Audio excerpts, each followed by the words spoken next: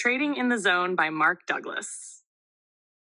Preface. The goal of any trader is to turn profits on a regular basis, yet so few people ever really make consistent money as traders. What accounts for the small percentage of traders who are consistently successful? To me, the determining factor is psychological. The consistent winners think differently from everyone else. I started trading in 1978. At the time, I was managing a commercial casualty insurance agency in the suburbs of Detroit, Michigan. I had a very successful career and thought I could easily transfer that success into trading. Unfortunately, I found that was not the case. By 1981, I was thoroughly disgusted with my inability to trade effectively while holding another job. So I moved to Chicago and got a job as a broker with Merrill Lynch at the Chicago Board of Trade. How did I do?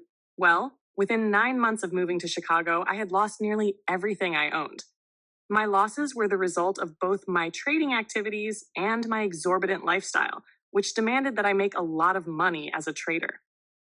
From these early experiences as a trader, I learned an enormous amount about myself and about the role of psychology in trading. As a result, in 1982, I started working on my first book, The Disciplined Trader, Developing Winning Attitudes. When I began this project, I had no concept of how difficult it was to write a book or explain something that I understood for myself in a manner and form that would be useful to other people. I thought it was going to take me between 6 and 9 months to get the job done. It took 7.5 years and was finally published by Prentice Hall in 1990. In 1983, I left Merrill Lynch to start a consulting firm trading behavior dynamics, where I presently develop and conduct seminars on trading psychology and act in the capacity of what is commonly referred to as a trading coach. I've done countless presentations for trading companies, clearing firms, brokerage houses, banks, and investment conferences all over the world.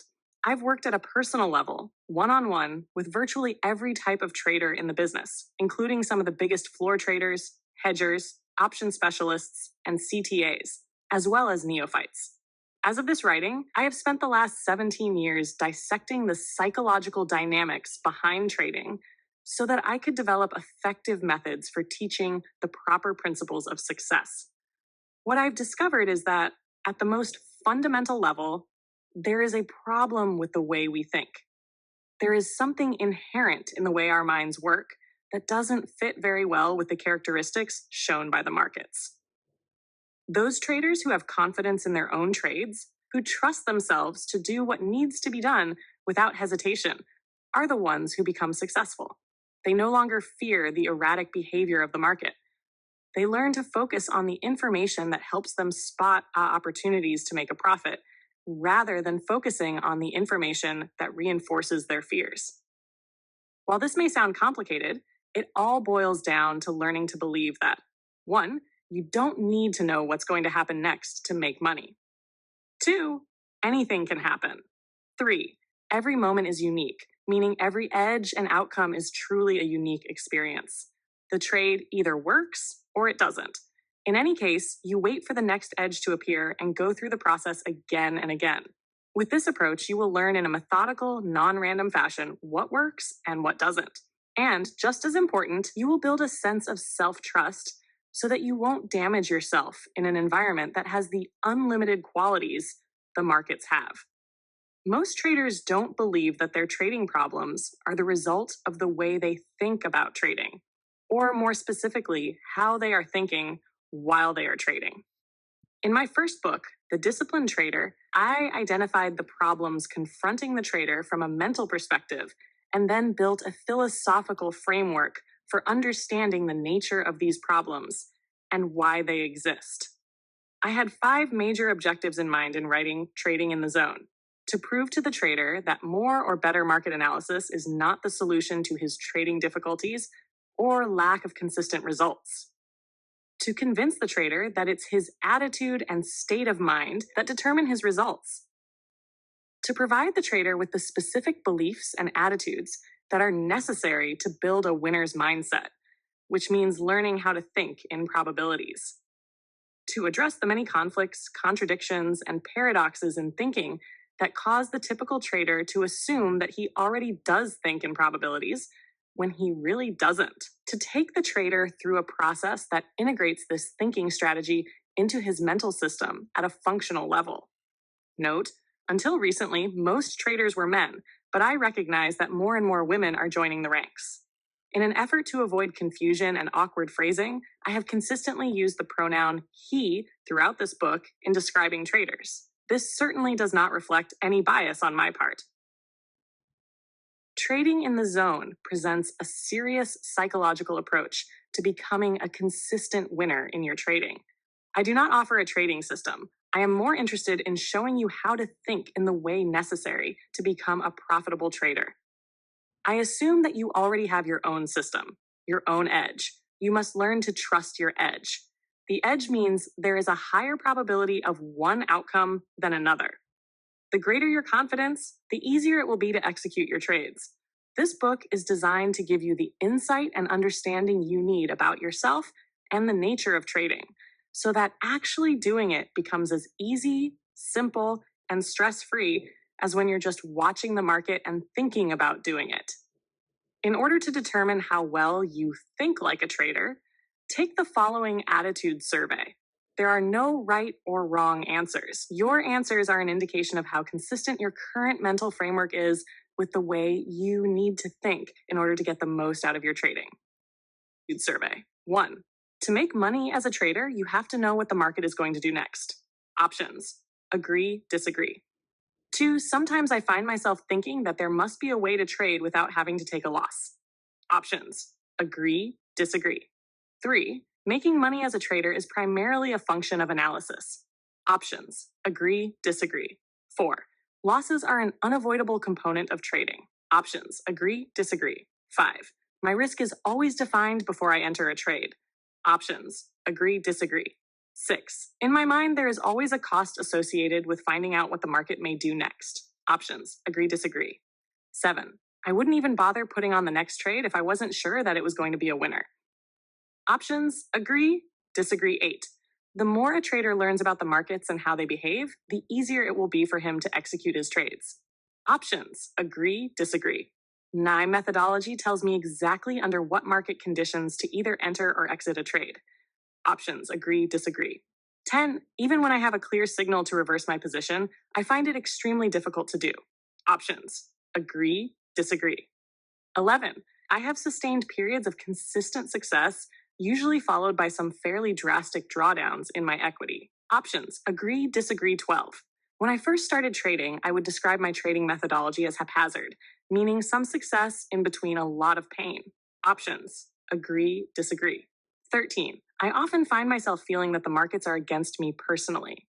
Options. Agree, disagree. 14. As much as I might try to let go, I find it very difficult to put past emotional wounds behind me. Options. Agree, disagree. 15. I have a money management philosophy that is founded in the principle of always taking some money out of the market when the market makes it available. Options. Agree, disagree. 16. A trader's job is to identify patterns in the markets, behavior that represent an opportunity, and then to determine the risk of finding out if these patterns will play themselves out as they have in the past. Options. Agree, disagree. 17. Sometimes I just can't help feeling that I am a victim of the market. Options. Agree, disagree. 18. When I trade, I usually try to stay focused in one time frame. Options. Agree. 19. Trading successfully requires a degree of mental flexibility far beyond the scope of most people. Options. Agree, disagree. 20. There are times when I can definitely feel the flow of the market. However, I often have difficulty acting on these feelings. Options. Agree, disagree. 21. There are many times when I am in a profitable trade and I know the move is basically over, but I still won't take my profits. Options. Agree, disagree. 22. No matter how much money I make in a trade, I am rarely ever satisfied and feel that I could have made more. Options. Agree, disagree. 23. When I put on a trade, I feel I have a positive attitude. I anticipate all of the money I could make from the trade in a positive way. Options. Agree, disagree. 24. The most important component in a trader's ability to accumulate money over time is having a belief in his own consistency. Options. agree, disagree. 25. If you were granted a wish to be able to instantaneously acquire one trading skill, what skill would you choose? Open-ended question. 26. I often spend sleepless nights worrying about the market. Options: agree, disagree. 27. Do you ever feel compelled to make a trade because you're afraid that you might miss out? Options: yes, no. 28. Although it doesn't happen very often, I really like my trades to be perfect. When I make a perfect call, it feels so good that it makes up for all of the times that I don't. Options: agree, disagree, 29. Do you ever find yourself planning trades you never execute and executing trades you never planned? Options: yes, no. 30. In a few sentences, explain why most traders either don't make money or aren't able to keep what they make. Open-ended question. Set aside your answers as you read through this book. After you've finished the last chapter, Thinking Like a Trader, take the attitude survey again. It's reprinted at the back of the book. You may be surprised to see how much your answers differ from the first time. Chapter 1: The Road to Success.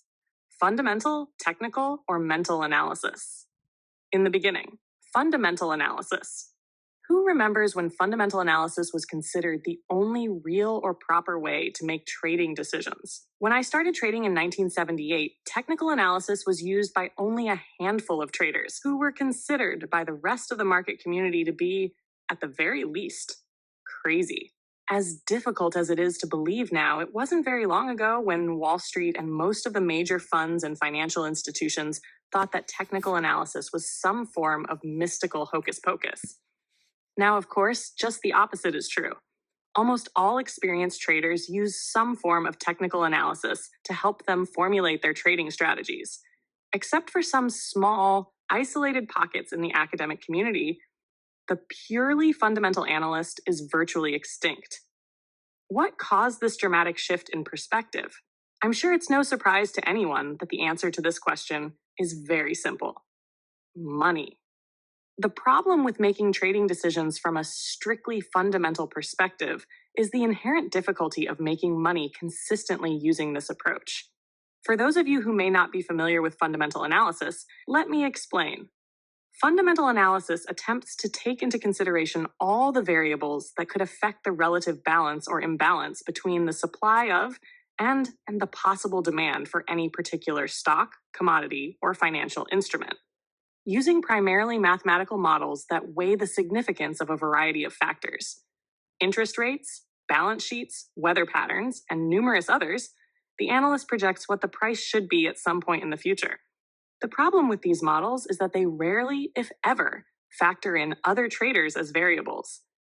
People expressing their beliefs and expectations about the future make prices move, not models. The fact that a model makes a logical and reasonable projection based on all the relevant variables is not of much value if the traders who are responsible for most of the trading volume are not aware of the model or don't believe in it. As a matter of fact, many traders, especially those on the floors of the futures exchanges, who have the ability to move prices very dramatically in one direction or the other, usually don't have the slightest concept of the fundamental supply and demand factors that are supposed to affect prices.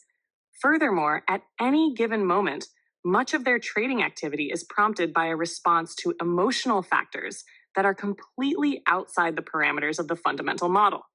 In other words, the people who trade and consequently move prices don't always act in a rational manner. Ultimately, the fundamental analyst could find that a prediction about where prices should be at some point in the future is correct. But in the meantime, price movement could be so volatile that it would be very difficult, if not impossible, to stay in a trade in order to realize the objective. The shift to technical analysis. Technical analysis has been around for as long as there have been organized markets in the form of exchanges. But the trading community didn't accept technical analysis as a viable tool for making money until the late 1970s or early 1980s. Here's what the technical analyst knew that it took the mainstream market community generations to catch on to. A finite number of traders participate in the markets on any given day, week, or month. Many of these traders do the same kinds of things over and over in their attempt to make money. In other words, individuals develop behavior patterns, and a group of individuals interacting with one another on a consistent basis form collective behavior patterns. These behavior patterns are observable and quantifiable, and they repeat themselves with statistical reliability. Technical analysis is a method that organizes this collective behavior into identifiable patterns that can give a clear indication of when there is a greater probability of one thing happening over another. In a sense, technical analysis allows you to get into the mind of the market to anticipate what's likely to happen next, based on the kind of patterns the market generated at some previous moment. As a method for projecting future price movement, technical analysis has turned out to be far superior to a purely fundamental approach. It keeps the trader focused on what the market is doing now in relation to what it has done in the past, instead of focusing on what the market should be doing based solely on what is logical and reasonable as determined by a mathematical model. On the other hand, fundamental analysis creates what I call a reality gap between what should be and what is. The reality gap makes it extremely difficult to make anything but very long-term predictions that can be difficult to exploit, even if they are correct. In contrast, technical analysis not only closes this reality gap, but also makes available to the trader a virtually unlimited number of possibilities to take advantage of. The technical approach opens up many more possibilities because it identifies how the same repeatable behavior patterns occur in every time frame, moment to moment, daily, weekly, yearly, and every time span in between.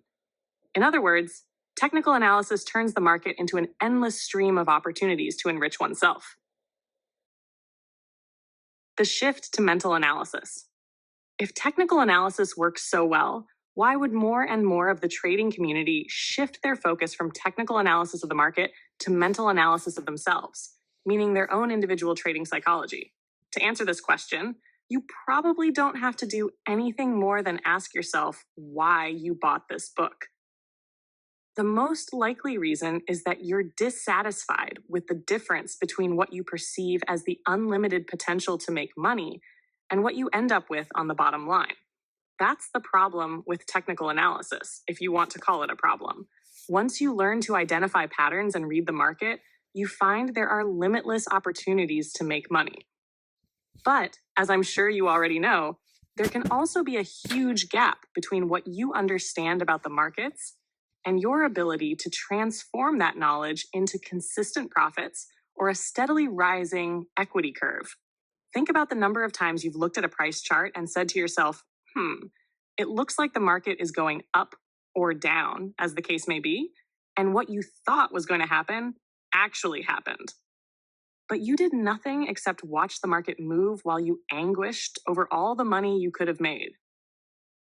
There's a big difference between predicting that something will happen in the market and thinking about all the money you could have made, and the reality of actually getting into and out of trades. I call this difference, and others like it, a psychological gap that can make trading one of the most difficult endeavors you could choose to undertake, and certainly one of the most mysterious to master. The big question is, can trading be mastered? Is it possible to experience trading with the same ease and simplicity implied when you are only watching the market and thinking about success, as opposed to actually having to put on and take off trades? Not only is the answer an unequivocal yes, but that's also exactly what this book is designed to give you, the insight and understanding you need about yourself and about the nature of trading. So the result is that actually doing it becomes as easy, simple, and stress-free as when you are just watching the market and thinking about doing it.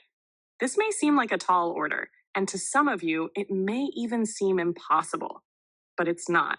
There are people who have mastered the art of trading, who have closed the gap between the possibilities available and their bottom line performance. But as you might expect, these winners are relatively few in number compared with the number of traders who experience varying degrees of frustration, all the way to extreme exasperation, wondering why they can't create the consistent success they so desperately desire. In fact, the differences between these two groups of traders, the consistent winners and everyone else, are analogous to the differences between the Earth and the Moon. The Earth and Moon are both celestial bodies that exist in the same solar system, so they do have something in common. But they are as different in nature and characteristics as night and day. By the same token, anyone who puts on a trade can claim to be a trader. But when you compare the characteristics of the handful of consistent winners with the characteristics of most other traders, you'll find they're also as different as night and day. If going to the moon represents consistent success as a trader, we can say that getting to the moon is possible. The journey is extremely difficult, and only a handful of people have made it. From our perspective here on Earth, the moon is usually visible every night, and it seems so close that we could just reach out and touch it. Trading successfully feels the same way. On any given day, week, or month, the markets make available vast amounts of money to anyone who has the capacity to put on a trade. Since the markets are in constant motion, this money is also constantly flowing, which makes the possibilities for success greatly magnified and seemingly within your grasp. I use the word seemingly to make an important distinction between the two groups of traders. For those who have learned how to be consistent, or have broken through what I call the threshold of consistency, the money is not only within their grasp, they can virtually take it at will. I'm sure that some will find this statement shocking or difficult to believe, but it is true. There are some limitations, but for the most part, money flows into the accounts of these traders with such ease and effortlessness that it literally boggles most people's minds. However, for the traders who have not evolved into this select group, the word seemingly means exactly what it implies. It seems as if the consistency or ultimate success they desire is at hand or within their grasp, just before it slips away or evaporates before their eyes, time and time again. The only thing about trading that is consistent with this group is emotional pain. Yes, they certainly have moments of elation, but it is not an exaggeration to say that most of the time they are in a state of fear, anger, frustration, anxiety, disappointment, betrayal, and regret. So, what separates these two groups of traders? Is it intelligence? Are the consistent winners just plain smarter than everyone else? Do they work harder? Are they better analysts? Or do they have access to better trading systems? Do they possess inherent personality characteristics that make it easier for them to deal with the intense pressures of trading? All of these possibilities sound quite plausible, except when you consider that most of the trading industry's failures are also some of society's brightest and most accomplished people. The largest group of consistent losers is composed primarily of doctors, lawyers, engineers, scientists, CEOs, wealthy retirees, and entrepreneurs. Furthermore, most of the industry's best market analysts are the worst traders imaginable. Intelligence and good market analysis can certainly contribute to success, but they are not the defining factors that separate the consistent winners from everyone else. Well, if it isn't intelligence or better analysis, then what could it be? Having worked with some of the best and some of the worst traders in the business, and having helped some of the worst become some of the best, I can state without a doubt that there are specific reasons why the best traders consistently outperform everyone else. If I had to distill all of the reasons down to one, I would simply say that the best traders think differently from the rest.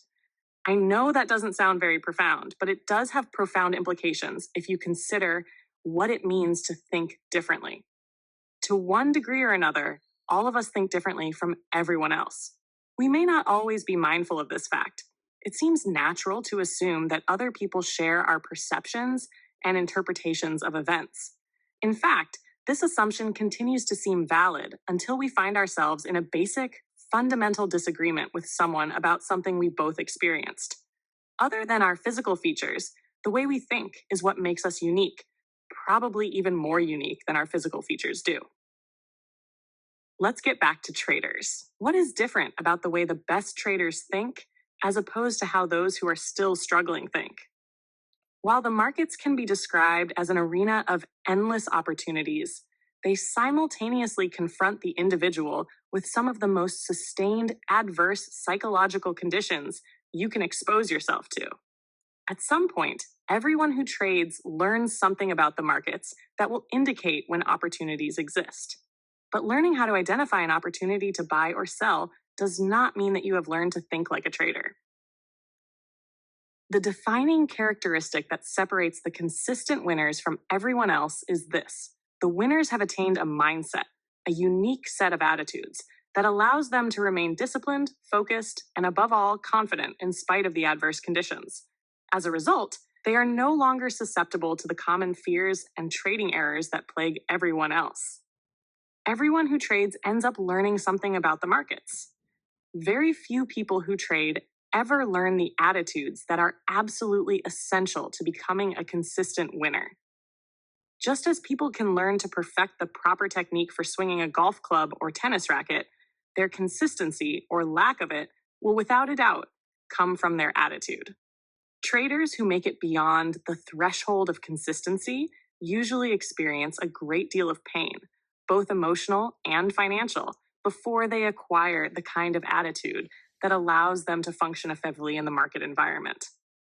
The rare exceptions are usually those who were born into successful trading families or who started their trading careers under the guidance of someone who understood the true nature of trading and, just as important, knew how to teach it. Why are emotional pain and financial disaster common among traders? The simple answer is that most of us weren't fortunate enough to start our trading careers with the proper guidance. However, the reasons go much deeper than this. I have spent the last 17 years dissecting the psychological dynamics behind trading so that I could develop effective methods for teaching the principles of success. What I've discovered is that trading is chock full of paradoxes and contradictions in thinking that make it extremely difficult to learn how to be successful. In fact, if I had to choose one word that encapsulates the nature of trading, it would be paradox. According to the dictionary, a paradox is something that seems to have contradictory qualities or that is contrary to common belief or what generally makes sense to people. Financial and emotional disaster are common among traders because many of the perspectives, attitudes, and principles that would otherwise make perfect sense and work quite well in our daily lives have the opposite effect in the trading environment. They just don't work. Not knowing this, most traders start their careers with a fundamental lack of understanding of what it means to be a trader, the skills that are involved, and the depth to which those skills need to be developed. Here is a prime example of what I am talking about. Trading is inherently risky. To my knowledge, no trade has a guaranteed outcome. Therefore, the possibility of being wrong and losing money is always present. So when you put on a trade, can you consider yourself a risk taker? Even though this may sound like a trick question, it is not. The logical answer to the question is unequivocally yes. If I engage in an activity that is inherently risky, then I must be a risk taker. This is a perfectly reasonable assumption for any trader to make. In fact, not only do virtually all traders make this assumption, but most traders take pride in thinking of themselves as risk takers. The problem is that this assumption couldn't be further from the truth. Of course, any trader is taking a risk when he puts on a trade, but that doesn't mean that he is correspondingly accepting that risk. In other words, all trades are risky because the outcomes are probable, not guaranteed. But do most traders really believe they are taking a risk when they put on a trade? Have they really accepted that the trade has a non-guaranteed, probable outcome? Furthermore, have they fully accepted the possible consequences? The answer is unequivocally no. Most traders have absolutely no concept of what it means to be a risk taker in the way a successful trader thinks about risk. The best traders not only take the risk, they have also learned to accept and embrace that risk. There is a huge psychological gap between assuming you are a risk taker because you put on trades and fully accepting the risks inherent in each trade. When you fully accept the risks, it will have profound implications on your bottom line performance. The best traders can put on a trade without the slightest bit of hesitation or conflict, and just as freely and without hesitation or conflict, admit it isn't working. They can get out of the trade, even with a loss, and doing so doesn't resonate the slightest bit of emotional discomfort. In other words, the risks inherent in trading do not cause the best traders to lose their discipline, focus, or sense of confidence. If you are unable to trade without the slightest bit of emotional discomfort, specifically fear, then you have not learned how to accept the risks inherent in trading. This is a big problem because to whatever degree you haven't accepted the risk is the same degree to which you will avoid the risk. Trying to avoid something that is unavoidable will have disastrous effects on your ability to trade successfully. Learning to truly accept the risks in any endeavor can be difficult, but it is extremely difficult for traders, especially considering what's at stake. What are we generally most afraid of, besides dying or public speaking? Certainly, losing money and being wrong both rank close to the top of the list. Admitting we are wrong and losing money to boot can be extremely painful, and certainly something to avoid. Yet as traders, we are confronted with these two possibilities virtually every moment we are in a trade. Now, you might be saying to yourself, apart from the fact that it hurts so much, it's natural to not want to be wrong and lose something. Therefore, it's appropriate for me to do whatever I can to avoid it. I agree with you.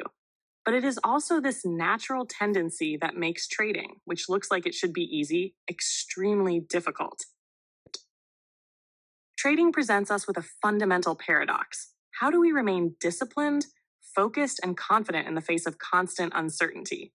When you have learned how to think like a trader, that's exactly what you'll be able to do. Learning how to redefine your trading activities in a way that allows you to completely accept the risk is the key to thinking like a successful trader.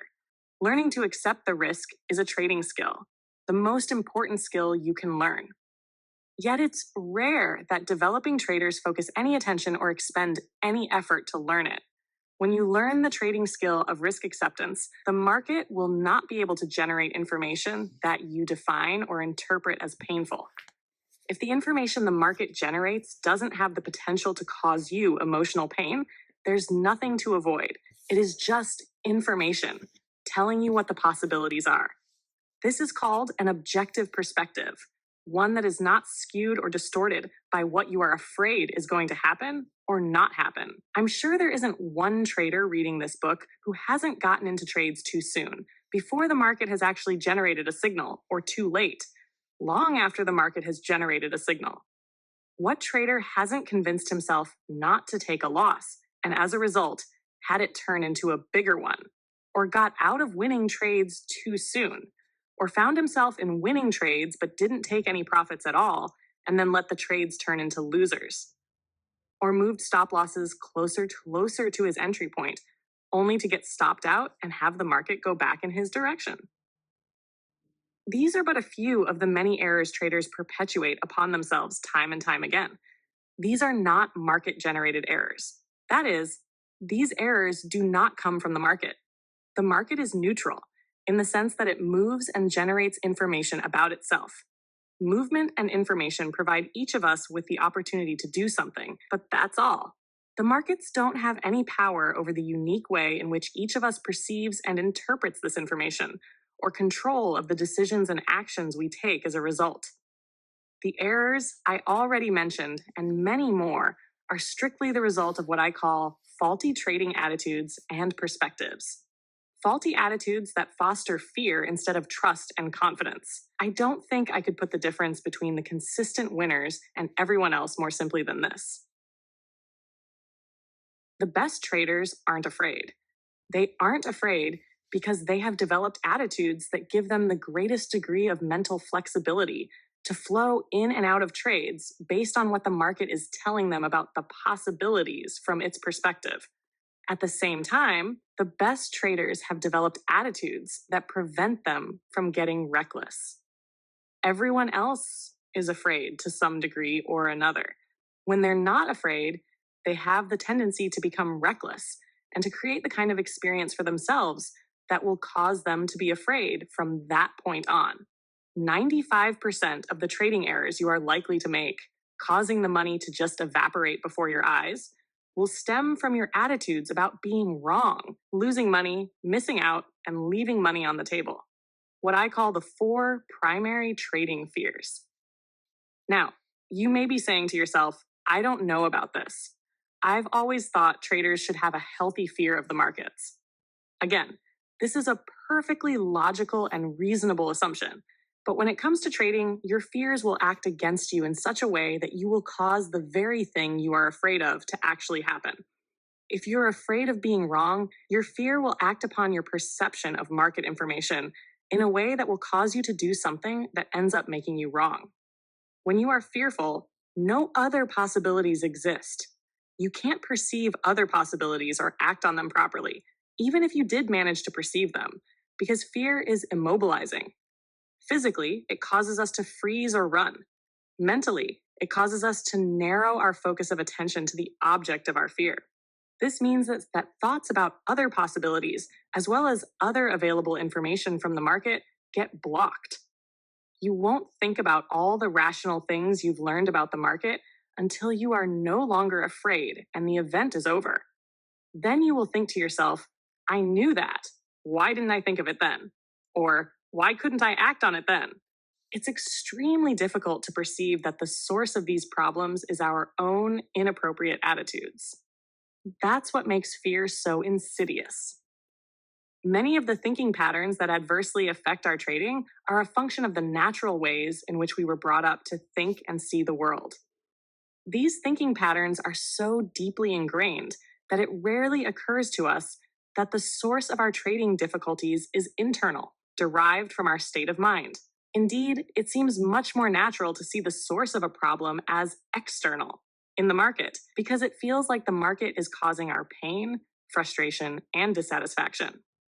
Obviously, these are abstract concepts and certainly not something most traders are going to concern themselves with. Yet, understanding the relationship between beliefs, attitudes, and perception is as fundamental to trading as learning how to serve is to tennis, or as learning how to swing a club is to golf.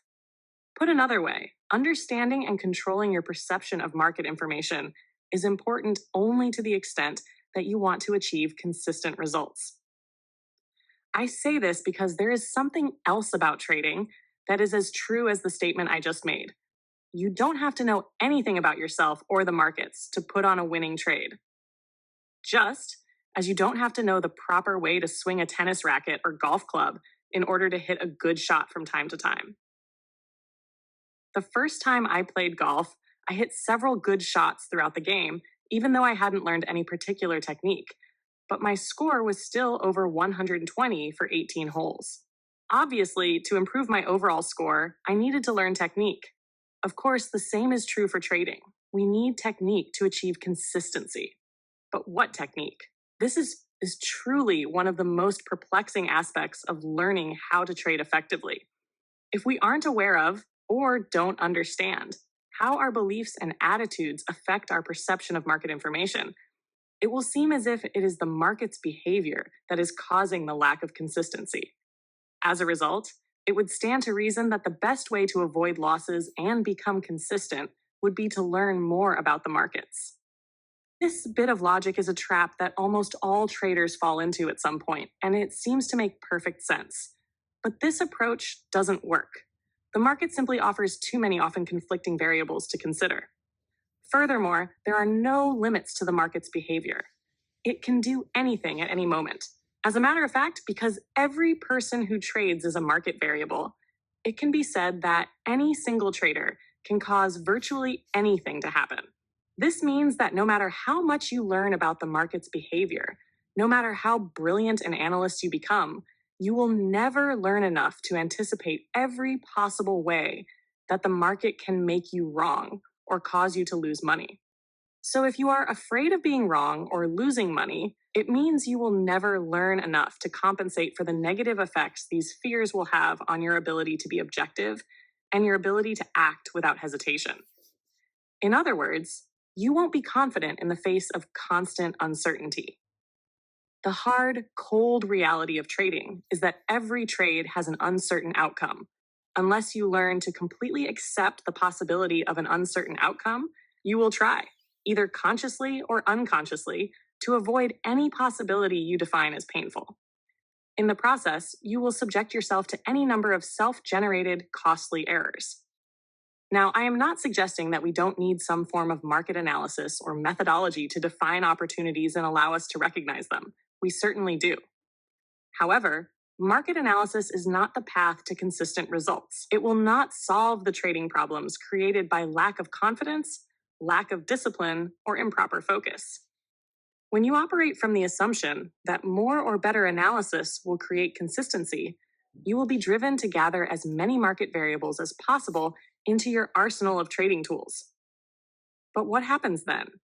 You are still disappointed and betrayed by the markets, time and again, because of something you didn't see or give enough consideration to. It will feel like you can't trust the markets, but the reality is you can't trust yourself. Confidence and fear are contradictory states of mind that both stem from our beliefs and attitudes. To be confident, functioning in an environment where you can easily lose more than you intend to risk requires absolute trust in yourself. However, you won't be able to achieve that trust until you have trained your mind to override your natural inclination to think in ways that are counterproductive to being a consistently successful trader. Learning how to analyze the market's behavior is simply not the appropriate training. You have two choices. One, you can try to eliminate risk by learning about as many market variables as possible. I call this the black hole of analysis because it is the path of ultimate frustration. Two, or you can learn how to redefine your trading activities in such a way that you truly accept the risk and you're no longer afraid. When you've achieved a state of mind where you truly accept the risk, you won't have the potential to find and interpret market information in painful ways. When you eliminate the potential to define market information in painful ways, you also eliminate the tendency to rationalize, hesitate, jump the gun, hope that the market will give you money, or hope that the market will save you from your inability to cut your losses. As long as you are susceptible to the kinds of errors that are the result of rationalizing, justifying, hesitating, hoping, and jumping the gun, you will not be able to trust yourself. If you can't trust yourself to be objective and to always act in your own best interests, achieving consistent results will be next to impossible. Trying to do something that looks so simple may well be the most exasperating thing you will ever attempt to do. The irony is that when you have the appropriate attitude, when you have acquired a trader's mindset and can remain confident in the face of constant uncertainty, trading will be as easy and simple as you probably thought it was when you first started out. So, what is the solution? You will need to learn how to adjust your attitudes and beliefs about trading in such a way that you can trade without the slightest bit of fear, but at the same time, keep a framework in place that does not allow you to become reckless. And that's exactly what this book is designed to teach you. As you move ahead, I would like you to keep something in mind. The successful trader that you want to become is a future projection of yourself that you have to grow into. Growth implies expansion, learning, and creating a new way of expressing yourself. This is true even if you're already a successful trader and are reading this book to become more successful. Many of the new ways in which you will learn to express yourself will be in direct conflict with ideas and beliefs you presently hold about the nature of trading. You may or may not already be aware of some of these beliefs. In any case, what you currently hold to be true about the nature of trading will argue to keep things just the way they are, in spite of your frustrations and unsatisfying results. These internal arguments are natural. My challenge in this book is to help you resolve these arguments as efficiently as possible. Your willingness to consider that other possibilities exist, possibilities that you may not be aware of or may not have given enough consideration to, will obviously make the learning process faster and easier. Chapter 2: The Lure and the Dangers of Trading. In January 1994, I was asked to speak at a trading conference in Chicago, sponsored by Futures magazine. At one of the luncheons, I happened to be sitting next to an editor for one of the major publishers of books about trading. We were having a lively conversation about why so few people become successful at trading, even people who are otherwise very accomplished. At one point, the editor asked me if a possible explanation for this phenomenon might be that people were getting into trading for the wrong reasons. I had to pause for a moment to think about this. I agree that many of the typical reasons people are motivated to trade, the action, euphoria, desire to be a hero, the attention one can draw to himself by winning, or the self-pity that comes from losing, create problems that will ultimately detract from a trader's performance and overall success. But the true underlying attraction to trading is far more fundamental and universal. Trading is an activity that offers the individual unlimited freedom of creative expression, a freedom of expression that has been denied most of us for most of our lives. Of course, the editor asked me what I meant by this. I explained that in the trading environment, we make almost all of the rules. This means there are very few restrictions or boundaries on how we can choose to express ourselves. There are some formalities, such as having to become a member of an exchange to be a floor trader, or meeting the minimum financial requirements to open a brokerage account if you're an off-the-floor trader. But otherwise, once you are in a position to start trading, the possibilities that exist for how you go about doing it are virtually limitless. I went on to give him an example from a seminar I attended several years ago. Someone had calculated that if you combined bond futures, bond options, and the cash bond markets, there would be over 8 billion possible spread combinations. Now add the timing considerations based on how you read the prevailing market conditions, and the various ways to trade become virtually limitless.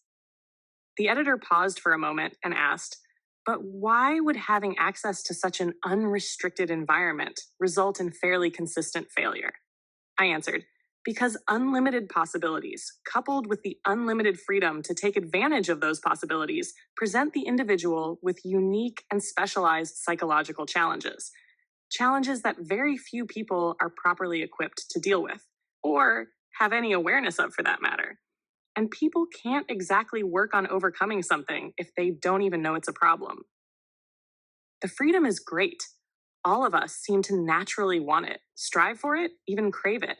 But that doesn't mean that we have the appropriate psychological resources to operate effectively in an environment that has few, if any, boundaries and where the potential to do enormous damage to ourselves exists.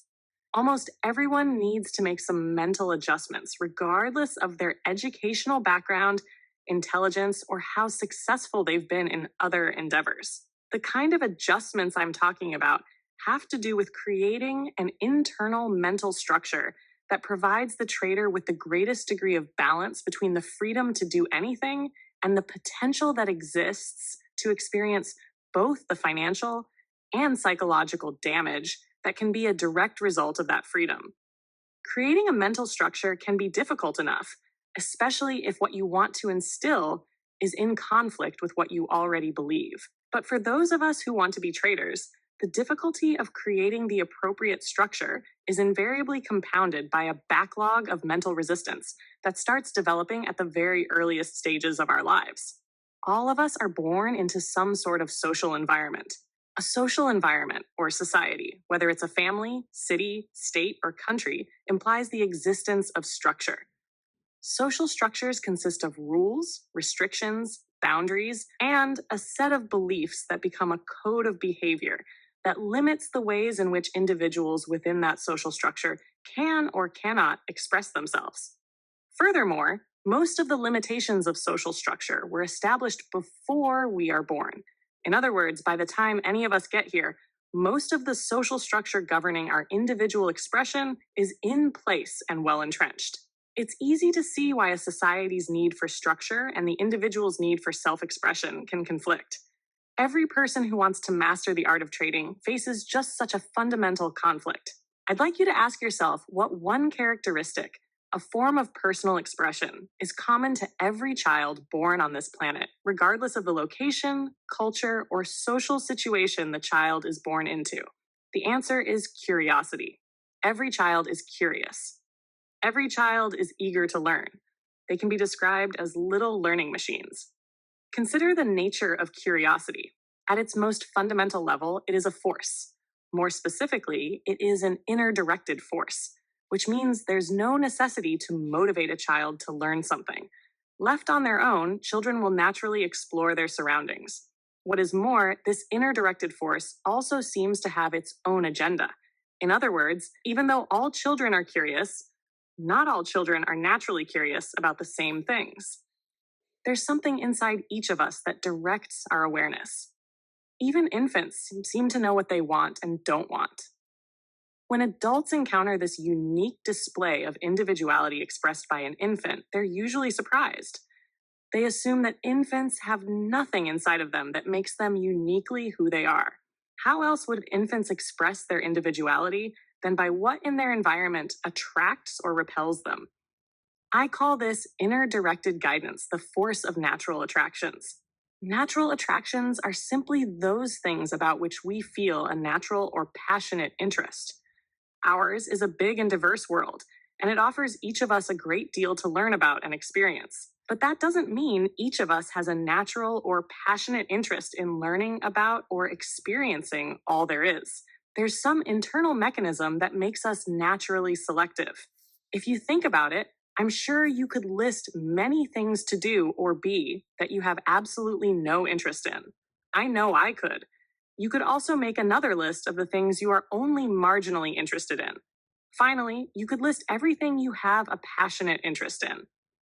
Of course, the lists get smaller as the interest levels rise.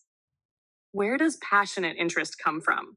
My personal view is that it comes from the deepest level of our being, at the level of our true identity.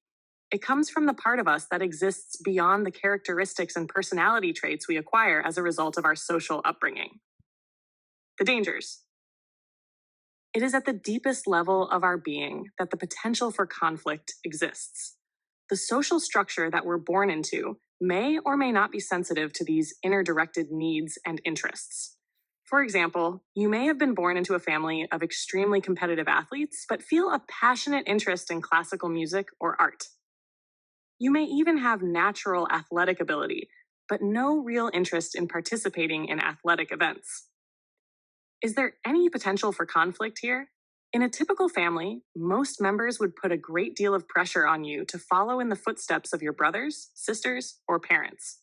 They do everything possible to teach you their ways and how to get the most out of your athletic ability. They discourage you from seriously pursuing any other interests. You go along with what they want because you don't want to be ostracized, but at the same time, doing what they want you to do just doesn't feel right. Although everything you've learned and been taught argues in favor of becoming an athlete. The problem is, it doesn't feel like who you are. The conflicts that result from what we're taught about who we're supposed to be and the feeling that resonates at the deepest levels of our being is not at all uncommon. I would say that many, if not most people, grow up in a family and cultural environment that gives little, if any, objective, non-judgmental support to the unique ways in which we feel compelled to express ourselves.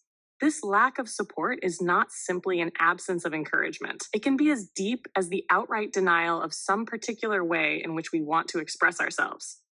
For example, let's look at a common situation. A toddler who, for the first time in his life, notices this thing, which we call a vase, on the coffee table. He is curious, which means there's an inner force that's compelling him to experience this object. In a sense, it's as if this force creates a vacuum in his mind that has to be filled with the object of his interest.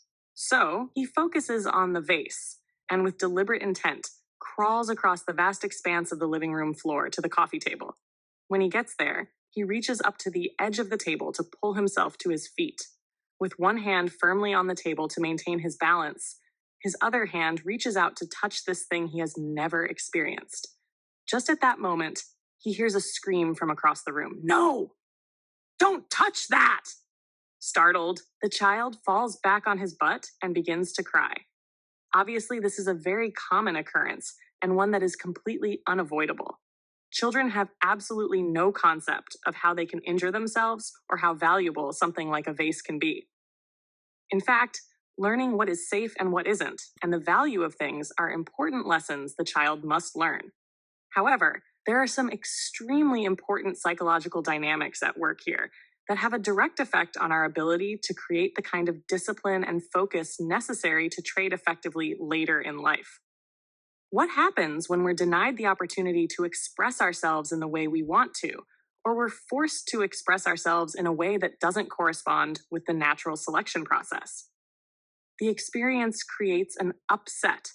Being upset implies an imbalance. But what exactly is out of balance? For something to be out of balance, there has to be something that's in balance or in equal proportion in the first place. That something is the relative degree of correspondence that exists between our inner mental environment and the exterior environment where we experience our lives. In other words, our needs and desires are generated in our mental environment, and they are fulfilled in the exterior environment. If these two environments are in correspondence with one another, we're in a state of inner balance, and we feel a sense satisfaction or happiness. If these environments are not in correspondence, we experience dissatisfaction, anger, and frustration, or what is commonly referred to as emotional pain.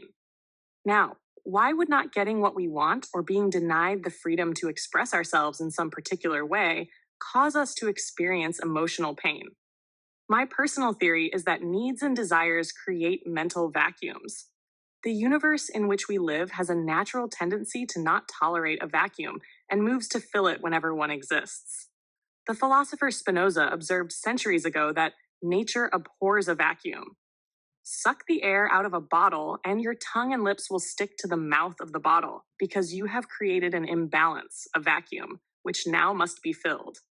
What are the dynamics behind the expression, necessity is the mother of all invention? The recognition that a need creates a mental vacuum that the universe will fill with inspiring thoughts, if your mind is receptive. The thoughts, in turn, can inspire movement and expression that result in the fulfillment of that need. In this respect, I think our mental environment works like the universe at large. Once we recognize a need or desire, we move to fill the vacuum with an experience in the exterior environment. If we are denied the opportunity to pursue the object of this need or desire, it literally feels as if we are not whole, or that something is missing, which puts us into a state of imbalance or emotional pain. Do our minds also abhor a vacuum once one has been created? Take a toy away from a child who is not finished playing with it, regardless of how good your reasons may be for doing so. And the universal response will be emotional pain. By the time we're 18 years old, we've been on Earth approximately 6,570 days. On average, how many times per day does the typical child hear statements like, no, you can't do that. You can't do it that way. You have to do it this way. Not now. Let me think about it. I'll let you know. It can't be done. What makes you think you can do it? You have to do it. You have no choice. These are just a few of the relatively nice ways in which all of us are denied individual expression as we grow up.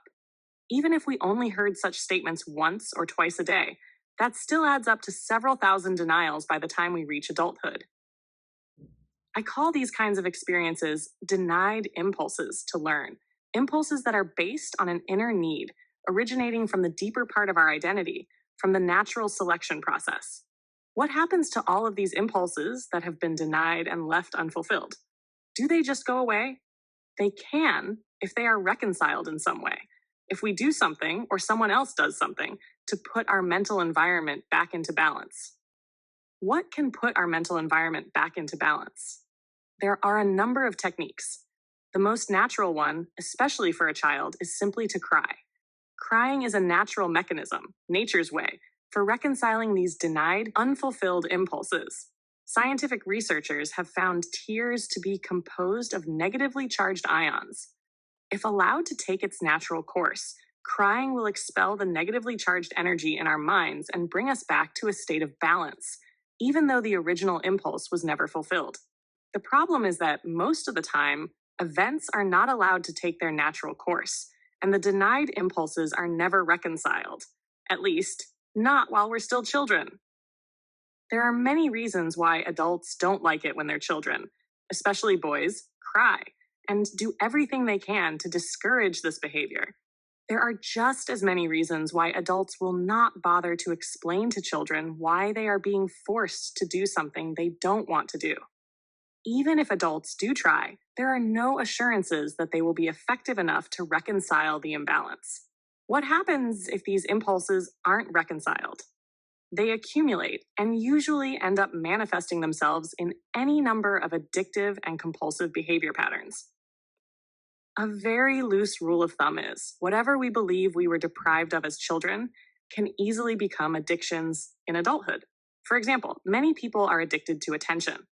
I am referring to people who will do most anything to draw attention to themselves. The most common reason for this is that they believe they either didn't get enough attention when they were young or didn't get it when it was important to them. In any case, the deprivation becomes unresolved, emotional energy that compels them to behave in ways that will satisfy the addiction. What's important for us to understand about these unreconciled, denied impulses that exist in all of us is how they affect our ability to stay focused and take a disciplined, consistent approach to our trading. The safeguards. To operate effectively in the trading environment, we need rules and boundaries to guide our behavior. It is a simple fact of trading that the potential exists to do enormous damage to ourselves, damage that can be way out of proportion to what we may think is possible. There are many kinds of trades in which the risk of loss is unlimited. To prevent the possibility of exposing ourselves to damage, we need to create an internal structure in the form of specialized mental discipline and a perspective that guides our behavior so that we always act in our own best interests. This structure has to exist within each of us because, unlike society, the market doesn't provide it. The markets provide structure in the form of behavior patterns that indicate when an opportunity to buy or sell exists. But that's where the structure ends, with a simple indication. Otherwise, from each individual's perspective, there are no formalized rules to guide your behavior. There aren't even any beginnings, middles, or endings, as there are in virtually every other activity we participate in. This is an extremely important distinction with profound psychological implications. The market is like a stream that is in constant motion. It doesn't start, stop, or wait. Even when the markets are closed, prices are still in motion. There is no rule that the opening price on any day must be the same as the closing price the day before. Nothing we do in society properly prepares us to function effectively in such a boundaryless environment. Even gambling games have built in structures that make them much different from trading and a lot less dangerous. For example, if we decide to play blackjack, the first thing we have to do is decide how much we are going to wager or risk. This is a choice we are forced to make by the rules of the game. If we don't make the choice, we don't get to play. In trading, no one, except yourself, is going to force you to decide in advance what your risk is. In fact, what we have is a limitless environment where virtually anything can happen at any moment, and only the consistent winners define their risk in advance of putting on a trade. For everyone else, defining the risk in advance would force you to confront the reality that each trade has a probable outcome, meaning that it could be a loser. Consistent losers do almost anything to avoid accepting the reality that no matter how good a trade looks, it could lose. Without the presence of an external structure forcing the typical trader to think otherwise, he is susceptible to any number of justifications, rationalizations, and the kind of distorted logic that will allow him to get into a trade believing that it can't lose, which makes determining the risk in advance irrelevant. All gambling games have specified beginnings, middles, and endings based on a sequence of events that determine the outcome of the game. Once you decide you're going to participate, you can't change your mind. You're in for the duration. That's not true of trading. In trading, prices are in constant motion. Nothing begins until you decide it should, it lasts as long as you want, and it doesn't end until you want it to be over. Regardless of what you may have planned or wanted to do, any number of psychological factors can come into play, causing you to become distracted, change your mind, become scared or overconfident. In other words, causing you to behave in ways that are erratic and unintended. Because gambling games have a formal ending, they force the participant to be an active loser. If you're on a losing streak, you can't keep on losing without making a conscious decision to do so. The end of each game causes the beginning of a new game, and you have to actively subject more of your assets to further risk by reaching into your wallet or pushing some chips to the center of the table. Trading has no formal ending. The market will not take you out of a trade. Unless you have the appropriate mental structure to end a trade in a manner that is always in your best interest, you can become a passive loser. This means that once you're in a losing trade, you don't have to do anything to keep on losing. You don't even have to watch. You can just ignore the situation, and the market will take everything you own and more. One of the many contradictions of trading is that it offers a gift and a curse at the same time. The gift is that, perhaps for the first time in our lives, we're in complete control of everything we do. The curse is that there are no external rules or boundaries to guide or structure our behavior. The unlimited characteristics of the trading environment require that we act with some degree of restraint and self-control, at least if we want to create some measure of consistent success. The structure we need to guide our behavior has to originate in your mind as a conscious act of free will. This is where the many problems begin. Problem: the willingness to create rules. I have not yet encountered a person interested in trading who didn't resist the notion of creating a set of rules. The resistance isn't always overt. Quite the contrary, it's usually very subtle. We agree on the one hand that rules make sense, but we really have no intention of doing whatever is being suggested.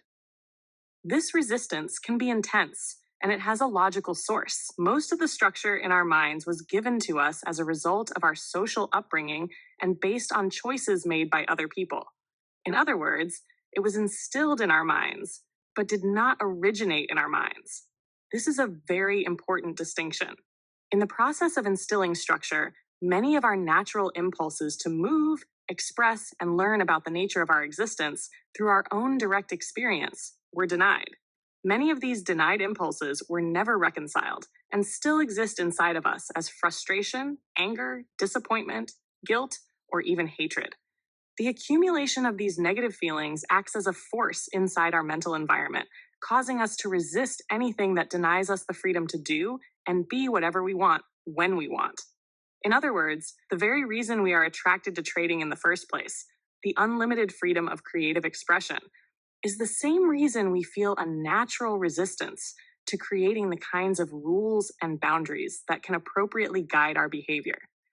It's as if we have found a utopia in which there is complete freedom, and then someone taps us on the shoulder and says, "Hey, you have to create rules. And not only that, you also have to have the discipline to abide by them." The need for rules may make perfect sense, but it can be difficult to generate the motivation to create these rules when we've been trying to break free of them most of our lives. It usually takes a great deal of pain and suffering to break down the source of our resistance to establishing and abiding by a trading regime that is organized, consistent, and reflects prudent money management guidelines. Now, I'm not implying that you have to reconcile all of your past frustrations and disappointments to become a successful trader, because that's not the case, and you certainly don't have to suffer. I've worked with many traders who have achieved their objectives of consistency and haven't done anything to reconcile their backlog of denied impulses. However, I am implying that you can't take for granted how much effort and focus you may have to put into building the kind of mental structure that compensates for the negative effect denied impulses can have on your ability to establish the skills that will assure your success as a trader. Failure to take responsibility. Simplified learning flow trading is a unique activity because it gives complete freedom. You decide when to start, when to stop, when to enter a trade, and when to exit. Every step is a personal choice, but with this freedom comes a hidden problem. Many traders do not want to take full responsibility for the outcomes of their decisions. They want the freedom, but not the accountability. Most people enter trading without ever having practiced this level of personal responsibility in their life. In normal life, results can always be shared, justified, or blamed on circumstances. But in trading, Every result is a direct reflection of your interpretation and your action. If you want consistent results, you must begin with a difficult truth. You are completely responsible for every outcome, no matter how unpredictable the market seems. To escape this responsibility, many traders hide inside a trading style that looks method based, but is actually random. Random trading happens when there is no clear structure, no defined rules, and no limit to the variables you consider. When everything is flexible, nothing can be proven wrong. If a trade succeeds, the trader proudly takes credit, believing some intuition or chart reading worked. If a trade fails, there's always an excuse. Some indicator, news event, or market behavior they could not have known. This illusion of randomness protects them emotionally, because if the outcome cannot be predicted, they don't have to feel responsible. But the market does not behave randomly. The patterns repeat. Individual trades are uncertain, but the results of a series of trades are statistically reliable. This is the paradox of trading: randomness in the short term, consistency in the long term, but only if your actions are consistent. Many traders plan trades perfectly, but end up taking completely different trades. Instead of following their own system, they follow a friend's tip or a broker's suggestion. And ironically, the trades they planned, the ones based on their own analysis, often turn out to be the winners they missed. This is not a lack of knowledge. It is an emotional avoidance of accountability. When we follow someone else's idea, it becomes easier to blame them for the loss. When we follow our own plan, the result directly reflects our skill, and many people subconsciously fear this judgment. Another reason traders fall into random trading is that any random trade still has the chance of becoming a big winner. A single lucky win feels so good that it tricks the mind into believing structure is unnecessary. But this short-term pleasure becomes a long-term trap because it removes the motivation to build discipline. Addiction to random rewards. Explained smoothly. Humans, like monkeys in scientific experiments, can become addicted to random rewards. When good outcomes come as a surprise, the emotional high is extremely powerful. If rewards are predictable, stopping is easy when they stop coming. But when rewards are random, the mind never knows when the next surprise will come, so it keeps repeating the behavior endlessly, even without results. This becomes dangerous for traders. A random winning trade creates a deep emotional imprint. The trader remembers the feeling of that unexpected profit and starts chasing it again and again. This leads to choicelessness. The addiction takes over the decision-making process. Even when the trader knows their behavior is risky or irrational, they feel powerless to stop. The mind begins to ignore other important needs like capital protection, discipline, and rational thinking. This addiction becomes one more barrier to creating a structured, consistent trading approach. External versus internal control. Understanding the shift. From childhood, we are trained to survive in a social system. We learn how to get our needs met by influencing, negotiating, persuading, or controlling parts of our environment. In daily life, these skills work. We can convince people, negotiate situations, or navigate difficulties by shaping the external world. But markets are not a social system. Even though millions of people participate, the market itself does not know you, care about you, or respond to what you want. You cannot influence its behavior unless you are a massive institutional trader. This means all the skills that helped you succeed socially, communication, influence, persuasion, negotiation, control, are almost useless in trading. Many successful people fail in trading exactly for this reason. Their success in life often came from their superior ability to control or manipulate their environment. But when they enter the market, those same skills collapse because the market is indifferent. Trying to control a market is like trying to control the weather. So where should control come from? Only from within. A trader must learn to shift from external control, trying to make the environment behave the way you want, to internal control, managing your perception, interpretation, and behavior.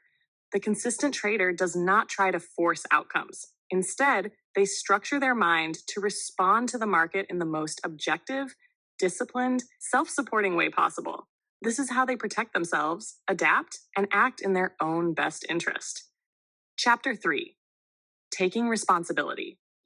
Although the words taking responsibility sound simple, the concept is neither easy to grasp nor easy to put into practice in your trading. We have all heard the words and been confronted with the need to take responsibility so many times in our lives that it is easy to take for granted that we know exactly what the phrase means. Taking responsibility in your trading and learning the appropriate principles of success are inextricably connected. You have to understand, with every fiber of your being, the ways in which you are and are not responsible for your success as a trader. Only then can you take on the characteristics that will allow you to join the select group of traders who are consistently successful in the markets. At the end of chapter 1, I introduced the idea of stepping into a future projection of yourself. In other words, the consistently successful trader that you want to become doesn't exist yet. You must create a new version of yourself, just as a sculptor creates a likeness of a model. The tools you will use to create this new version of yourself are your willingness and desire to learn, fueled by your passion to be successful. If the willingness and desire to learn are your primary tools, then what is your medium? An artist creating a sculpture can choose to work in a number of mediums: clay, marble, or metal, for example. But if you want to create a new version of your personality that expresses itself as a consistently successful trader, you have only your beliefs and attitudes. The medium for your artistic endeavor will be your mental environment, where, with your desire to learn, you can restructure and install the beliefs and attitudes that are necessary to achieve your ultimate goal. I am assuming your ultimate goal is consistency. If you're like most traders, you don't realize the fullest potential of the opportunities available to you. To realize more and more of that potential, to make it more and more of a reality in your life, your primary goal has to be to learn how to think like a consistently successful trader. Remember, the best traders think in a number of unique ways. They have acquired a mental structure that allows them to trade without fear, and at the same time keeps them from becoming reckless and committing fear-based errors. This mindset has a number of components, but the bottom line is that successful traders have virtually eliminated the effects of fear and recklessness from their trading. These two fundamental characteristics allow them to achieve consistent results. When you acquire this mindset, you too will be able to trade without fear.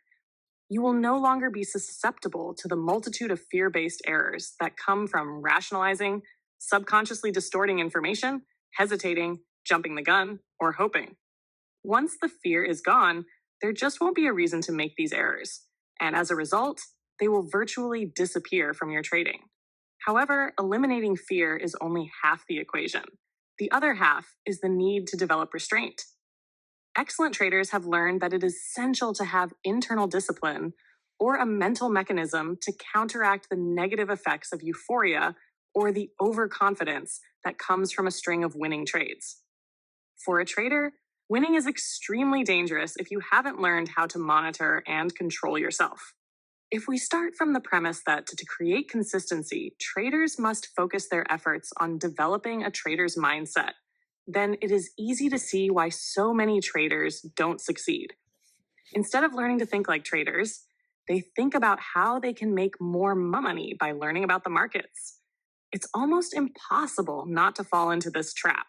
There are a number of psychological factors that make it very easy to assume that it's what you don't know about the markets that causes your losses and lack of consistent results. However, that's just not the case. The consistency you seek is in your mind, not in the markets. It's attitudes and beliefs about being wrong, losing money, and the tendency to become reckless when you're feeling good that cause most losses, not technique or market knowledge. For example, if you could choose one of the following two traders to manage your money, which one would you pick? The first trader uses a simple, possibly even mediocre trading technique, but possesses a mindset that is not susceptible to subconsciously distorting market information, hesitating, rationalizing, hoping, or jumping the gun. The second trader is a phenomenal analyst, but is still operating out of the typical fears that make him susceptible to all of the psychological maladies that the other trader is free of. The right choice should be obvious. The first trader is going to achieve far better results with your money. Attitude produces better overall results than analysis or technique. Of course, the ideal situation is to have both, but you really don't need both. Because if you have the right attitude, the right mindset, then everything else about trading will be relatively easy, even simple, and certainly a lot more fun. I know for some of you this may be difficult to believe or even distressing, especially if you've been struggling for years to learn everything you can about the market. Interestingly, most traders are closer to the way they need to think when they first begin trading than at any other time in their careers. Many people begin trading with a very unrealistic concept of the inherent dangers involved. This is particularly true if their first trade is a winner. Then they go into the second trade with little or no fear. If that trade is a winner, they go into the next trade with even less concern for what would otherwise be the unacceptable possibility of a loss. Each subsequent win convinces them that there is nothing to fear and that trading is the easiest possible way to make money. This lack of fear translates into a carefree state of mind, similar to the state of mind many great athletes describe as a zone.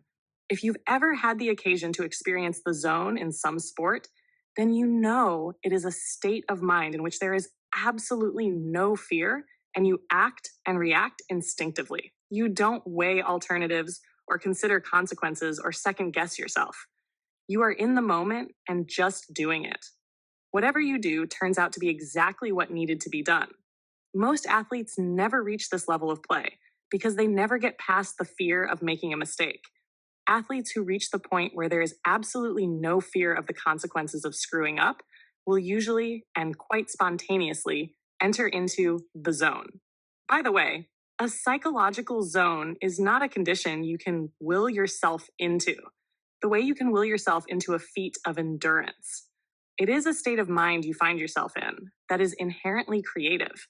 And usually, if you start thinking about your actions at a rational or conscious level, you pop right out of it.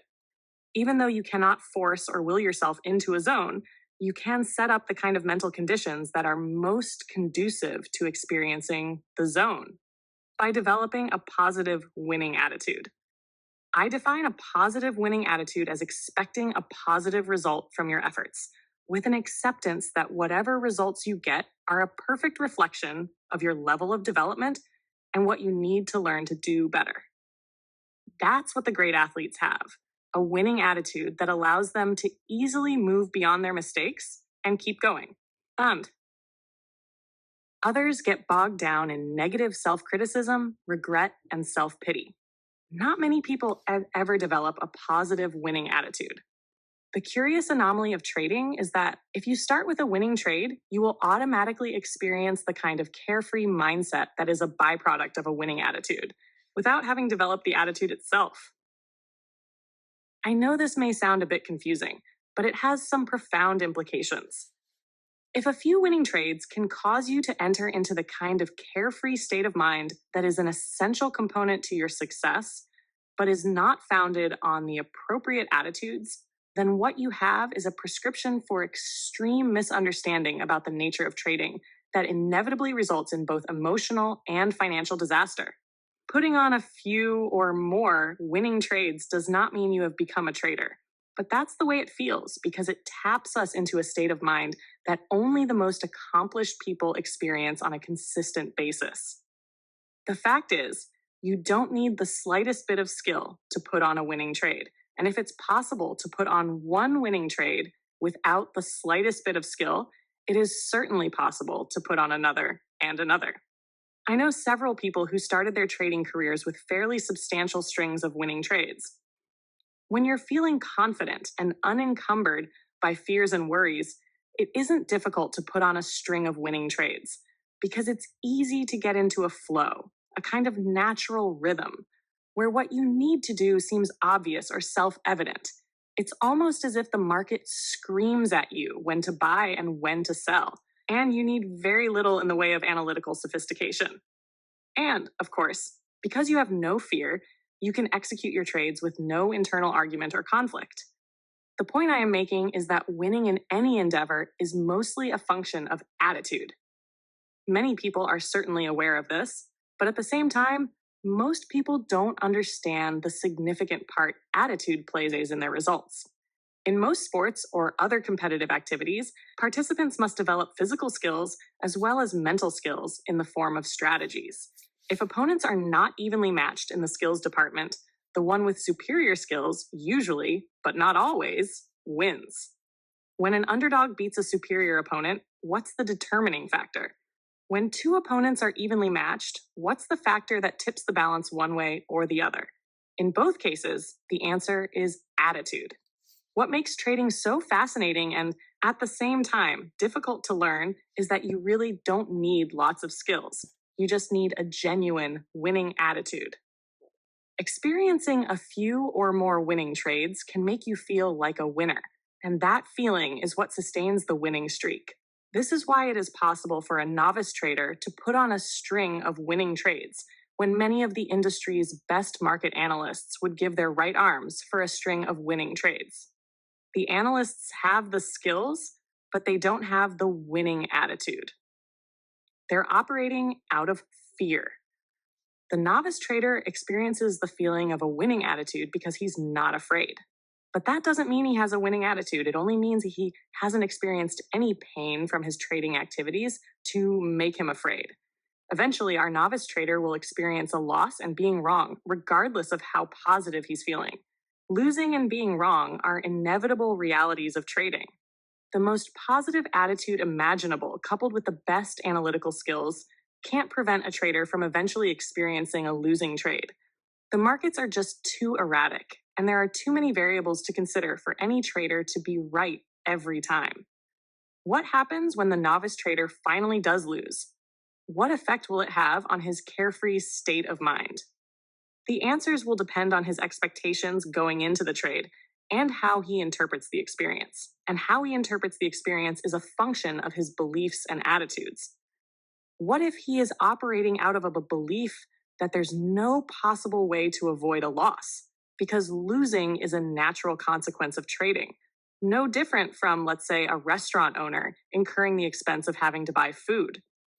Furthermore, suppose that he has completely accepted the risk, meaning that he has considered and accounted for all of what would otherwise be the unacceptable possibilities in the market's behavior, both financially and emotionally. With these beliefs and expectations, it is unlikely that he would experience a deterioration of his attitude and would simply go on to the next trade. By the way, this is an example of an ideal set of trading beliefs and attitudes. Now suppose that he hasn't completely accepted the risk. What if his expectations didn't take into account any market behavior other than what he wanted? From this mental perspective, if the market doesn't do what he wants, he is going to feel pain, emotional pain. Expectations are our mental representations of how some future moment in the environment is going to look, sound, feel, smell, or taste. Depending upon how much energy is behind the expectation, it can hurt a lot when it isn't fulfilled. Of the two different perspectives I just described, which one is likely to be held by our novice trader? The latter, of course. Only the very best traders have acquired the perspective described in the first scenario. And, as I indicated in Chapter 1, unless these very best traders grew up in successful trading families or had super traders for mentors, where appropriate attitudes about risk and loss were instilled in them from the very beginning of their careers, virtually every one of them had the common experience of losing one or more fortunes before they realized how they needed to think in order to be consistently successful. It's a fundamental shift in attitude that accounts for their success, not some brilliant realization about the market, as most people erroneously assume. This erroneous assumption is prevalent among traders simply because very few of them really understand, at the deepest levels, just how critical a component attitude is in determining one's success. We can safely assume that after a loss, our novice trader will be in a state of emotional pain.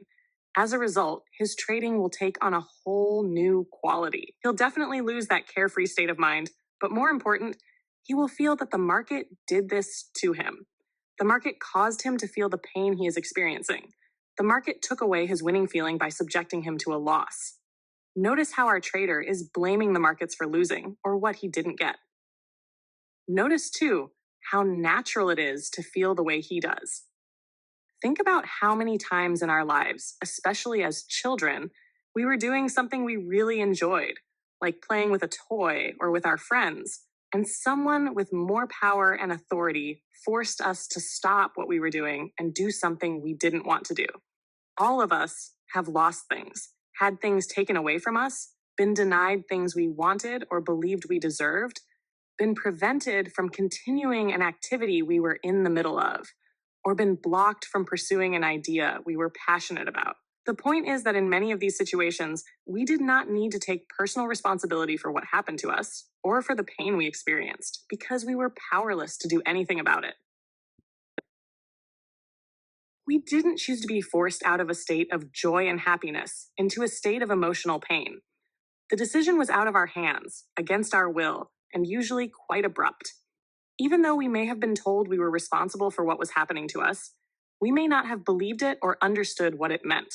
What's tangible and what we can most easily relate to is that we were having fun, and someone or something took us out of that fun and into pain. It wasn't our choice. The cause of our pain came to us from the outside. Therefore, whatever force acted upon us in that moment was to blame. We learned not only that feeling good can instantly be replaced with feeling bad through no fault of our own, we also learned about betrayal.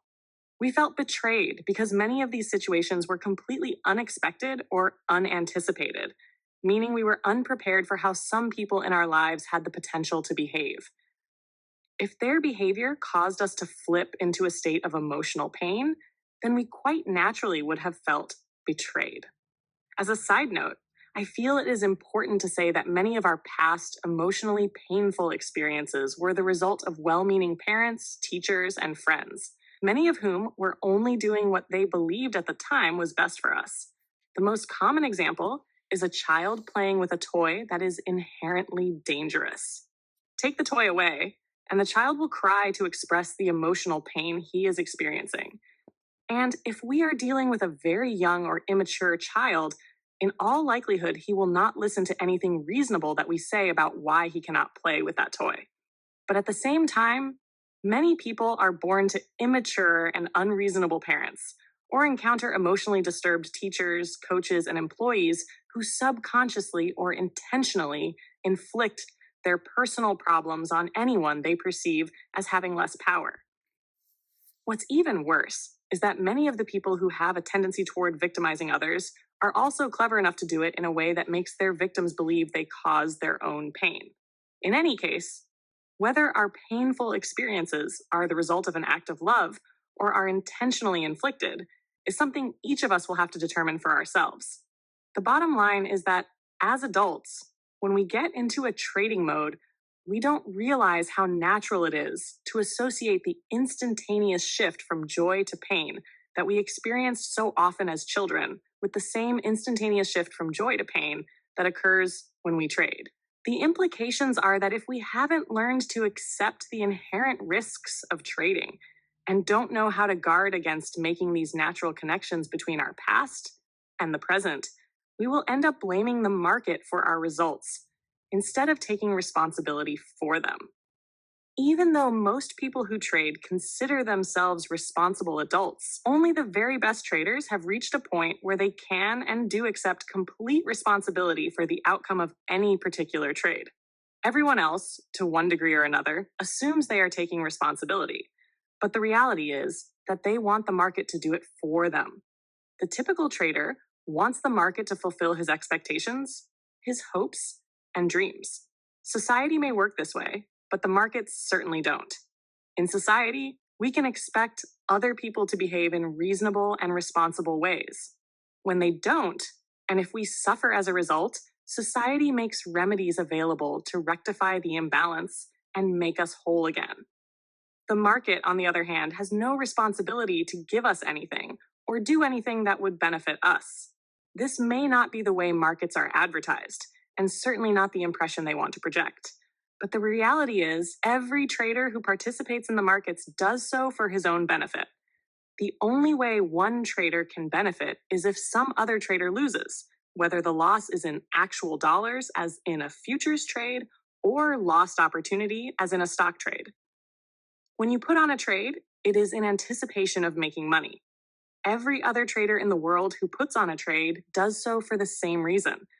When you look at your relationship with the market from this perspective, you could say that your purpose is to extract money from the markets. But by the same token, the market's sole purpose is to extract money or opportunity from you.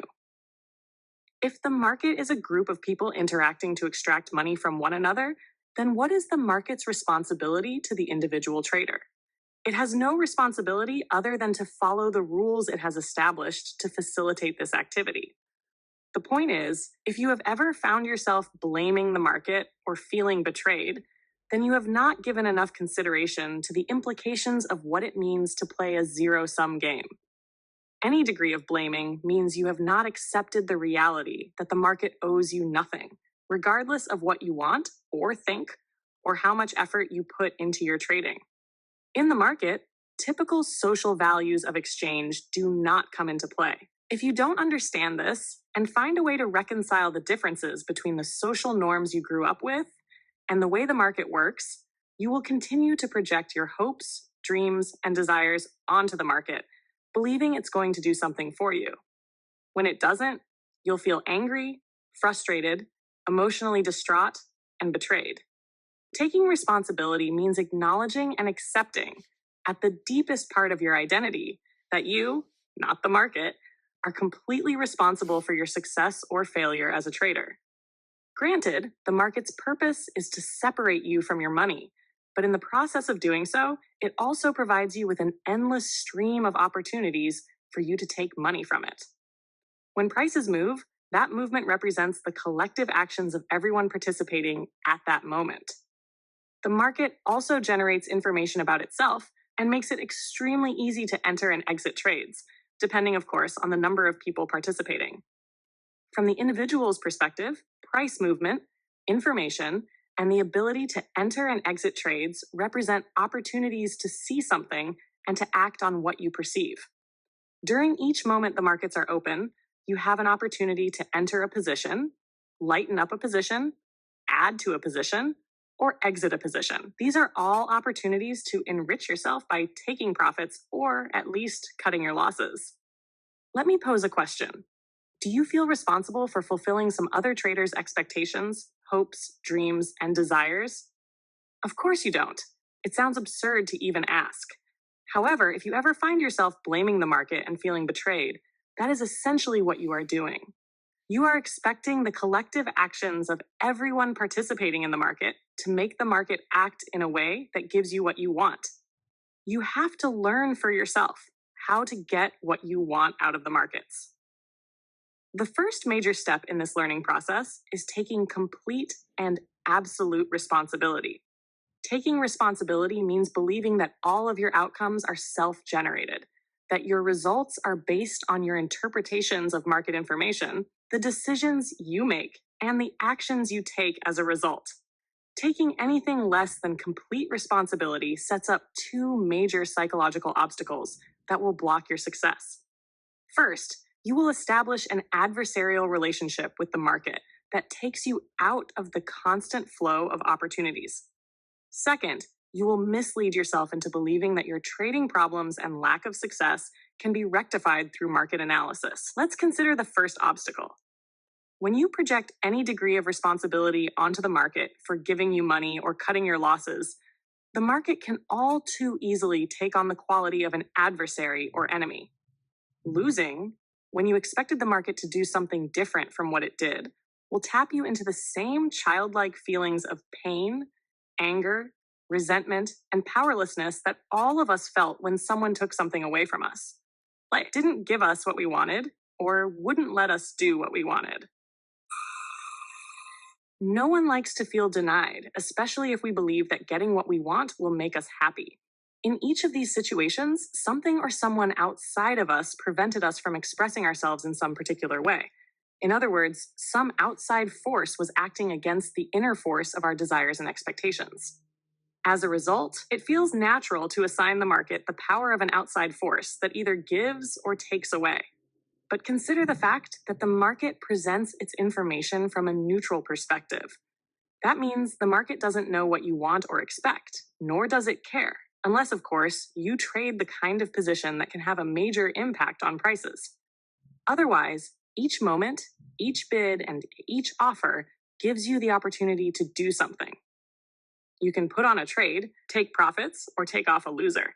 This is also true for those of you who are floor traders and are personally known to other floor traders, who may also know your position and, to your detriment, purposely take advantage of that knowledge. It just means that you have to be faster and more focused, or take whatever limitations you have in these areas into consideration and trade accordingly. From the market's perspective, each moment is neutral. To you, the observer, every moment and price change can have meaning. But where do these meanings exist? The meanings are based on what you've learned and exist inside your mind, not in the market. The market doesn't attach meanings or interpret the information it generates about itself, although there are always individuals who will offer an interpretation if you're willing to listen. Furthermore, the market doesn't know how you define an opportunity or a loss. The market doesn't know whether you perceive it as an endless stream of opportunities to enter and exit trades for both profits and losses at each and every moment, or whether you perceive it as a greedy monster ready and willing in any given moment to devour your money. If you perceive the endless stream of opportunities to enter and exit trades without self-criticism and regret, then you will be in the best frame of mind to act in your own best interest and learn from your experiences. On the other hand, if what you perceive in market information is painful in some way, then you will naturally try to avoid that pain by either consciously or subconsciously blocking that information from your awareness. In the process of blocking that information, you'll systematically cut yourself off from any number of opportunities to enrich yourself. In other words, you cut yourself off from the opportunity flow. Furthermore, it will feel like the market is against you, but only if you expect it to do something for you, or if you believe that it owes you something. If someone or something is against you and causes you pain, how are you likely to respond? You'll feel compelled to fight. But what exactly are you fighting? The market is certainly not fighting you. Yes, the market wants your money, but it also provides you with the opportunity to take as much as you can. Although it may feel as if you are fighting the market or it is fighting you, the reality is you are simply fighting the negative consequences of not fully accepting that the market owes you nothing and that you need to take advantage of the opportunities it presents by yourself. 100%, and not 1 degree less. The way to take maximum advantage of a situation where you are being offered unlimited opportunities to do something for yourself is to get into the flow. The market does have a flow. It is often erratic, especially in the shorter time frames, but it does display symmetrical patterns that repeat themselves over and over again.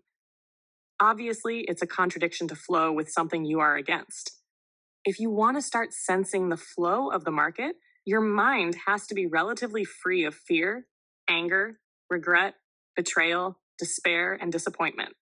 You won't have a reason to experience these negative emotions when you assume absolute responsibility. Earlier, I said that when you don't take responsibility, one of the major psychological obstacles that can block your success is that you will mislead yourself into believing that your trading problems and lack of consistency can be rectified through market analysis. To illustrate this point, let's go back to our novice trader who started out with a carefree state of mind until he experienced his first loss. After winning with such ease and effortlessness, the abrupt shift to emotional pain can be quite shocking. Not shocking enough, however, to quit trading. Besides, in his mind, the situation wasn't his fault anyway. The market did it to him. Instead of quitting, the great feeling that he experienced when he was winning will be fresh in his mind and will inspire him with a sense of determination to continue trading. Only now he's going to be smarter about it. He's going to put some effort into it and learn everything he can about the markets. It's perfectly logical to think that if he can win not knowing anything, he'll be able to clean up when he does know something. But there's a big problem here that very few, if any, traders will have any awareness of until long after the damage is done. Learning about the markets is fine and doesn't cause a problem in itself. It's the underlying reason for learning about the market that will ultimately prove to be his undoing. As I said a moment ago, the sudden shift from joy to pain usually creates quite a psychological shock. Very few people ever learn how to reconcile these kinds of experiences in a healthy way. Techniques are available, but they aren't widely known. The typical response in most people, especially in the type of person attracted to trading, is revenge. For traders, the only way to extract that revenge is to conquer the market. And the only way to conquer the market is through market knowledge, or so they think. In other words, the underlying reason for why the novice trader is learning about the market is to overcome the market, to prove something to it and himself. And most important, to prevent the market from hurting him again. He is not learning the market simply as a means to give himself a systematic way of winning, but rather as a way to either avoid pain or prove something that has absolutely nothing to do with looking at the market from an objective perspective. He doesn't realize it, but as soon as he made the assumption that knowing something about the market can prevent him from experiencing pain or can help satisfy his desire for revenge or to prove something, he sealed his fate to become a loser. In effect, what he has done is set up an irreconcilable dilemma. He is learning how to recognize and understand the market's collective behavior patterns, and that's good. It even feels good. He's inspired because he assumes he's learning about the market in order to become a winner. As a result, he will typically go on a knowledge quest, learning about trend lines, chart patterns, support and resistance, candlesticks, market profiles, point and line charts, Elliott waves, Fibonacci retracements, oscillators, relative strength, stochastics, and many more technical tools too numerous to mention. Curiously, even though his knowledge has increased, he now finds that he's developed problems executing his trades. He hesitates, second guesses himself, or doesn't put on a trade at all, in spite of any number of clear signals to do so. It's all frustrating, even maddening, because what's happened doesn't make sense. He did what he was supposed to do. He learned, only to find that the more he learned, the less he took advantage of. He would never believe that he did anything wrong by devoting himself to learning. He simply did it for the wrong reasons. He won't be able to trade effectively if he is trying to prove something or anything, for that matter. If you have to win, if you have to be right, if you can't lose or can't be wrong, you will cause yourself to define and perceive categories of market information as painful. In other words, you will view as painful any information the market generates that is in opposition to what will make you happy. The dilemma is that our minds are wired to avoid both physical and emotional pain, and learning about the markets will not compensate for the negative effects our pain avoidance mechanisms have on our trading. Everybody understands the nature of avoiding physical pain. Accidentally set your hand on a hot burner, and your hand moves away from the heat automatically. It's an instinctive reaction. However, when it comes to avoiding emotional pain and the negative consequences it creates, especially for traders, very few people understand the dynamics. It's absolutely essential to your development that you understand these negative effects and learn how to take conscious control in a way that helps you fulfill your goals. Our minds have a number of ways to shield us from information that we have learned to perceive as painful. For example, at a conscious level, we can rationalize, justify, or make a case for staying in a losing trade. Some of the more typical ways we do this are to call our trading buddies, talk to our broker, or look at indicators we never use, all for the express purpose of gathering non-painful information in order to deny the validity of the painful information. At a subconscious level, our minds will automatically alter, distort, or specifically exclude information from our conscious awareness.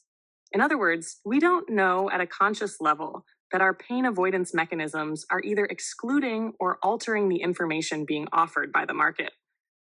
Consider the experience of being in a losing trade when the market is making consistently higher highs and higher lows, or lower highs and lower lows against your position, while you refuse to acknowledge you are in a losing trade because you have focused all your attention on the ticks that go in your favor. On the average, you are only getting 1 out of 4 or 5 ticks in your direction. But it doesn't matter because every time you get one, you are convinced the market has reversed and is coming back. Instead, the market keeps going against you.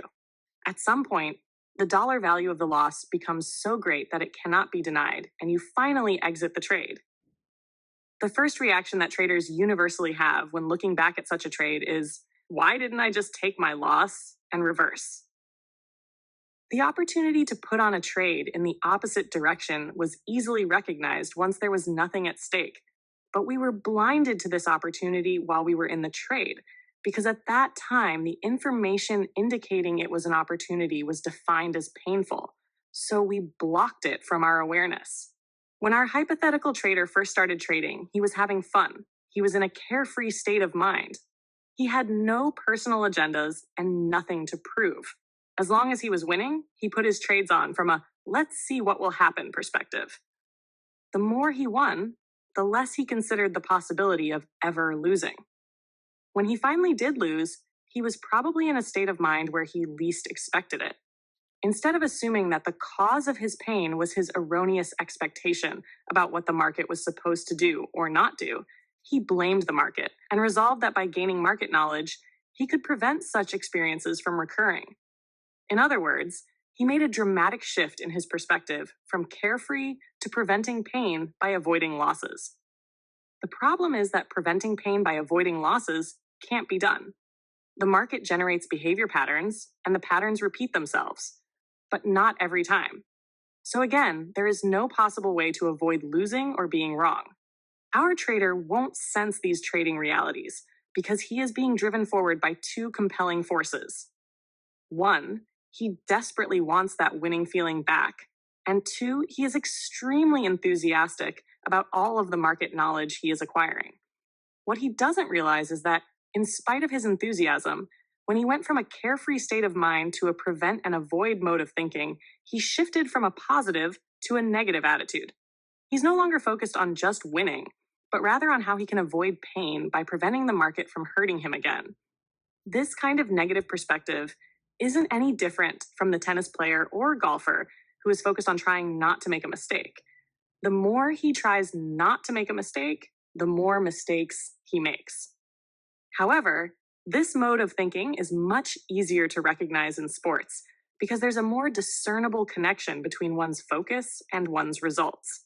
With trading, the connection can be obscured and more difficult to recognize as a result of the positive feelings being generated from discovering new relationships in market data and behavior. Since he is feeling good, there's no reason to suspect that anything is wrong, except that the degree to which his focus is weighted toward pain avoidance is the same degree by which he will create the very experiences he is trying to avoid. In other words, the more he has to win and not lose, the less tolerance he will have for any information that might indicate he is not getting what he wants. The more information that he has the potential to block, the less he will be able to perceive an opportunity to act in his own best interests. Learning more and more about the markets only to avoid pain will compound his problems, because the more he learns, the more he will naturally expect from the markets, making it all the more painful when the markets don't do their part. He has unwittingly created a vicious cycle, where the more he learns, the more debilitated he becomes. The more debilitated he becomes, the more he feels compelled to learn. The cycle will continue until he either quits trading in disgust or recognizes that the root cause of his trading problems is his perspective, not his lack of market knowledge. Winners, losers, boomers, and busters. It takes some time before most traders either throw in the towel or find out the true source of their success. In the meantime, some traders manage to get enough right about trading to enter into what is commonly referred to as the boom and bust cycle. Contrary to what some of you may have inferred from the example of the novice trader, not everyone has an inherently negative attitude and is therefore doomed to lose consistently. Yes, it is true that some traders do consistently lose, often until they lose everything or quit trading because they can't tolerate any more emotional pain. However, there are also many traders who are tenacious students of the market and have a sufficiently winning attitude going into trading so that, in spite of the many difficulties, they eventually learn how to make money. But, and I want to emphasize this, they learn how to make money only on a limited basis. They haven't yet learned how to counteract the negative effects of euphoria or how to compensate for the potential for self sabotage. Euphoria and self sabotage are two powerful psychological forces that will have an extremely negative effect on your bottom line. But they are not forces you have to concern yourself with until you start winning, or start winning on a consistent basis. And that's a big problem. When you're winning, you are least likely to concern yourself with anything that might be a potential problem, especially something that feels as good as euphoria. One of the primary characteristics of euphoria is that it creates a sense of supreme confidence, where the possibility of anything going wrong is virtually inconceivable. Conversely, errors that result from self sabotage have their root in any number of conflicts that traders have about deserving the money or deserving to win. It's when you're winning that you are most susceptible to making a mistake, overtrading, putting on too large a position, violating your rules, or generally operating as if no prudent boundaries on your behavior are necessary. You may even go to the extreme of thinking you are the market. However, the market rarely agrees, and when it disagrees, you'll get hurt. The loss and the emotional pain are usually significant. You will experience a boom followed by the inevitable bust. If I were to classify traders based on the kind of results they achieve, I would put them into three broad categories. The smallest group, probably fewer than 10% of the active traders, are the consistent winners. They have a steadily rising equity curve with relatively minor drawdowns. The drawdowns they do experience are the type of normal losses that any trading methodology or system incurs. Not only have they learned how to make money, but they are no longer susceptible to the psychological forces that cause the boom and bust cycle. The next group, which consists of between 30 and 40% of the active traders, are consistent losers. Their equity curves are mirror images of the consistent winners' curves, but in the opposite direction, many losing trades with an occasional winner. Regardless of how long they have been trading, there's much about it that they haven't learned. They either have illusions about the nature of trading or are addicted to it in ways that make it virtually impossible for them to be winners. The largest group, the remaining 40 to 50% of the active traders, are the boom and busters. They have learned how to make money, but they haven't learned there's a whole body of trading skills that have to be mastered in order to keep the money they make. As a result, their equity curves typically look like roller coaster rides, with a nice, steady ascent into a steep drop off, then another nice, steady ascent into another steep drop off. The roller coaster cycle continues on and on. I have worked with many experienced traders who have put together incredible winning streaks, sometimes going months without a losing day. Having 15 or 20 winning trades in a row is not unusual for them. But for the boom and busters, these streaks always end the same way, in huge losses that are the result of either euphoria or self-sabotage. If the losses are the result of euphoria, it really doesn't matter what form the streak takes. A number of wins in a row, a steadily rising equity curve, or even one winning trade. Everyone seems to have a different threshold for when overconfidence or euphoria starts to take hold of the thinking process. However, the moment euphoria takes hold, the trader is in deep trouble. In a state of overconfidence or euphoria, you can't perceive any risk because euphoria makes you believe that absolutely nothing can go wrong. If nothing can go wrong, there's no need for rules or boundaries to govern your behavior. So putting on a larger than usual position is not only appealing, it's compelling. However, as soon as you put on the larger than usual position, you're in danger. The larger the position, the greater the financial impact small fluctuations in price will have on your equity. Combine the larger than normal impact of a move against your position with a resolute belief that the market will do exactly as you expect. And you have a situation in which one tick in the opposing direction of your trade can cause you to go into a state of mind freeze and become immobilized. When you finally do pull yourself out of it, you'll be dazed, disillusioned, and betrayed. And you'll wonder how something like that could have happened. In fact, you were betrayed by your own emotions. However, if you're not aware of or don't understand the underlying dynamics I just described, you'll have no other choice but to blame the market. If you believe the market did this to you, then you'll feel compelled to learn more about the market in order to protect yourself. The more you learn, the more confident you will naturally become in your ability to win. As your confidence grows, the more likely it becomes that at some point you will cross the threshold into euphoria and start the cycle all over again. Losses that result from self sabotage can be just as damaging, but they're usually more subtle in nature. Making errors like putting in a sell for a buy, or vice versa, or indulging yourself in some distracting activity at the most inopportune time are typical examples of how traders make sure that they don't win. Why wouldn't someone want to win? It's really not a question of what someone wants, because I believe that all traders want to win. Yet, there are often conflicts about winning. Sometimes these conflicts are so powerful that we find our behavior is in direct conflict with what we want. These conflicts could stem from religious upbringing, work ethic, or certain types of childhood trauma. If these conflicts exist, it means that your mental environment is not completely aligned with your goals. In other words, not all parts of you would argue for the same outcome. Therefore, you can't assume that you have the capacity to give yourself an unlimited amount of money just because you have learned how to trade and the money is there for the taking. A futures broker at one of the major brokerage firms once commented that when it comes to his customers, he lives by the motto that all commodity traders are terminal, and it is his job to keep them happy until they're gone. He said this facetiously, but there is a lot of truth to his statement. Obviously, if you lose more money than you make, you can't survive. What's less obvious, and one of the mysteries of being successful, is that if you win, you may still be terminal. That is, if you win and you haven't learned how to create a healthy balance between confidence and restraint, or you haven't learned how to recognize and compensate for any potential you have to self destruct, you will sooner or later lose. If you are among those in the boom and bust cycle, consider this.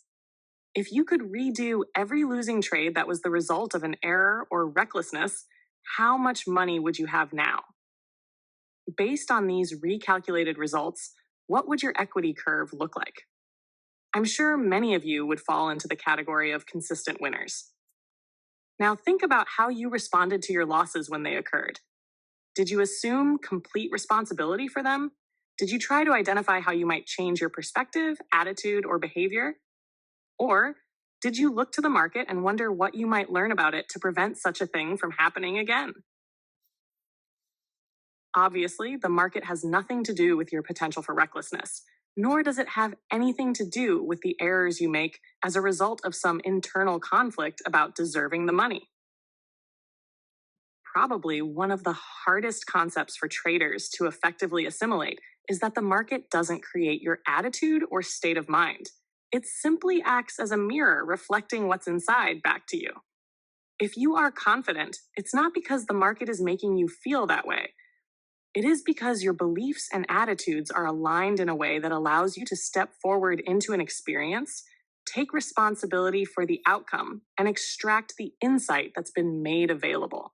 You maintain your confident state of mind simply because you are constantly learning. Conversely, if you're angry and afraid, it's because you believe to some degree that the market creates your outcomes, not the other way around. Ultimately, the worst consequence of not taking responsibility is that it keeps you in a cycle of pain and dissatisfaction. Think about it for a moment. If you're not responsible for your results, then you can assume there's nothing for you to learn, and you can stay exactly as you are. You won't grow and you won't change. As a result, you will perceive events in exactly the same way, and therefore respond to them in the same way, and get the same dissatisfying results. Or, you might also assume the solution to your problems is to gain more market knowledge. It is always virtuous to learn, but in this case, if you don't take responsibility for your attitudes and perspective, then you're learning something valuable for the wrong reasons that will cause you to use what you've learned in inappropriate ways. Without realizing it, you'll be using your knowledge to avoid the responsibility of taking risks. In the process, you end up creating the very things you are trying to avoid, keeping you in a cycle of pain and dissatisfaction. However, there is one tangible benefit to be gained from blaming the market for what you wanted and didn't get. You can temporarily shield yourself from your own harsh self criticism. I say temporarily because when you shift responsibility, you cut yourself off from whatever you needed to learn from the experience. Remember our definition of a winning attitude: a positive expectation of your efforts with an acceptance that whatever results you get are a perfect reflection of your level of development and what you need to learn to do better. If you shift the blame in order to block the painful feelings that result from beating yourself up, all you've done is put an infected band-aid on the wound. You may think you have solved the problem, but the problem is only going to resurface later, worse than before. It has to, simply because you haven't learned anything that would cause you to make the kind of interpretations that would result in a more satisfying experience. Did you ever wonder why leaving money on the table is often more painful than taking a loss? When we lose, there are any number of ways in which we can shift the blame to the market and not accept responsibility. But when we leave money on the table, we can't blame the market. The market didn't do anything but give us exactly what we wanted, but for whatever reason, we weren't capable of acting on the opportunity appropriately. In other words, there's no way to rationalize the pain away. You are not responsible for what the market does or doesn't do, but you are responsible for everything else that results from your trading activities. You are responsible for what you have learned, as well as for everything you haven't learned yet that's waiting to be discovered by you.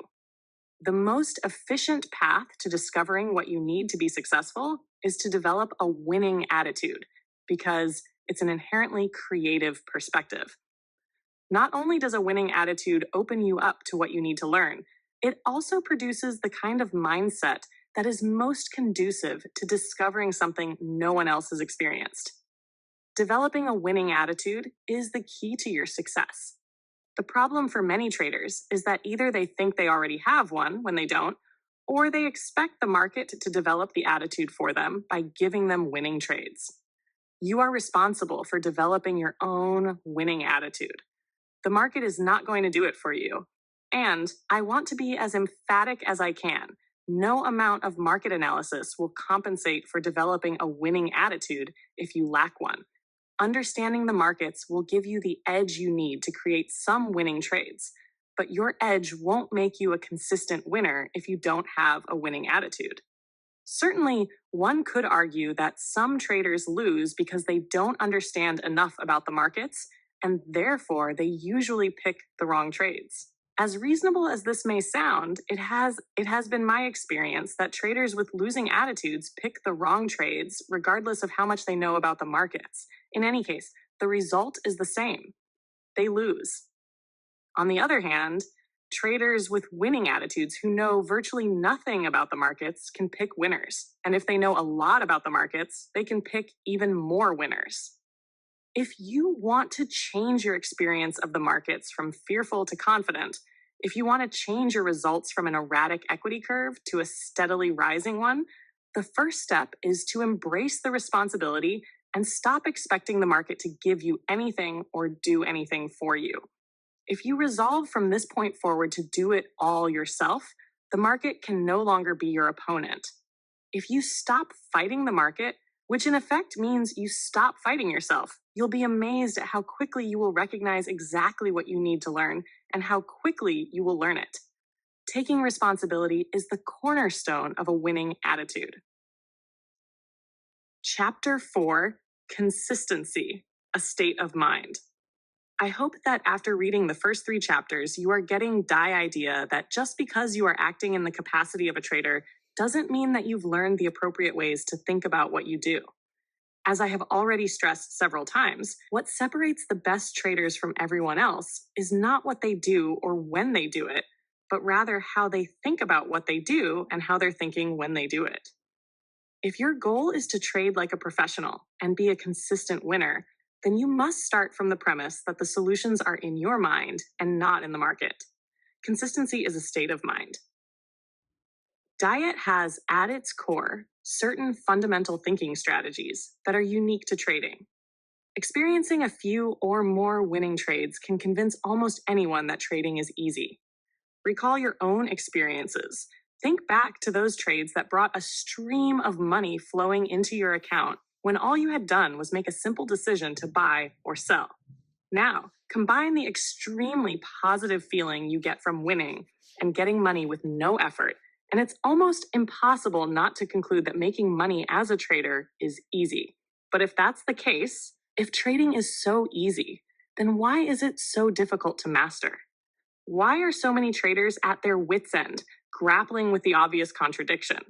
If it is true that trading is easy, and traders know it is because they've had the direct experience of how easy and effortless it is, then how can it also be possible that they can't make what they've learned about the markets work for them over and over again? In other words, how do we account for the contradiction between what we believe about trading and our actual trading results over time? Thinking about trading. The answers are all in the way you think about it. The irony is that trading can be as much fun and as effortless as your experience of it has been on occasion. But experiencing these qualities consistently is a function of your perspective, your beliefs, your attitudes, or your mindset. Choose the term you are most comfortable with. They all refer to the same thing. Winning and consistency are states of mind in the same way that happiness, having fun, and satisfaction are states of mind. Your state of mind is a byproduct of your beliefs and attitudes. You can try to create consistency without having the appropriate beliefs and attitudes, but your results won't be any different than if you try to be happy when you're not having fun. When you're not having fun, it can be very difficult to change your perspective to one where you all of a sudden start enjoying yourself.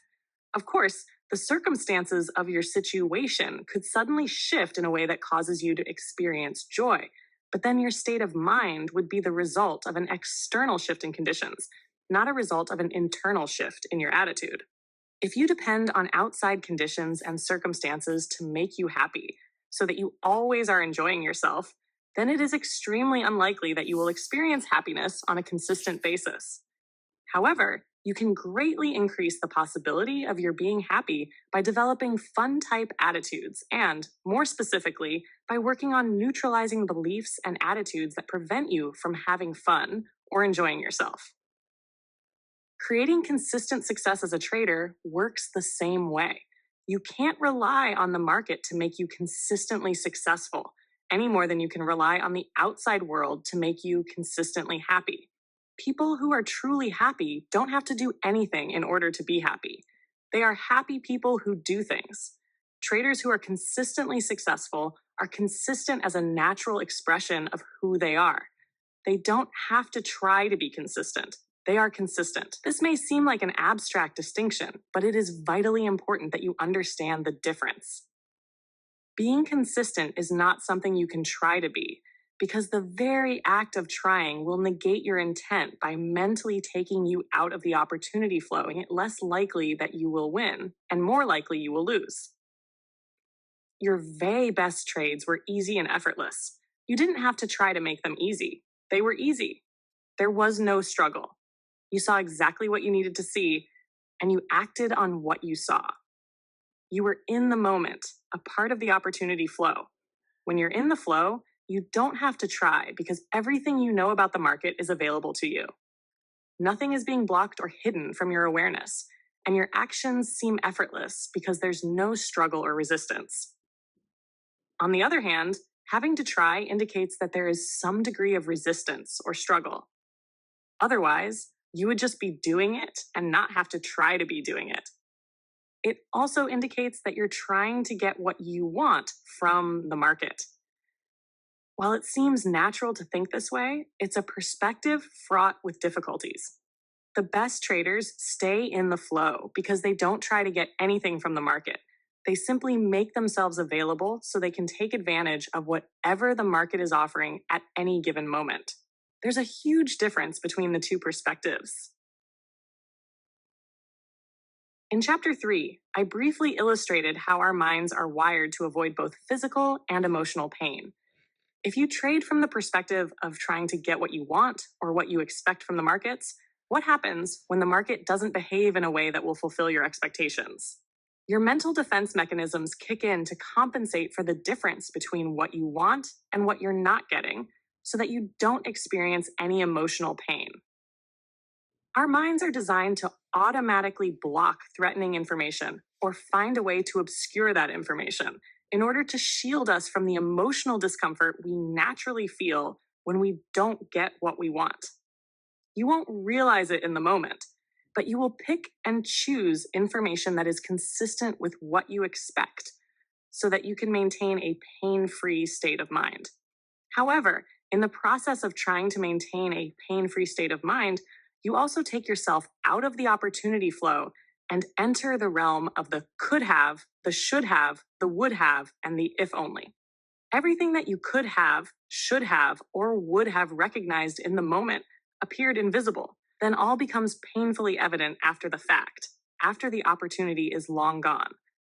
To be consistent, you have to learn to think about trading in such a way that you're no longer susceptible to conscious or subconscious mental processes that cause you to obscure, block, or pick and choose information on the basis of what will make you happy, give you what you want, or avoid pain. The threat of pain generates fear, and fear is the source of 95% of the errors you are likely to make. Certainly, you can't be consistent or experience the flow if you're consistently making errors, and you will make errors as long as you're afraid that what you want or what you expect won't happen. Furthermore, everything you attempt to do as a trader will be a struggle, and it will seem as if you are struggling against the market or that the market is against you personally. But the reality is that it's all taking place inside your mind. The market doesn't perceive the information it makes available. You do. If there's a struggle, it is you who are struggling against your own thoughts and fears. Now, you may be asking yourself, how can I think about trading in such a way that I'm no longer afraid and therefore no longer susceptible to the mental processes that cause me to block, obscure, or pick and choose information? The answer is learn to accept the risk. Really understanding risk. Other than the many issues surrounding responsibility that we discussed in Chapter 3, there isn't anything about trading that is more central to your success and also more misunderstood than the concept of accepting the risk. As I mentioned in the first chapter, most traders erroneously assume that because they are engaged in the inherently risky activity of putting on and taking off trades, they are also accepting that risk. I will repeat that this assumption couldn't be further from the truth. Accepting the risk means accepting the consequences of your trades without emotional discomfort or fear. This means that you must learn how to think about trading and your relationship with the markets in such a way that the possibility of being wrong, losing, missing out, or leaving money on the table doesn't cause your mental defense mechanisms to kick in and take you out of the opportunity flow. It doesn't do you any good to take the risk of putting on a trade if you are afraid of the consequences.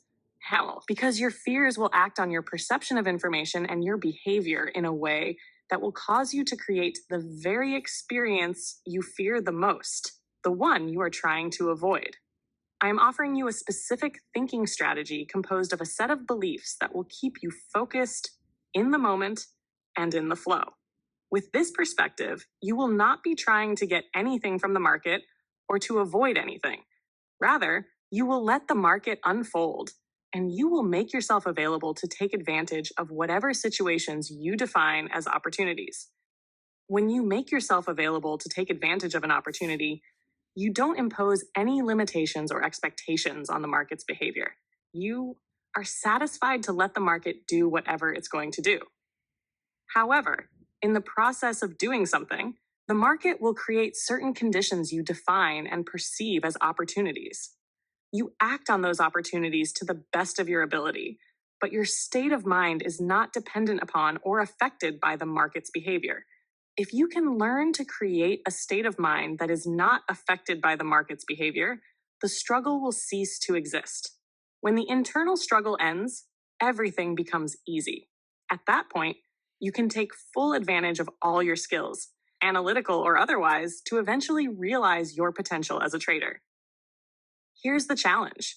How do you accept the risks of trading without emotional discomfort and fear, when at the moment you perceive the risk, you simultaneously feel discomfort and fear? In other words, how do you remain confident and pain-free when you are absolutely certain you can be proved wrong, lose money, miss out, or leave money on the table? As you can see, your fear and feeling of discomfort are completely justified and rational. Each of those possibilities becomes real the moment you contemplate interacting with the market. However, as true as all of these possibilities for every trader, what isn't true or the same for every trader is what it means to be wrong, lose, miss out, or leave money on the table.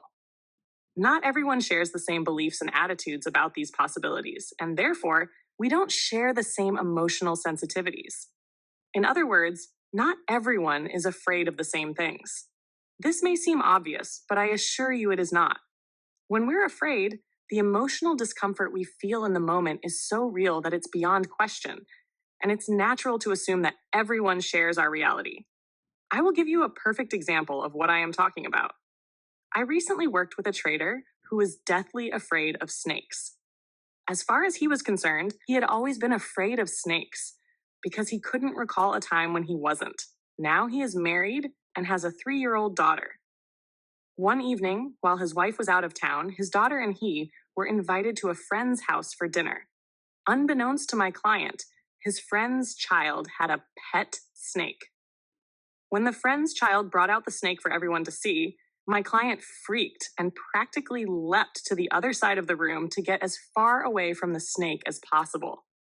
His daughter, on the other hand, was completely enthralled with the snake and wouldn't leave it alone.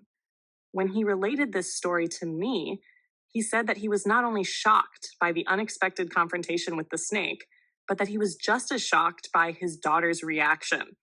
She wasn't afraid, and he assumed that she would be. I explained to him that his fear was so intense and his attachment to his daughter was so great that it was inconceivable to him that his daughter would not automatically share his reality about snakes. But then I pointed out there really wasn't any way she could have shared his experience unless he specifically taught her to be afraid of snakes, or she had had her own painful, frightening experience. Otherwise, without anything to the contrary in her mental system, the most likely reaction to her first encounter with a living snake would be pure, unadulterated fascination. Just as my client assumed that his daughter would be afraid of snakes, most traders assume the best traders, like themselves, are also afraid of being wrong, losing, missing out, and leaving money on the table. They assume that the best traders somehow neutralize their fears with an inordinate amount of courage, nerves of steel, and self-control. Like many other things about trading, what seems to make sense just isn't the case. Certainly, any one or all of these characteristics may be present in any top trader. But what is not true is that these characteristics play any role in their superior performance. Needing courage, nerves of steel, or self-control would imply an internal conflict where one force is being used to counteract the effects of another.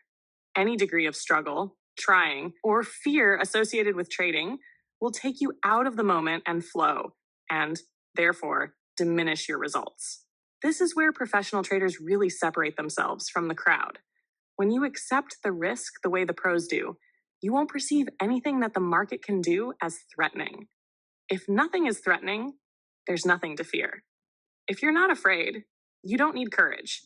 If you're not stressed, why would you need nerves of steel? And if you're not afraid of your potential to get reckless, because you have the appropriate monitoring mechanisms in place, then you have no need for self-control. As you contemplate the implications of what I am saying, I want you to keep something in mind. Very few people who go into trading start out with the appropriate beliefs and attitudes about responsibility and risk. There are some who do, but it's rare. Everyone else goes through the same cycle I described in the example of the novice trader. We start out carefree, then become scared, and our fears continually diminish our potential. The traders who break through the cycle and ultimately make it are the ones who eventually learn to stop avoiding and start embracing the responsibility and the risk. Most of those who successfully break the cycle don't make the shift in thinking until they have experienced so much pain from large losses that it has the positive effect of stripping away their illusions about the nature of trading. With respect to your development, the how of their transformation is not that important, because in most cases it happened inadvertently. In other words, they weren't completely aware of the shifts that were taking place inside their mental environment until they experienced the positive effects their new perspective had on the ways in which they interacted with the market. This is why very few top traders can really explain what accounts for their success, except to speak in axioms like cut your losses and go with the flow. What is important is that you understand it is completely possible to think the way the professionals do and to trade without fear, even though your direct experience as a trader would argue otherwise. Aligning your mental environment. Now we're going to start zeroing in on exactly how you can align your mental environment in order to accept the risk and function like a professional trader. Most of what I've discussed up to this point was designed to get you ready to do the real work. I'm going to teach you a thinking strategy that has, at its core, a firm belief in probabilities and edges. With this new thinking strategy, you'll learn how to create a new relationship with the market, one that disassociates your trading from what it typically means to be wrong or to lose, and that precludes you from perceiving anything about the market as threatening. When the threat of pain is gone, the fear will correspondingly disappear, as will the fear-based errors you are susceptible to. You will be left with a mind that is free to see what is available and to act on what you see. Getting to this carefree, fearless state of mind, in spite of being burned over and over again, will take some work, but it's not going to be so difficult as you may think. In fact, by the time you've finished reading this book, most of you will be amazed at how simple the solutions to your problems really are. In many respects, a state of mind or perspective is like software code. You could have several thousand lines of perfectly written code with only one flawed line, and in that one flawed line, there might be only one character out of place. Depending on the purpose of the software and where that flaw is in relation to everything else, that one misplaced character could ruin the performance of an otherwise perfectly written system. You see, the solution was simple: fix the misplaced character, and everything runs smoothly. However, finding the error or even knowing it exists in the first place can take considerable expertise. When it comes to the ideal trading mentality, everybody is a certain psychological distance away. In other words, virtually everyone starts out with flawed software code. I use terms like clicks or degrees to indicate psychological distance, but these terms don't imply a specific distance. So, for example, many of you will find that you are only, let's say, one click away in perspective from the ideal mindset. That one click could represent one or two erroneous or misplaced assumptions you have about the nature of trading. As you reflect upon some of the ideas presented in this book, your perspective may shift. To use the analogy of software code, that shift would be equivalent to finding the flawed line in your mental system and replacing it with something that works properly.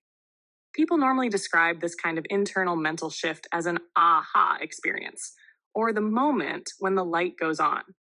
Everyone has had these kinds of experiences, and there are some common qualities associated with them. First, we usually feel different. The world even seems different, as if it had suddenly changed.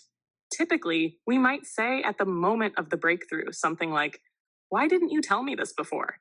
Or, "It was right in front of me the whole time, but I just didn't see it." Or, "It's so simple. Why couldn't I see it?" Another interesting phenomenon of the aha experience is that sometimes within moments, although the amount of time can vary, we feel as if this new part of our identity has always been a part of who we are. It then becomes difficult to believe that we were ever the way we were before we had the experience. In short, you may already have some awareness of much of what you need to know to be a consistently successful trader. But being aware of something doesn't automatically make it a functional part of who you are. Awareness is not necessarily a belief. You can't assume that learning about something new and agreeing with it is the same as believing it at a level where you can act on it. Take the example of my client who is afraid of snakes. He is certainly aware that not all snakes are dangerous, and that learning how to make a distinction between the ones that are dangerous and the ones that aren't would not be difficult. Will learning how to make these distinctions suddenly cause him not to be afraid of non-dangerous snakes? Can we assume that his awareness will drop down to a level in his mental environment where he can now interact with snakes without fear or immobility?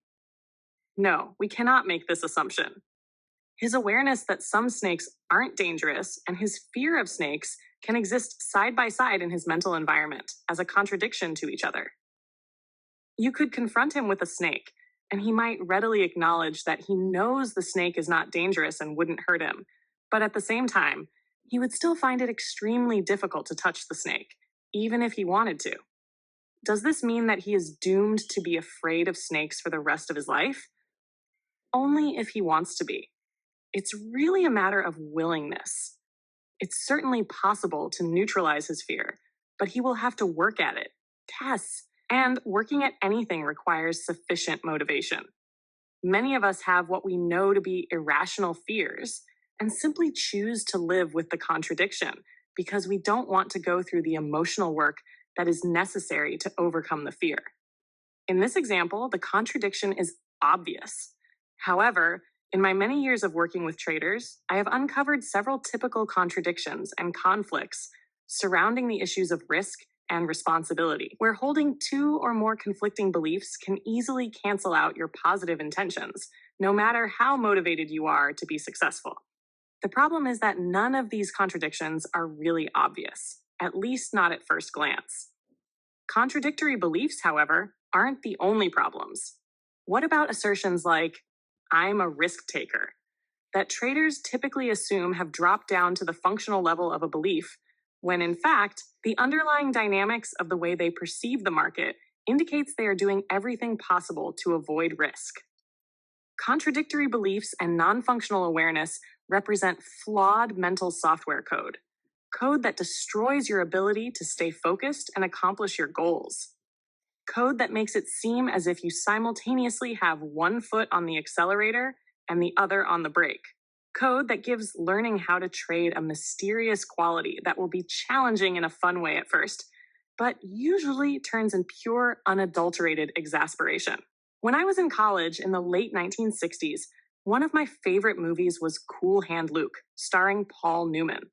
It was a very popular movie back then, so I'm sure some of you have seen it on late night TV. Luke was in a Georgia chain gang. After he escaped and was caught for the second time, the warden and guards were determined not to let Luke make fools of them a third time. So while forcing him to do an inordinate amount of work with no rest and giving him intermittent beatings, they kept asking, "Have you got your mind right yet, Luke?"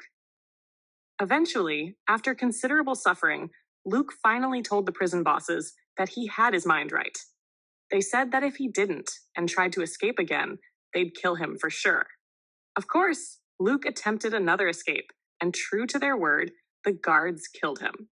Like Luke, many traders, whether they realize it or not, are trying to have it their way by beating the market. As a result, they get financially and emotionally killed. There are easier, infinitely more satisfying ways of getting what you want from the market, but first you have to be willing to get your mind right. Chapter 5, The Dynamics of Perception. One of the primary objectives of this book is to teach you how to take the threat of pain out of market information. The market doesn't generate happy or painful information. From the market's perspective, it's all simply information. It may seem as if the market is causing you to feel the way you do at any given moment, but that's not the case. It's your own mental framework that determines how you perceive the information, how you feel, and as a result, whether or not you are in the most conducive state of mind to spontaneously enter the flow and take advantage of whatever the market is offering. Professionals don't perceive anything about the markets as painful. Therefore, no threat exists for them. If there's no threat, there's nothing to defend against. As a result, there isn't any reason for their conscious or subconscious defense mechanisms to kick in. That's why professionals can see and do things that mystify everyone else. They're in the flow because they're perceiving an endless stream of opportunities. And when they're not in the flow, the very best of the best can recognize that fact and then compensate by either scaling back or not trading at all. If your goal is to be able to trade like the professionals, you must be able to see the market from an objective perspective without distortion. You must be able to act without resistance or hesitation, but with the appropriate amount of positive restraint to counteract the negative effects of overconfidence or euphoria. In essence, your objective is to be able to create a unique state of mind, a trader's mentality. When you've accomplished this, everything else about your success as a trader will fall into place.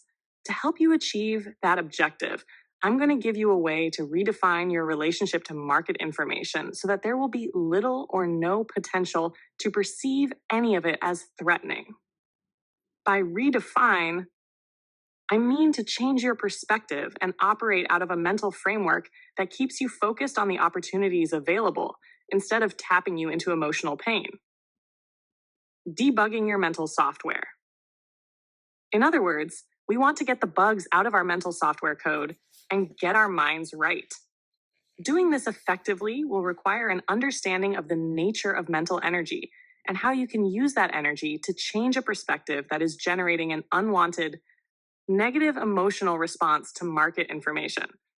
There's much to learn, but I think you will be amazed at how simple changes can make a huge difference in your trading results. The process of trading starts with perceiving an opportunity. Without the perception of an opportunity, we wouldn't have a reason to trade. So I think it is only fitting that we start our examination of mental energy by breaking down the process of perception. What are the underlying dynamics of perception? What factors determine how we perceive information or what we perceive in relationship to what is available? How is perception connected with what we experience at any given moment? Probably the easiest way to understand the dynamics of perception and answer these questions is to think of everything, and I do mean everything, that exists in the external environment as a collection of forces. Forces that generate information about the properties, characteristics, and traits that make them uniquely what they are. Everything that exists outside of our bodies, all plants and all categories of life, all planetary phenomena in the form of weather conditions, earthquakes, and volcanic eruptions, all active and inert physical matter, and all non-corporeal phenomena such as light, sound waves, microwaves, and radiation, generates information about the nature of its existence. That information has the potential to act as a force on one of our 5 physical senses. Before we go any further, notice that I use the verb generate in an all-inclusive way, implying that everything is in an active state of expression, including inanimate objects. To illustrate why I do that, let's look at something as simple as a rock. It's an inanimate object, composed of unique atoms and molecules expressing themselves as a rock. I can use the active verb expressing because the atoms and molecules that make up the rock are in constant motion. So even though the rock doesn't appear active, except in the most abstract sense, it has characteristics and properties that will act as forces on our senses, causing us to experience and make distinctions about the nature of its existence. For example, a rock has texture, and that texture acts as a force on our sense of touch if we run our fingers across the rock's surface. A rock has shape and color, which act as a force on our vision. The rock takes up space that no other object can occupy, so that we see it instead of an empty space or some other object. A rock can also have an odor that acts as a force on our sense of smell or taste like something, although I haven't licked any rocks lately to find out. When we encounter anything in the environment that expresses its properties and characteristics, an exchange of energy takes place. Energy from the outside, in the form of whatever is expressing itself, gets transformed by our nervous system into electrical impulses and then gets stored in our inner mental environment. To be more specific, whatever we are seeing, hearing, tasting, smelling, or feeling through our senses gets transformed into electrical impulses of energy and stored in our mental environment as a memory and/or distinction. I think all of this is fairly self-evident to most people, but there are some profound implications here that aren't self-evident, and we typically take them completely for granted. First of all, there's a cause and effect relationship that exists between ourselves and everything else that exists in the external environment. As a result, our encounters with external forces create what I am going to call energy structures inside our minds. The memories, distinctions, and ultimately the beliefs we acquire throughout our lives exist in our mental environment in the form of structured energy. Structured energy is an abstract concept. You might be asking yourself, how does energy take shape or form? Before I answer this question, an even more fundamental question needs to be addressed. How do we know that memories, distinctions, and beliefs exist in the form of energy in the first place? I don't know if it's been scientifically proven or completely accepted by the scientific community, but ask yourself, in what other form could these mental components exist? Here's what we know for sure. Anything composed of atoms and molecules takes up space and therefore can be observed. If memories, distinctions, and beliefs existed in some physical form, then we should be able to observe them. To my knowledge, no such observations have been made. The scientific community has dissected brain tissue, both living and dead, examined it at the level of the individual atom, mapped various regions of the brain in terms of their functions, but nobody as yet has observed a memory, distinction, or belief in its natural form. By in its natural form, I mean that although a scientist can observe the individual brain cells that contain certain memories, he can't experience those memories firsthand. He can only experience them if the person to whom the memories belong is alive and chooses to express them in some way. If memories, distinctions, and beliefs don't exist as physical matter, then there really isn't any alternative way for them to exist except as some form of energy. If this is in fact the case, can this energy take on a specific shape? Can it be structured in a way that reflects the external forces that caused it to come into existence? Most definitely. Is there anything in the environment that is analogous to energy having shape? Thoughts are energy. Because you think in a language, your thoughts are structured by the limitations and rules that govern the particular language in which you think. When you express those thoughts aloud, you create sound waves, which are a form of energy. The sound waves created by the interaction of your vocal cords and tongue are structured by the content of your message. Microwaves are energy. Many phone calls are relayed by microwaves, which means that the microwave energy has to be structured in a way that reflects the message it is carrying. Laser light is energy, and if you've ever witnessed a demonstration of a laser light show or laser art, what you've seen is pure energy taking a shape that reflects the creative desires of the artists. All of these are good examples of how energy can take shape, form, and structure. Of course, there are many more, but there is one more example that illustrates the point in the most graphic way. At the most fundamental level, what are dreams?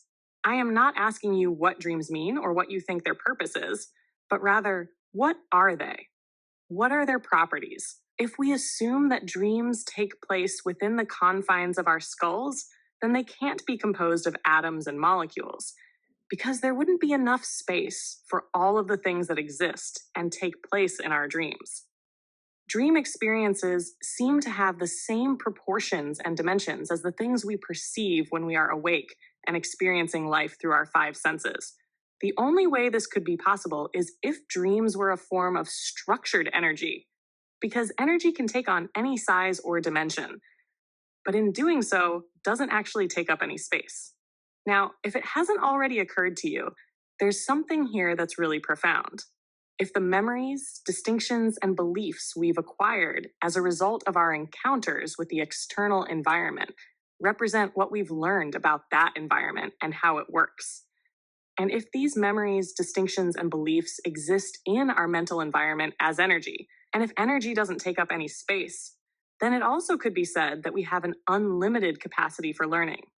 Well, not only do I think it could be said, I'm saying it. Consider the development of human consciousness and what we know to function effectively compared to just 100 years ago.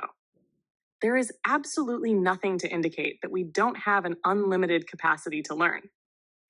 The difference between what we are aware of now and what we can do as a result of this expanded awareness would boggle the mind of anyone living 100 years ago. Perception and learning.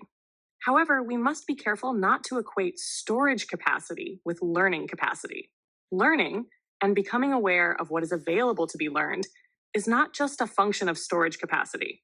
If it were, then what would stop us from knowing everything?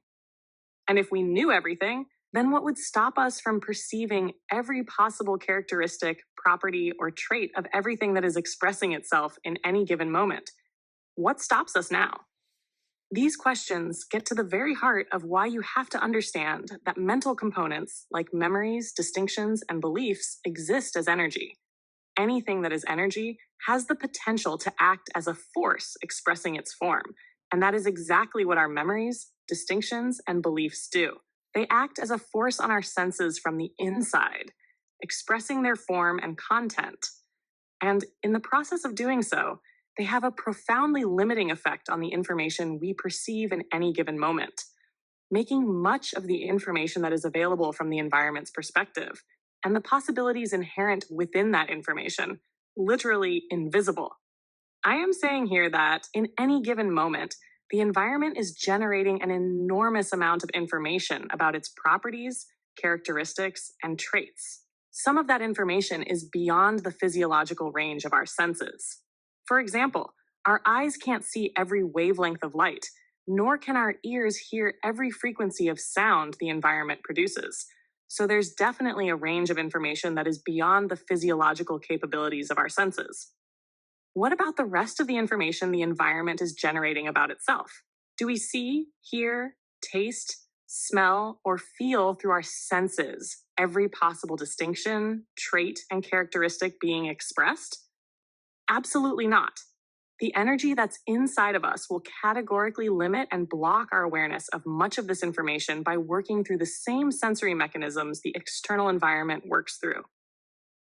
Now, if you take a moment and think about it, some of what I just said should be self-evident. For example, there are many ways in which the external environment can express itself that we don't perceive simply because we haven't learned about them yet. This is easy to illustrate. Think back to the first time you ever looked at a price chart. What did you see? Exactly what did you perceive? With no previous exposure, I'm sure, like everyone else, you saw a bunch of lines that had no meaning. Now, if you're like most traders, when you look at a price chart, you see characteristics, traits, and behavior patterns that represent the collective actions of all the traders who participated in those particular trades. Initially, the chart represented undifferentiated information. Undifferentiated information usually creates a state of confusion, and that's probably what you experienced when you first encountered a chart. Gradually, however, you learn to make distinctions about that information, such as trends and trend lines, consolidations, support and resistance, retracements, or significant relationships between volume and open interest and price action, just to name a few. You learn that each of these distinctions in the market's behavior represented an opportunity to fulfill some personal need, goal, or desire. Each distinction now had a meaning and some relative degree of significance or importance attached to it. Now, I want you to use your imagination and pretend that I just set before you the very first price chart you ever saw. Would there be a difference between what you see now and what you saw then? Absolutely. Instead of a bunch of undifferentiated lines, you would see everything you've learned about those lines between then and now. In other words, you would see all the distinctions you've learned to make, as well as all the opportunities those distinctions represent. Yet, everything you can see as you look at that chart now existed then, and furthermore, was available to be perceived. What's the difference?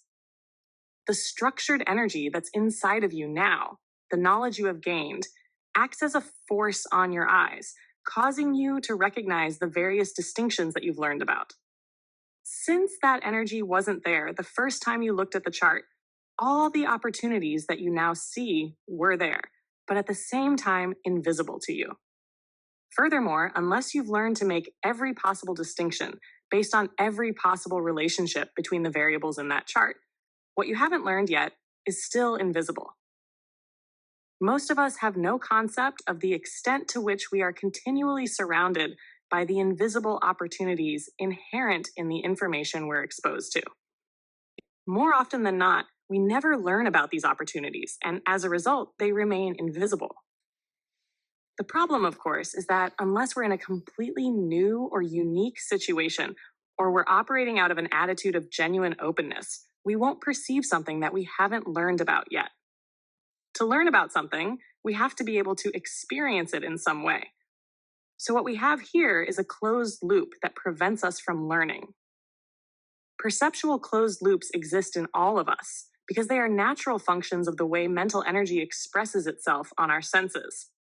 Everyone has heard the expression, people see what they want to see.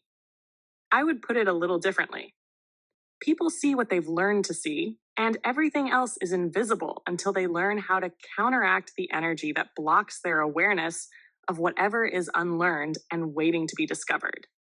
To illustrate this concept and make it even clearer, I am going to give you another example, one that demonstrates how mental energy can affect how we perceive and experience the environment in a way that it actually reverses the cause and effect relationship. Let's look at a very young child's first encounter with a dog. Because it's a first-time experience, the child's mental environment is a clean slate, so to speak, with respect to dogs. He won't have any memories and certainly no distinctions about a dog's nature. Therefore, up to the moment of his first encounter, from the child's perspective, dogs don't exist. Of course, from the environment's perspective, dogs do exist, and they have the potential to act as a force on the child's senses to create an experience. In other words, dogs expressing their nature can act as a cause to produce an effect inside the child's mental environment. What kind of effect are dogs capable of producing? Well, dogs have a range of expression. By range of expression, I mean dogs can behave in a number of ways toward humans. They can be friendly, loving, protective, and fun to play with. Or they can be hostile, mean, and dangerous, just to name a few of the many behaviors they're capable of. All of these traits can be observed, experienced, and learned about. When the child sees the dog for the first time, there is absolutely nothing in his mental environment to tell him what he is dealing with.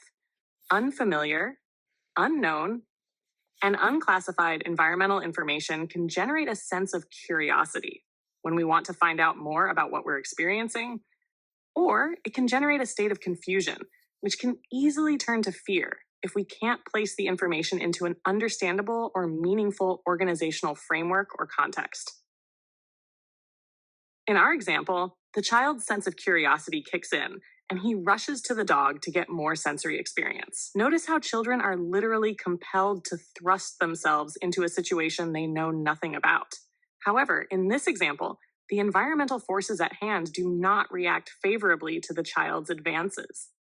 The dog the child is interested in is either inherently mean or having a bad day. In any case, as soon as the child gets close enough, the dog bites him. The attack is so severe that the dog has to be pulled off the child. This kind of unfortunate experience is certainly not typical, but it's not that uncommon either. I chose it for two reasons. First, most people can relate to it in some way, either from their own direct experience or through the experience of someone they know. Second, as we analyze the underlying dynamics of this experience from an energy perspective, we're going to learn about 1, how our minds are designed to think, 2, process information, 3, how these processes affect what we experience, and 4, our ability to recognize new possibilities. As a result of being physically and emotionally traumatized, the little boy in our example now has a memory and one distinction about the way dogs can express themselves. If the boy's ability to remember his experiences is normal, he can store this incident in a way that represents all of the senses the experience had an impact on. For example, the attack can be stored as mental images based on what he saw, as well as mental sounds representing what he heard, and so on. Memories representing the other 3 senses will work the same way. However, the kind of sensory data in his memory is not as important as the kind of energy the sensory data represents. We basically have 2 kinds of mental energy: positively charged energy, which we call love, confidence, happiness, joy, satisfaction, excitement, and enthusiasm, to name a few of the pleasant ways we can feel, and negatively charged energy, representing fear, terror, dissatisfaction, betrayal, regret, anger, confusion, anxiety, stress, and frustration, all representing what is commonly referred to as emotional pain. Because the boy's first experience with a dog was intensely painful, we can assume that regardless of what senses were affected, all of his memories of this experience will be in painful, unpleasant feeling, negative energy. Now, what effect will this negatively charged mental energy have on his perception and behavior if and when he encounters another dog? The answer is so obvious that it may seem ridiculous even to ask, but the underlying implications are not obvious. So bear with me. Clearly, the moment he comes into contact with another dog, he will experience fear. Notice that I use the word another to describe the next dog he has any contact with. What I want to point out is that any dog can cause the boy to feel fear, not just the one that actually attacked him. It won't make a bit of difference if the next dog he comes into contact with is the friendliest dog in the world, one whose nature is only to express playfulness and love. The child will still be afraid, and furthermore, his fear could quickly turn to unrestrained terror, especially if the second dog, seeing a child and wanting to play, attempts to approach him. Each of us has at one time or another witnessed a situation in which someone was experiencing fear when, from our perspective, there wasn't the least bit of danger or threat. Although we may not have said it, we probably thought to ourselves that this person was being irrational. Perception and risk. If we tried to point out why there was no need to be afraid, we probably found that our words had little, if any, impact. We could easily think the same thing about the boy in our example, that he is just being irrational, because it's clear from our perspective that other possibilities exist than the one his mind has focused on. But is his fear any less rational than, let's say, your fear or hesitation about putting on the next trade when your last trade was a loser? Using the same logic, a top trader would say that your fear is irrational because this now moment, opportunity has absolutely nothing to do with your last trade. Each trade is simply an edge with a probable outcome and statistically independent of every other trade. If you believe otherwise, then I can see why you're afraid, but I can assure you that your fears are completely unfounded. As you can see, one person's perception of risk can easily be perceived as irrational thinking by another. Risk is relative, but to the person who perceives it in the moment, it seems absolute and beyond question. When the child encountered his first dog, he was bubbling with excitement and curiosity. What is it about the way our minds think and process information that could automatically flip the boy into a state of fear the next time he encounters a dog, even if it's months or years later? If we look at fear as a natural mechanism warning us of threatening conditions, then what is it about the way our minds function that would automatically tell the boy that the next encounter with a dog is something to be afraid of? What happened to the boy's natural sense of curiosity? There is surely more to learn about the nature of dogs than this one experience has taught him, especially in light of the fact that our minds seem to have an unlimited capacity for learning. And why would it be virtually impossible to talk the boy out of his fear? The power of association. As complex as these questions may seem at first glance, most of them can be answered quite easily. I'm sure many of you already know the answer. Our minds have an inherent design characteristic that causes us to associate and link anything that exists in the external environment that is similar in quality, characteristics, properties, or traits to anything that already exists in our mental environment as a memory or distinction. In other words, in the example of the child being afraid of dogs, the second dog or any other dog he encounters thereafter doesn't have to be the dog that attacked in order for him to experience emotional pain. There just has to be enough of a likeness or similarity for his mind to make a connection between the two. This natural tendency for our minds to associate is an unconscious mental function that occurs automatically. It's not something we have to think about or make a decision about. An unconscious mental function would be analogous to an involuntary physical function such as a heartbeat. Just as we don't have to consciously think about the process of making our hearts beat, we don't have to think about linking experiences and our feelings about them. It's simply a natural function of the way our minds process information. And like a heartbeat, it's a function that has a profound effect on the way we experience our lives. I'd like you to try and visualize the two-way flow of energy that reverses the cause and effect relationship that will make it difficult, if not impossible, for the boy to perceive any other possibilities than the one that's in his mind. To help you, I'm going to break this process down into its smallest parts and go through what happens step by step. All of this may seem a bit abstract, but understanding this process plays a big part in unlocking your potential to achieve consistent success as a big trader. First, let's get right down to the basics. There's structured energy on the outside of the boy and structured energy on the inside of the boy. The outside energy is positively charged in the form of a friendly dog that wants to express itself by playing. The inside energy is a negatively charged memory in the form of mental images and sounds that represent the boy's first experience with a dog. Both the inside and the outside energy have the potential to make themselves felt on the boy's senses, and as a result, create two different kinds of situations for him to experience. The outside energy has the potential to act as a force on the boy in a way that he could find very enjoyable. This particular dog expresses behavior characteristics like playfulness, friendliness, and even love. But keep in mind that these are characteristics that the child still has not experienced in a dog, so from his perspective, they don't exist. Just as in the price chart example I presented earlier, the child won't be able to perceive what he hasn't yet learned about unless he is in a state of mind that is conducive to learning. The inside energy also has potential and is just waiting, so to speak, to express itself. But it will act on the boy's eyes and ears in a way that causes him to feel threatened. This in turn will create an experience of emotional pain, fear, and possibly even terror.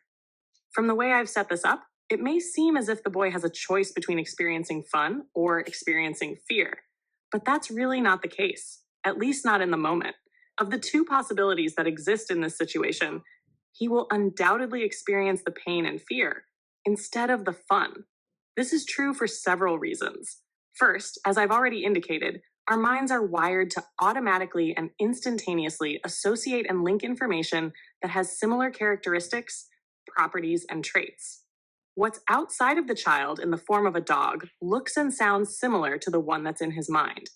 However, the degree of similarity that is necessary for his mind to link the two is an unknown variable, meaning I don't know the mental mechanism that determines how much or how little similarity is required for our minds to associate and link two or more sets of information.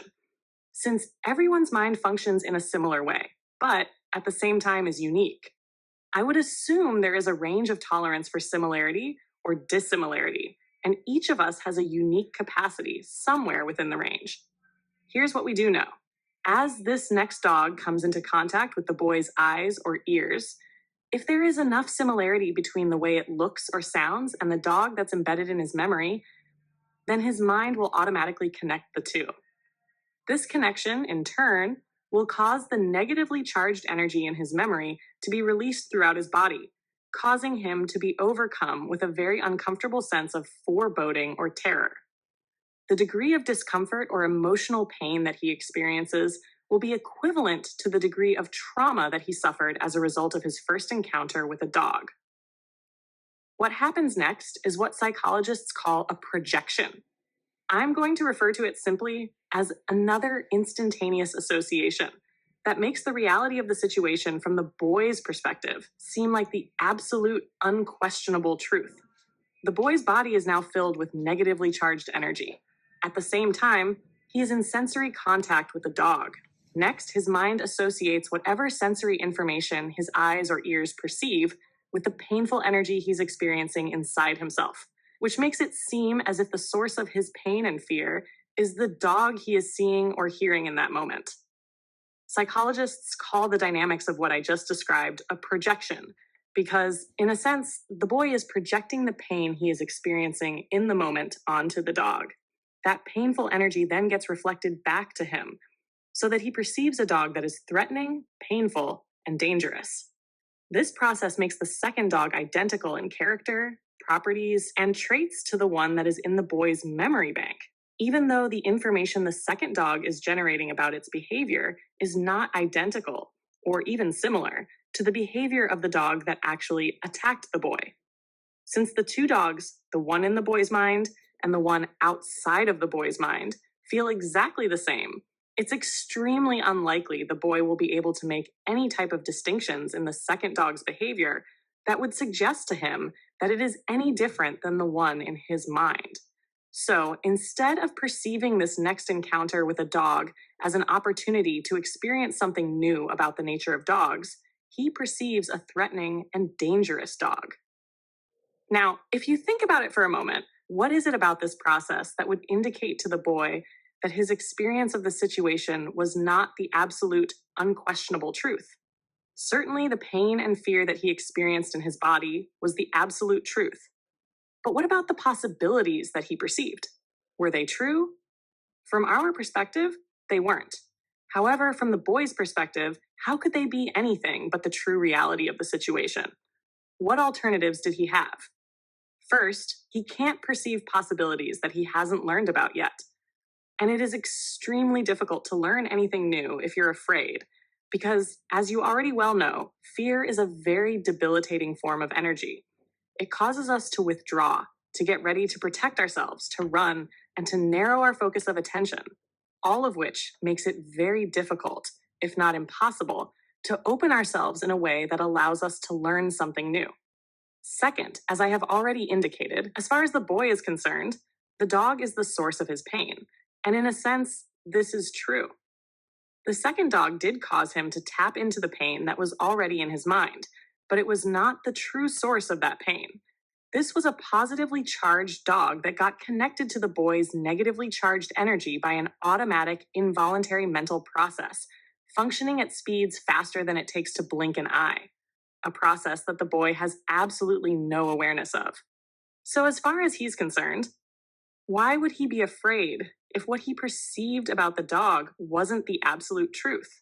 As you can see, it wouldn't make any difference how the dog was acting or what someone might say to the contrary about why the boy shouldn't be afraid, because he will perceive whatever information the dog is generating about itself, regardless of how positive, from a negative perspective. He will not have the slightest notion that his experience of pain, fear, and terror was completely self-generated. If it's possible for the boy to self-generate his own pain and terror, and at the same time be firmly convinced that his negative experience was coming from the environment, is it also possible for traders to self-generate their own experiences of fear and emotional pain as they interact with market information, and be thoroughly convinced that their pain and fear was completely justified by the circumstances? The underlying psychological dynamics work in exactly the same way. One of your basic objectives as a trader is to perceive the opportunities available, not the threat of pain. To learn how to stay focused on the opportunities, you need to know and understand in no uncertain terms the source of the threat. It's not the market.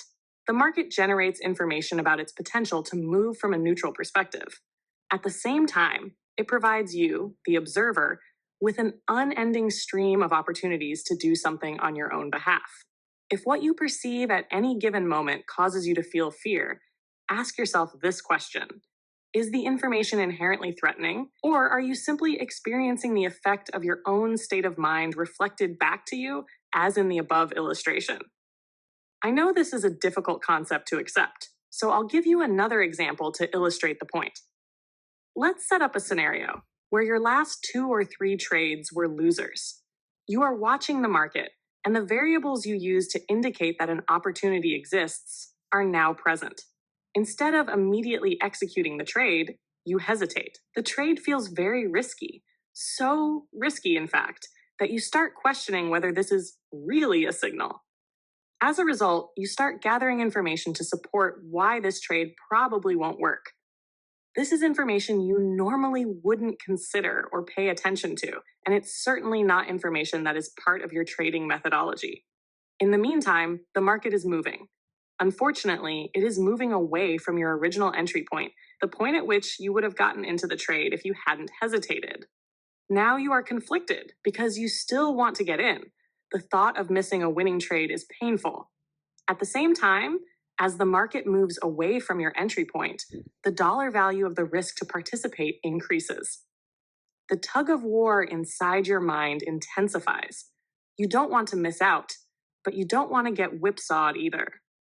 In the end, you do nothing because you are paralyzed by the conflict. You justify your state of immobility by telling yourself that it's just too risky to chase the market, while you agonize over every tick the market moves in the direction of what would have been a nice winning trade.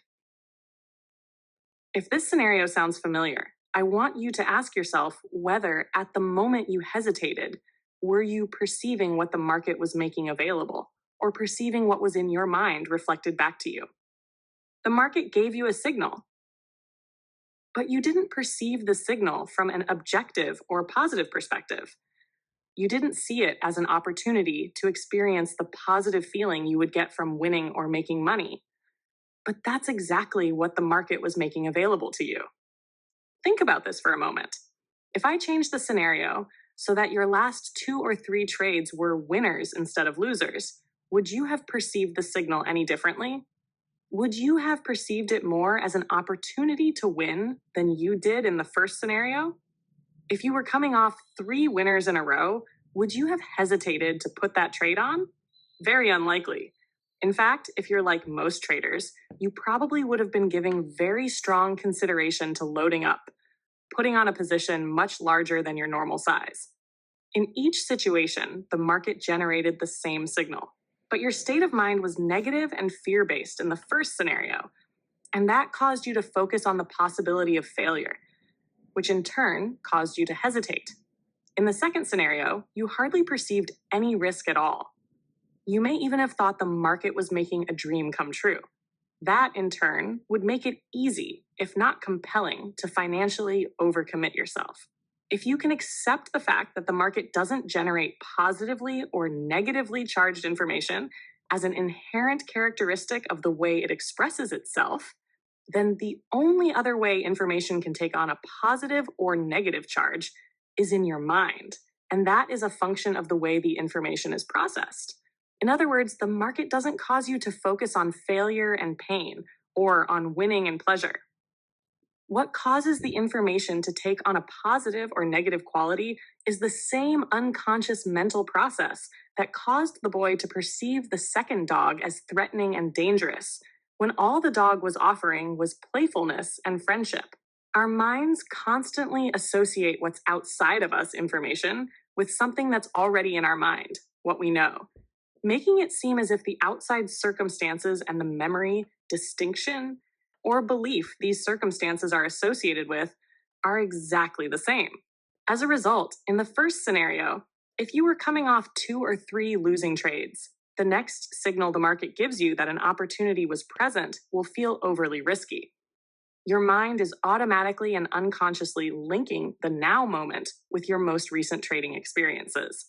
The link taps you into the pain of losing, creating a fearful state of mind and causing you to perceive the information you're exposed to in that moment from a negative perspective. It seems as if the market is expressing threatening information, so of course your hesitation is justified. In the second scenario, the same process causes you to perceive the situation from an overly positive perspective because you are coming off 3 winners in a row. The association between the now moment and the elation of the last 3 trades creates an overly positive or euphoric state of mind, making it seem as if the market is offering you a riskless opportunity. Of course, this justifies overcommitting yourself. In Chapter 1, I said that many of the mental patterns that cause traders to lose and make errors are so self-evident and deeply ingrained that it would never occur to us that the reason we aren't consistently successful is because of the way we think. Understanding, becoming consciously aware of, and then learning how to circumvent the mind's natural propensity to associate is a big part of achieving that consistency. Developing and maintaining a state of mind that perceives the opportunity flow of the market without the threat of pain or the problems caused by overconfidence, will require that you take conscious control of the association process. Chapter 6, The Market's Perspective. For the most part, a typical trader's perception of the risk in any given trading situation is a function of the outcome of his most recent 2 or 3 trades, depending on the individual. The best traders, on the other hand, are not impacted, either negatively or too positively, by the outcomes of their last or even their last several trades. So their perception of the risk of any given trading situation is not affected by this personal psychological variable. There's a huge psychological gap here that might lead you to believe that the best traders have inherent design qualities in their minds that account for this gap. But I can assure you, this is not the case. Every trader I've worked with over the last 18 years has had to learn how to train his mind to stay properly focused in the now moment opportunity flow. This is a universal problem and has to do both with the way our minds are wired and our common social upbringing, meaning this particular trading problem is not person specific. There are other factors relating to self-esteem that may also act as obstacles to your consistent success. But what we are going to discuss now is the most important and fundamental building block to your success as a trader. The uncertainty principle. If there is such a thing as a secret to the nature of trading, this is it.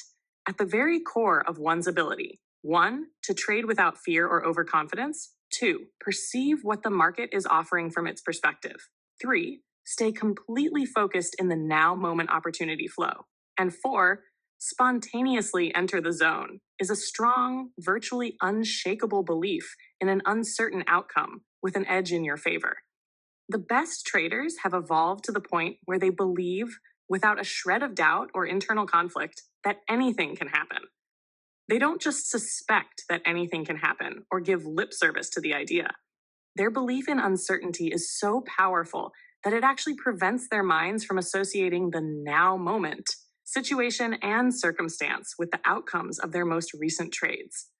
By preventing this association, they are able to keep their minds free of unrealistic and rigid expectations about how the market will express itself. Instead of generating the kind of unrealistic expectations that more often than not result in both emotional and financial pain, they have learned to make themselves available, to take advantage of whatever opportunities the market may offer in any given moment. Making yourself available is a perspective from which you understand that the framework from which you are perceiving information is limited relative to what's being offered. Our minds don't automatically perceive every opportunity that presents itself in any given moment. The boy and the dog illustration from chapter 5 is a perfect example of how our own personal versions of the truth are reflected back to us. This same kind of perceptual blindness happens all the time in trading. We can't perceive the potential for the market to continue to move in a direction that is already against our position, if, for example, we are operating out of a fear of being wrong. The fear of admitting we are wrong causes us to place an inordinate amount of significance on information that tells us that we're right. This happens even if there's ample information to indicate that the market has, in fact, established a trend in the opposite direction of our position. A trending market is a distinction about the market's behavior we can ordinarily perceive. But this distinction can easily become invisible if we are operating out of fear. The trend and the opportunity to trade in the direction of that trend don't become visible until we are out of the trade. In addition, there are opportunities that are invisible to us because we haven't learned to make the distinctions that would allow us to perceive them. Recall our discussion in chapter 5 of the first price chart you ever looked at. What we haven't learned yet is invisible to us and remains invisible until our minds are open to an exchange of energy. A perspective from which you make yourself available takes into consideration both the known and the unknown. For example, you've built a mental framework that allows you to recognize a set of variables in the market's behavior that indicates when an opportunity to buy or sell is present. This is your edge and something you know. However, what you don't know is exactly how the pattern your variables identify will unfold. With the perspective of making yourself available, you know that your edge places the odds of success in your favor. But at the same time, you completely accept the fact that you don't know the outcome of any particular trade. By making yourself available, you consciously open yourself up to find out what will happen next, instead of giving way to an automatic mental process that causes you to think you already know. Adopting this perspective leaves your mind free of internal resistance that can prevent you from perceiving whatever opportunity the market is making available from its perspective, its truth. Your mind is open for an exchange of energy. Not only can you learn something about the market that you previously didn't know, but you also set up the mental condition most conducive to entering the zone. The essence of what it means to be in the zone is that your mind and the market are in sync. As a result, you sense what the market is about to do as if there is no separation between yourself and the collective consciousness of everyone else participating in the market. The zone is a mental space where you are doing more than just reading the collective mind. You are also in complete harmony with it. If this sounds a bit strange to you, ask yourself how it is that a flock of birds or a school of fish can change direction simultaneously. There must be a way in which they are linked to one another. If it is possible for people to become linked in the same way, then there will be times when information from those with whom we are linked can and will bleed through to our consciousness. Traders who have experienced being tapped into the collective consciousness of the market can anticipate a change in direction, just as a bird in the middle of a flock or a fish in the middle of a school will turn at the precise moment that all of the others turn. However, setting up the kind of mental conditions most conducive to experiencing the seemingly magical synchronicity between you and the market is no easy task. There are two mental hurdles to overcome. The first is the focus of this chapter, learning how to keep your mind focused in the now moment opportunity flow. In order to experience synchronicity, your mind has to be open to the market's truth from its perspective. The second hurdle has to do with the division of labor between the two halves of our brain. The left side of our brain specializes in rational thought based on what we already know.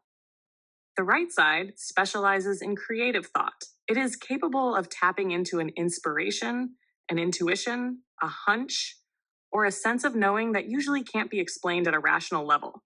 It can't be explained because if the information is really creative in nature, then it is something that we wouldn't know at a rational level.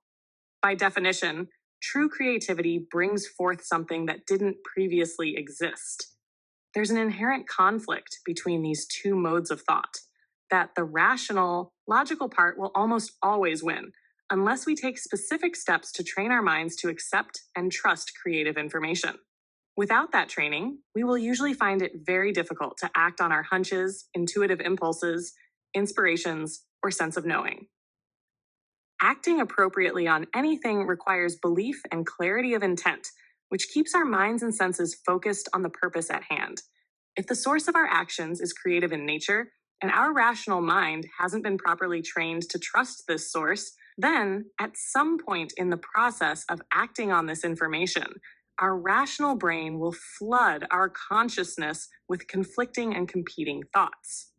Of course, all of these thoughts will be sound and reasonable in nature because they will be coming from what we already know at a rational level, but they will have the effect of flipping us out of the zone or any other creative state of mind. There are few things in life more frustrating than recognizing the possibilities evident from a hunch, intuition, or an inspired idea, and not taking advantage of that potential because we talked ourselves out of it. I realize that what I've just said is still much too abstract to implement on a practical basis. So I'm going to take you step by step through what it means to be completely focused in the now moment opportunity flow. My objective is that by the time you've read this chapter and chapter 7, you will understand without a shred of doubt why your ultimate success as a trader cannot be realized until you develop a resolute, unshakable belief in uncertainty. The first step on the road toward getting your mind and the market in sync is to understand and completely accept the psychological realities of trading. This step is where most of the frustrations, disappointments, and mysteriousness associated with trading begin. Very few people who decide to trade ever take the time or expend the effort to think about what it means to be a trader. Most people who go into trading think that being a trader is synonymous with being a good market analyst. As I have mentioned, this couldn't be further from the truth. Good market analysis can certainly contribute to and play a supporting role in one's success, but it doesn't deserve the attention and importance most traders mistakenly attach to it. Beneath the market behavior patterns that are so easy to become fixated on are some very unique psychological characteristics. It's the nature of these psychological characteristics that determines how one needs to be in order to operate effectively in the market environment. Operating effectively in an environment that has qualities, traits, or characteristics that are different from what we're used to requires making some adjustments or changes in the way we normally think about things.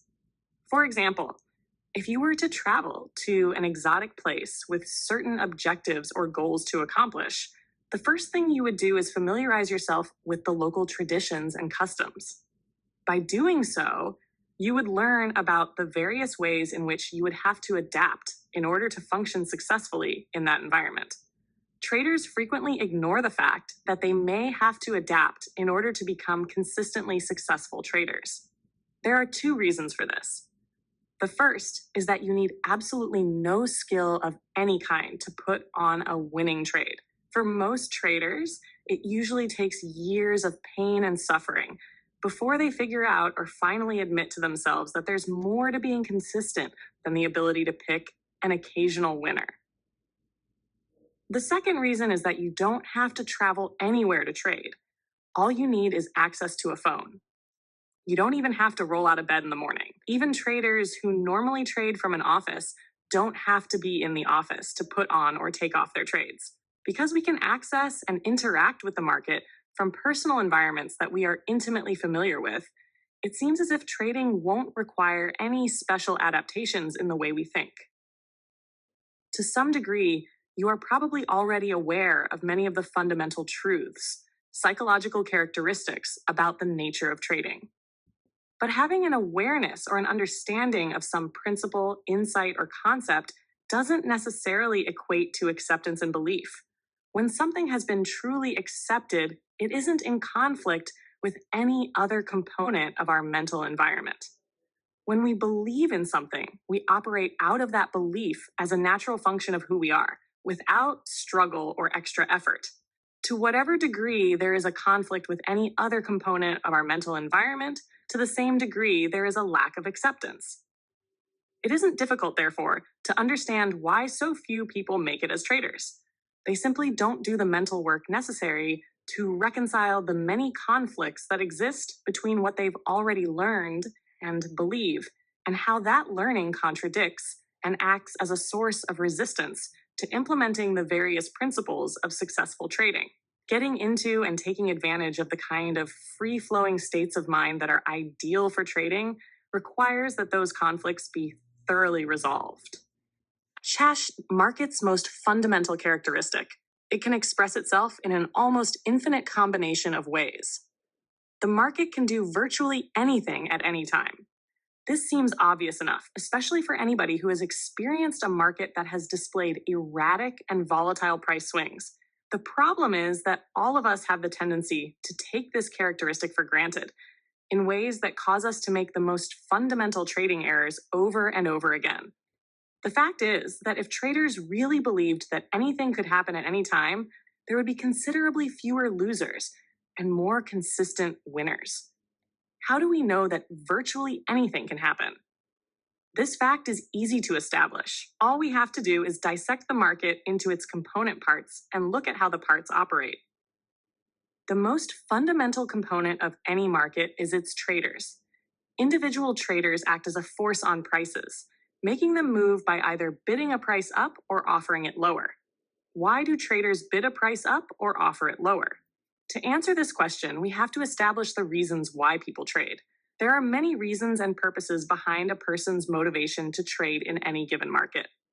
However, for the purposes of this illustration, We don't have to know all the underlying reasons that compel any individual trader to act, because ultimately they all boil down to one reason and one purpose: to make money.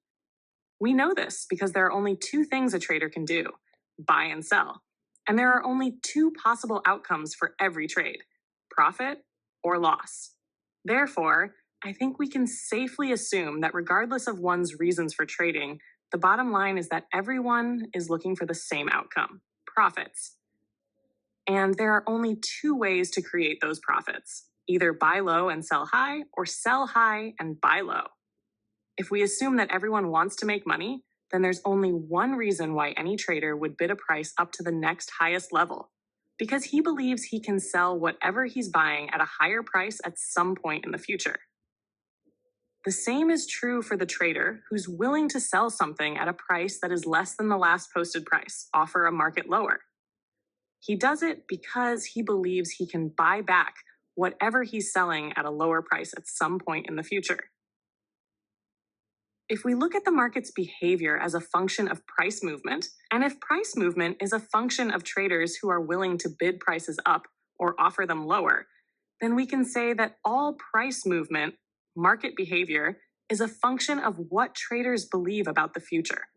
To be more specific, all price movement is a function of what individual traders believe about what is high and what is low. The underlying dynamics of market behavior are quite simple.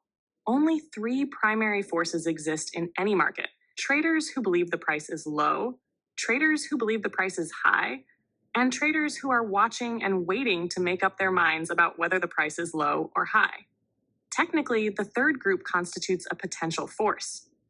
The reasons that support any given trader's belief that something is high or low are usually irrelevant, because most people who trade act in an undisciplined, unorganized, haphazard, and random manner. So their reasons wouldn't necessarily help anyone gain a better understanding of what is going on.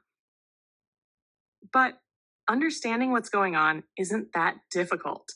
If you remember that all price movement or lack of movement is a function of the relative balance or imbalance between two primary forces: traders who believe the price is going up and traders who believe the price is going down. If there's balance between the two groups, prices will stagnate because each side will absorb the force of the other side's actions. If there is an imbalance, prices will move in the direction of the greater force, or the traders who have the stronger convictions in their beliefs about in what direction the price is going. Now, I want you to ask yourself, what's going to stop virtually anything from happening at any time other than exchange-imposed limits on price movement? There's nothing to stop the price of an issue from going as high or low as whatever some trader in the world believes is possible, if, of course, the trader is willing to act on that belief. So the range of the market's behavior in its collective form is limited only by the most extreme beliefs about what is high and what is low held by any given individual participating in that market. I think the implications are self-evident. There can be an extreme diversity of beliefs present in any given market in any given moment, making virtually anything possible. When we look at the market from this perspective, it's easy to see that every potential trader who is willing to express his belief about the future becomes a market variable. On a more personal level, this means that it only takes one other trader anywhere in the world to negate the positive potential of your trade. Put another way, it takes only one other trader to negate what you believe about what is high or what is low. That's all. Only one. Here's an example to illustrate this point. Several years ago, a trader came to me for help. He was an excellent market analyst. In fact, he was one of the best I've ever met. But after years of frustration during which he lost all his money and a lot of other people's money, he was finally ready to admit that, as a trader, he left a lot to be desired. After talking to him for a while, I determined that a number of serious psychological obstacles were preventing him from being successful. One of the most troublesome obstacles was that he was a know-it-all and extremely arrogant, making it impossible for him to achieve the degree of mental flexibility required to trade effectively. It didn't matter how good an analyst he was. When he came to me, he was so desperate for money and help that he was willing to consider anything. The first suggestion I made was that instead of looking for another investor to back what ultimately would be another failed attempt at trading, he would be better off taking a job, doing something he was truly good at. He could be paid a steady income while working through his problems, and at the same time, provide someone with a worthwhile service. He took my advice and quickly found a position as a technical analyst with a fairly substantial brokerage house and clearing firm in Chicago. The semi-retired chairman of the board of the brokerage firm was a longtime trader with nearly 40 years of experience in the grain pits at the Chicago Board of Trade. He didn't know much about technical analysis because he never needed it to make money on the floor. But he no longer traded on the floor and found the transition to trading from a screen difficult and somewhat mysterious. So he asked the firm's newly acquired star technical analyst to sit with him during the trading day and teach him technical trading. The new hire jumped at the opportunity to show off his abilities to such an experienced and successful trader. The analyst was using a method called point and line, developed by Charlie Drummond.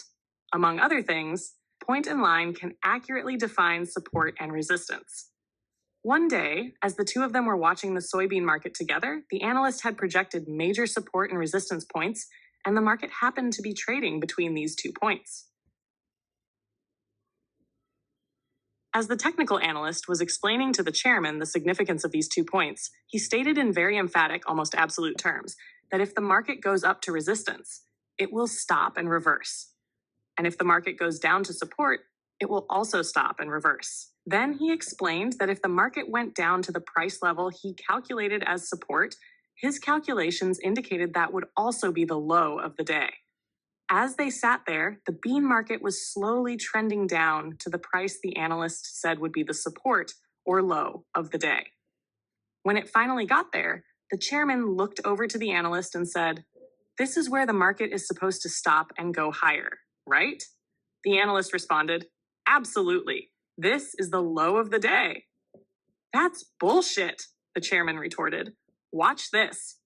He picked up the phone, called one of the clerks handling orders for the soybean pit, and said, "Sell 2 million beans, bushels, at the market." Within 30 seconds after he placed the order, the soybean market dropped 10 cents a bushel. The chairman turned to look at the horrified expression on the analyst's face. Calmly, he asked, "Now, where did you say the market was going to stop? If I can do that, anyone can." The point is that from our own individual perspective as observers of the market, anything can happen, and it takes only one trader to do it. This is the hard, cold reality of trading that only the very best traders have embraced and accepted with no internal conflict. How do I know this? Because only the best traders consistently predefine their risks before entering a trade. Only the best traders cut their losses without reservation or hesitation when the market tells them the trade isn't working. And only the best traders have an organized, systematic money management regimen for taking profits when the market goes in the direction of their trade. Not predefining your risk, not cutting your losses, or not systematically taking profits are 3 of the most common and usually the most costly trading errors you can make. Only the best traders have eliminated these errors from their trading. At some point in their careers, they learn to believe without a shred of doubt that anything can happen, and to always account for what they don't know, for the unexpected. Remember that there are only 2 forces that cause prices to move: traders who believe the markets are going up, and traders who believe the markets are going down. At any given moment, we can see who has the stronger conviction by observing where the market is now relative to where it was at some previous moment. If a recognizable pattern is present, that pattern may repeat itself, giving us an indication of where the market is headed. This is our edge, something we know. But there's also much that we don't know, and we'll never know unless we learn how to read minds. For instance, do we know how many traders may be sitting on the sidelines and about to enter the market? Do we know how many of them want to buy and how many want to sell? Or how many shares they are willing to buy or sell? What about the traders whose participation is already reflected in the current price? At any given moment, how many of them are about to change their minds and exit their positions? If they do, how long will they stay out of the market? And if and when they do come back into the market, in what direction will they cast their votes? These are the constant, never ending, unknown, hidden variables that are always operating in every market. Always. The best traders don't try to hide from these unknown variables by pretending they don't exist, nor do they try to intellectualize or rationalize them away through market analysis. Quite the contrary. The best traders take these variables into account, factoring them into every component of their trading regimes. For the typical trader, just the opposite is true. He trades from the perspective that what he can't see, hear, or feel must not exist. What other explanation could account for his behavior? If he really believed in the existence of all the hidden variables that have the potential to act on prices in any given moment, then he would also have to believe that every trade has an uncertain outcome. And if every trade truly has an uncertain outcome, then how could he ever justify or talk himself into not predefining his risk, cutting his losses, or having some systematic way to take profits? Given the circumstances, not adhering to these three fundamental principles is the equivalent of committing financial and emotional suicide. Since most traders don't adhere to these principles, are we to assume that their true underlying motivation for trading is to destroy themselves? It's certainly possible, but I think the percentage of traders who either consciously or subconsciously want to rid themselves of their money or hurt themselves in some way is extremely small. So, if financial suicide is not the predominant reason, then what could keep someone from doing something that would otherwise make absolute perfect sense? The answer is quite simple. The typical trader doesn't predefine his risk, cut his losses, or systematically take profits because the typical trader doesn't believe it's necessary. The only reason why he would believe it isn't necessary is that he believes he already knows what's going to happen next, based on what he perceives is happening in any given now moment. If he already knows, then there's really no reason to adhere to these principles. Believing, assuming, or thinking that he knows will be the cause of virtually every trading error he has the potential to make, with the exception of those errors that are the result of not believing that he deserves the money. Our beliefs about what is true and real are very powerful inner forces. They control every aspect of how we interact with the markets, from our perceptions, interpretations, decisions, actions, and expectations to our feelings about the results. It's extremely difficult to act in a way that contradicts what we believe to be true. In some cases, depending on the strength of the belief, it can be next to impossible to do anything that violates the integrity of a belief. What the typical trader doesn't realize is that he needs an inner mechanism in the form of some powerful beliefs that virtually compels him to perceive the market from a perspective that is always expanding with greater and greater degrees of clarity, and also compels him to always act appropriately, given the psychological conditions and the nature of price movement. The most effective and functional trading belief that he can acquire is anything can happen. Aside from the fact that it is the truth, it will act as a solid foundation for building every other belief and attitude that he needs to be a successful trader. Without that belief, his mind will automatically, and usually without his conscious awareness, cause him to avoid, block, or rationalize away any information that indicates the market may do something he hasn't accepted as possible. If he believes that anything is possible, then there's nothing for his mind to avoid.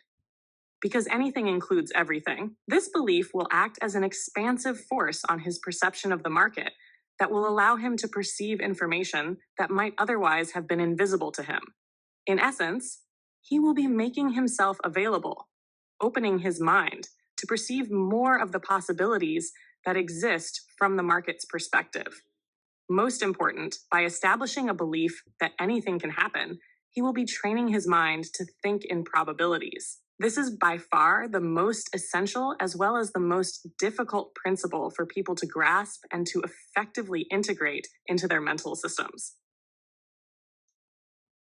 Chapter 7, The Trader's Edge, Thinking in Probabilities. Exactly what does it mean to think in probabilities? And why is it so essential to one's consistent success as a trader? If you take a moment and analyze the last sentence, you will notice that I made consistency a function of probabilities. It sounds like a contradiction. How can someone produce consistent results from an event that has an uncertain probabilistic outcome?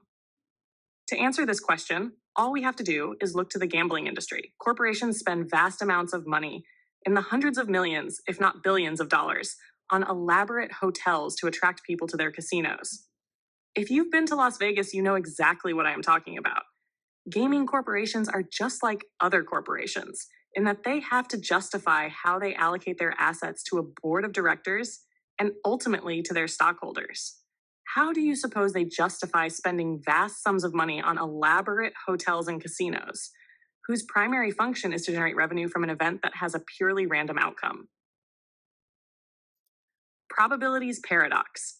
Random outcome, consistent results. Here's an interesting paradox. Casinos make consistent profits day after day and year after year, facilitating an event that has a purely random outcome. At the same time, most traders believe that the outcome of the market's behavior is not random, yet can't seem to produce consistent profits. Shouldn't a consistent, non-random outcome produce consistent results, and a random outcome produce random, inconsistent results? What casino owners, experienced gamblers, and the best traders understand that the typical trader finds difficult to grasp is even that have probable outcomes can produce consistent results if you can get the odds in your favor and there is a large enough sample size. The best traders treat trading like a numbers game, similar to the way in which casinos and professional gamblers approach gambling. To illustrate, let's look at the game of blackjack. In blackjack, the casinos have approximately a 4.5% edge over the player, based on the rules they require players to adhere to. This means that over a large enough sample size, number of hands played, the casino will generate net profits of 4.5 cents on every dollar wagered on the game. This average of 4.5 cents takes into account all the players who walked away big winners, including all winning streaks, all the players who walked away big losers, and everybody in between. At the end of the day, week, month, or year, the casino always ends up with approximately 4.5% of the total amount wagered. That 4.5% might not sound like a lot, but let's put it in perspective. Suppose a total of $100 million is wagered collectively at all of a casino's blackjack tables over the course of a year.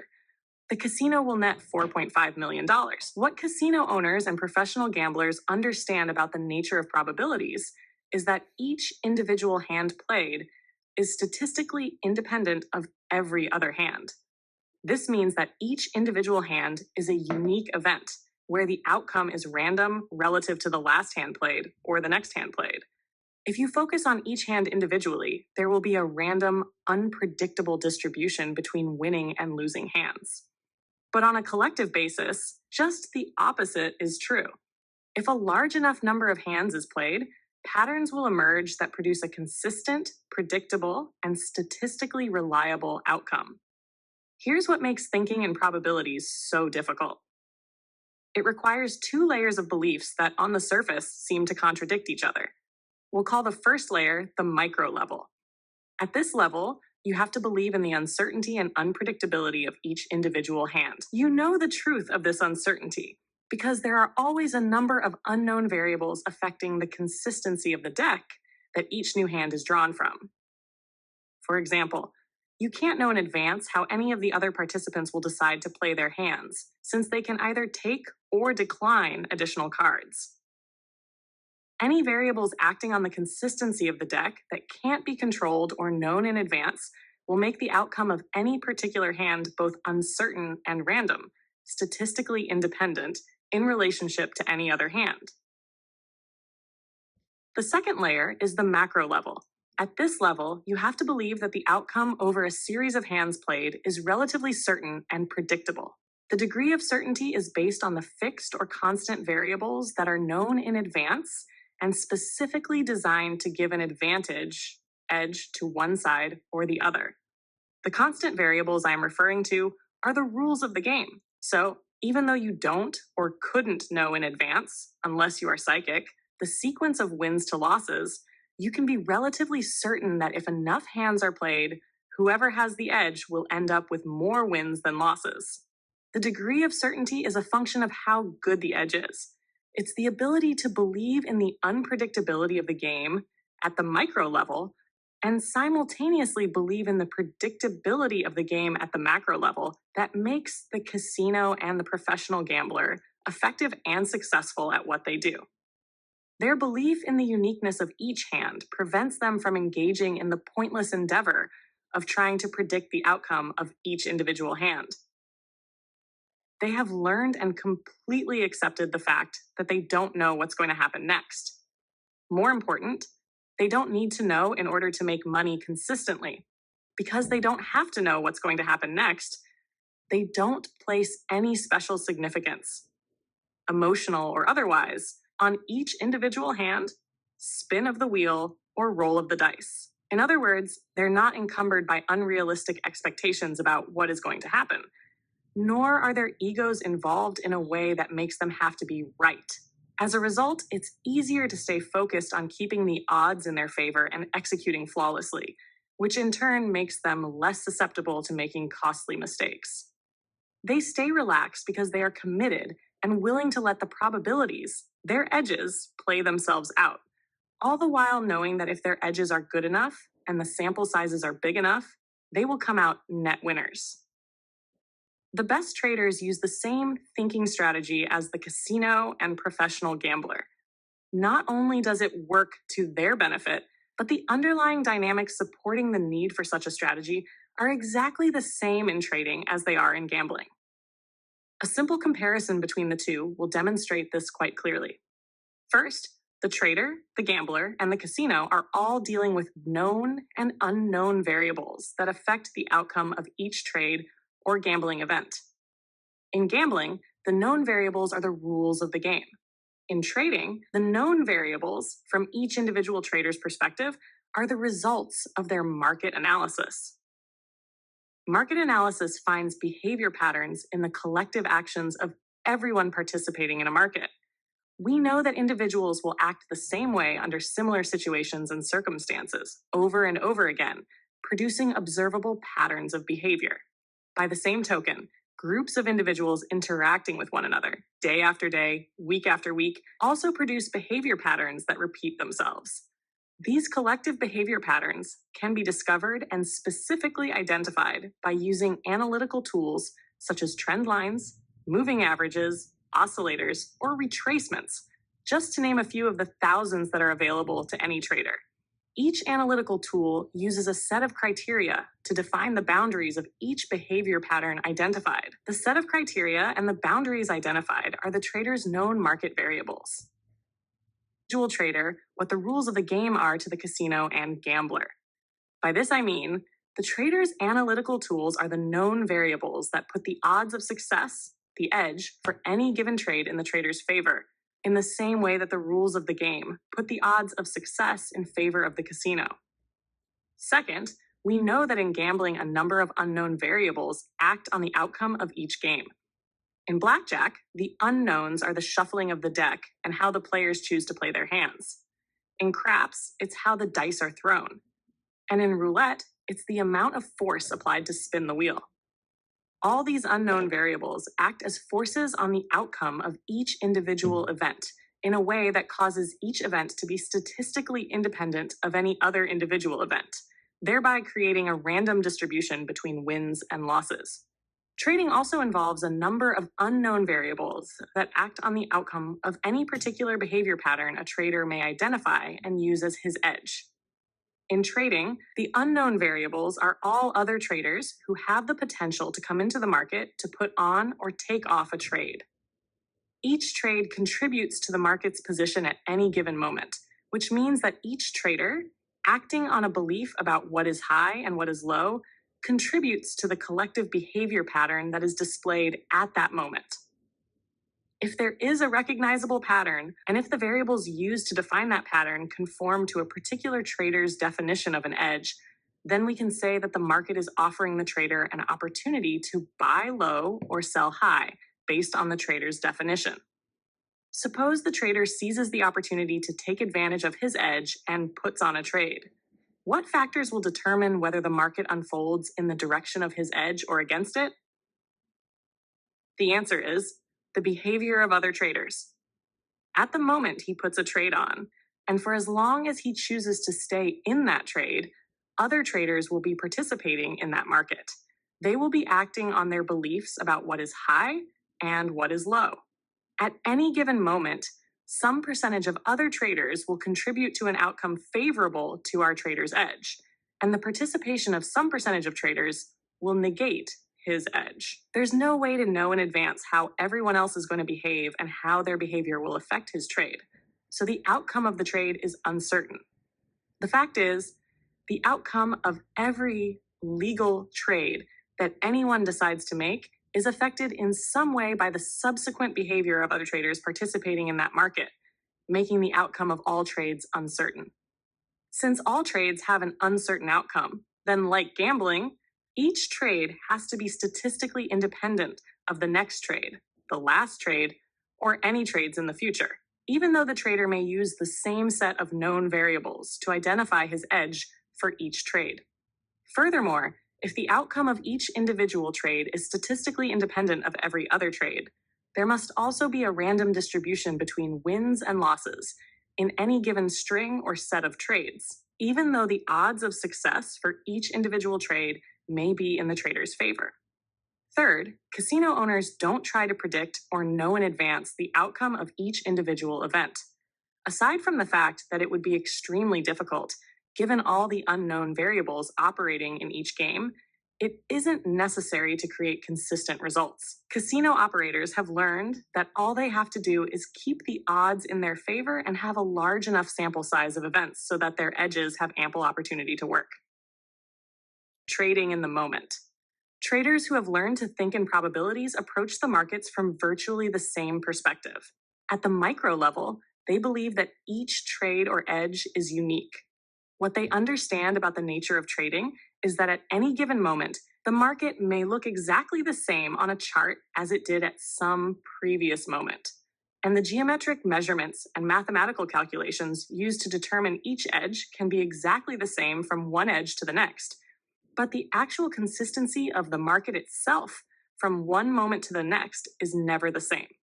For any particular pattern to be exactly the same now as it was in some previous moment would require that every trader who participated in that previous moment be present. What's more, each of them would also have to interact with one another in exactly the same way over some period of time to produce the exact same outcome to whatever pattern was being observed. The odds of that happening are non-existent. It is extremely important that you understand this phenomenon because the psychological implications for your trading couldn't be more important. We can use all the various tools to analyze the market's behavior and find the patterns that represent the best edges. And from an analytical perspective, these patterns can appear to be precisely the same in every respect, both mathematically and visually. But if the consistency of the group of traders who are creating the pattern now is different by even one person from the group that created the pattern in the past, then the outcome of the current pattern has the potential to be different from the past pattern. The example of the analyst and chairman illustrates this point quite well.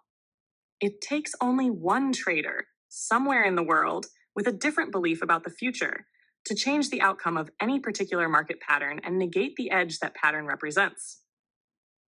The most fundamental characteristic of the market's behavior is that each now moment market situation, each now moment behavior pattern, and each now moment edge is always a unique occurrence with its own outcome, independent of all others.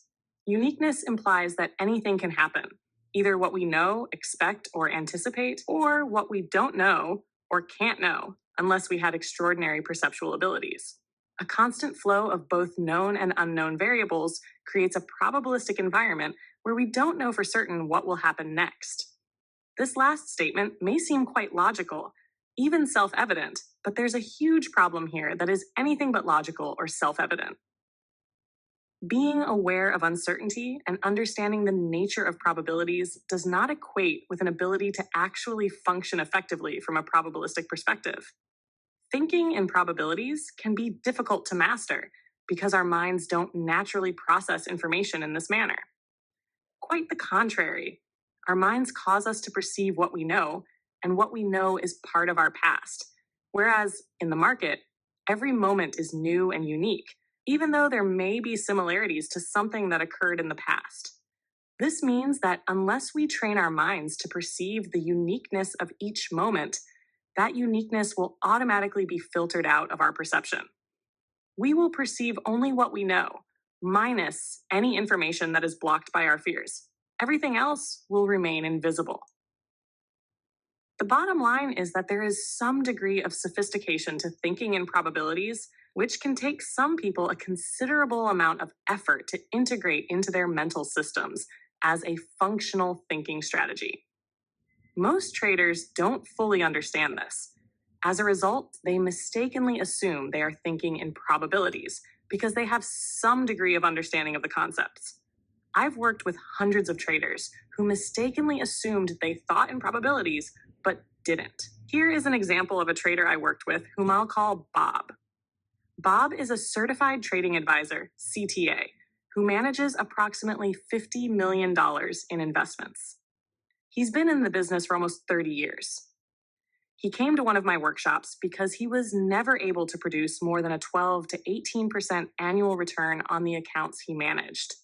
This was an adequate return, but Bob was extremely dissatisfied because his analytical abilities suggested that he should be achieving an annual return of 150 to 200%.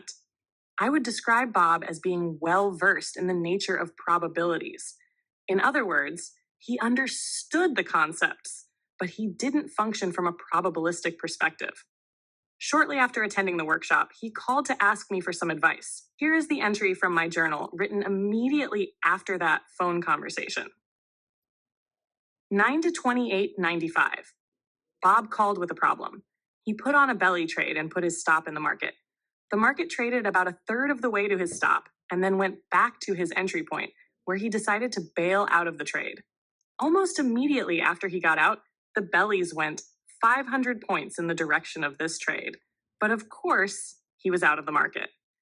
He didn't understand what was going on. First, I asked him what was at risk. He didn't understand the question. He assumed that he had accepted the risk because he put in a stop.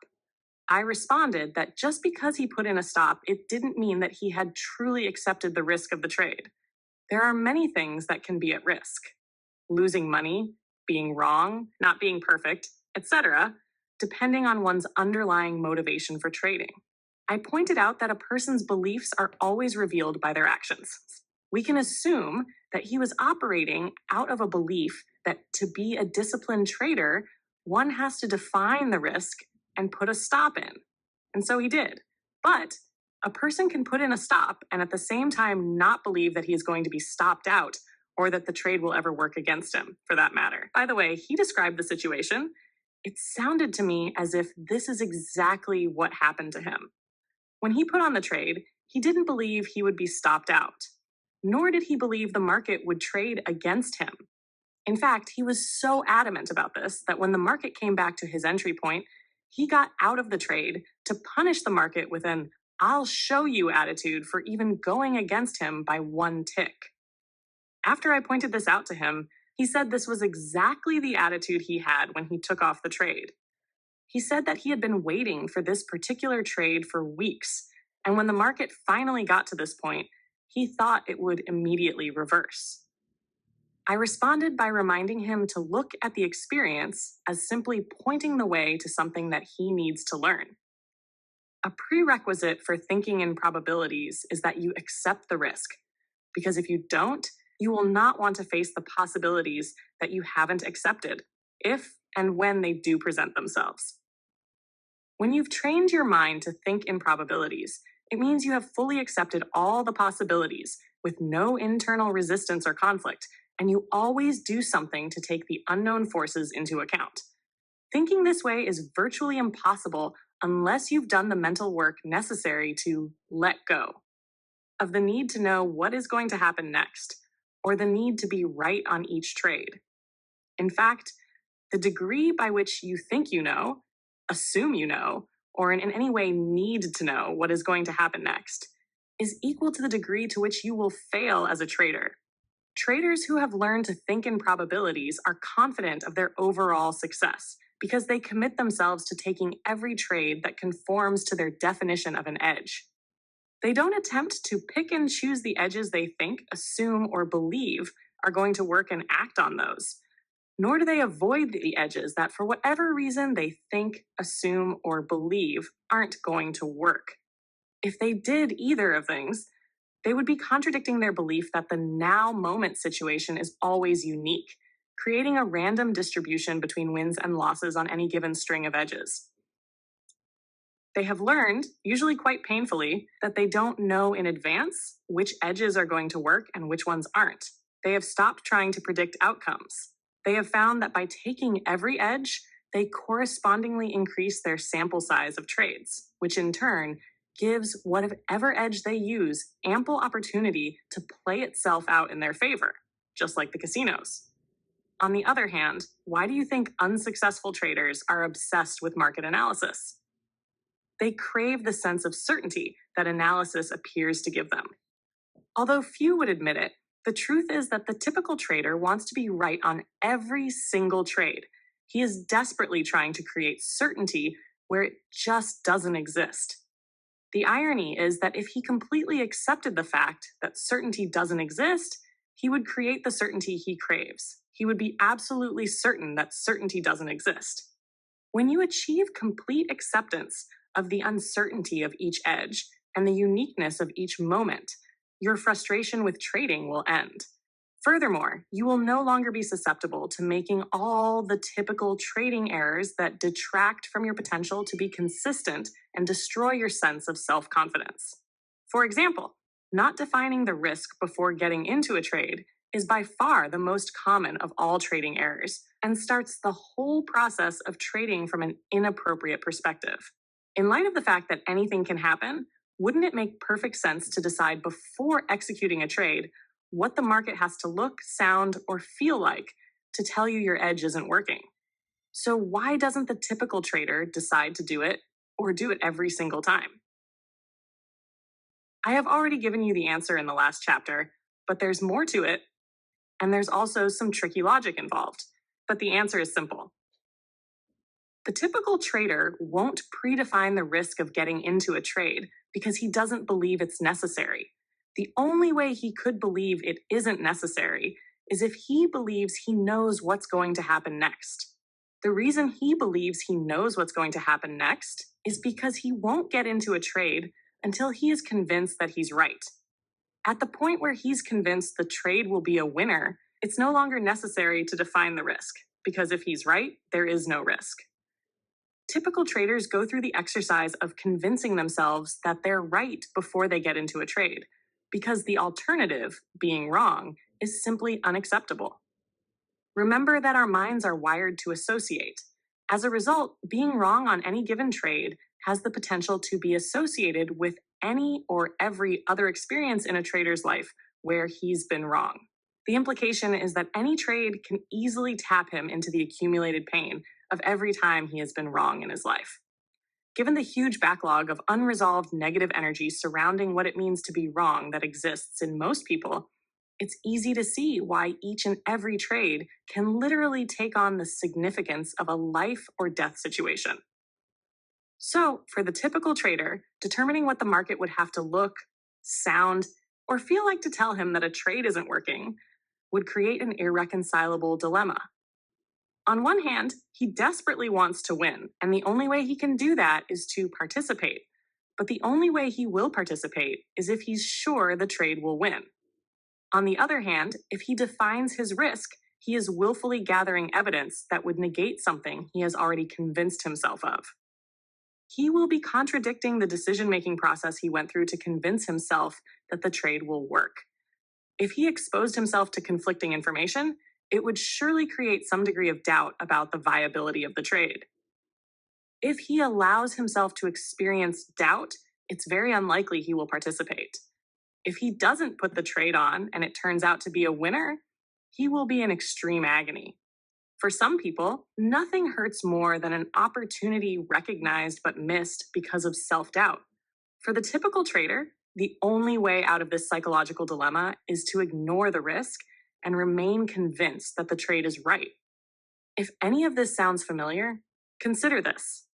When you're convincing yourself that you're right, what you're saying to yourself is, I know who's in this market and who's about to come into this market. I know what they believe about what is high or what is low. Furthermore, I know each individual's capacity to act on those beliefs, the degree of clarity or relative lack of inner conflict.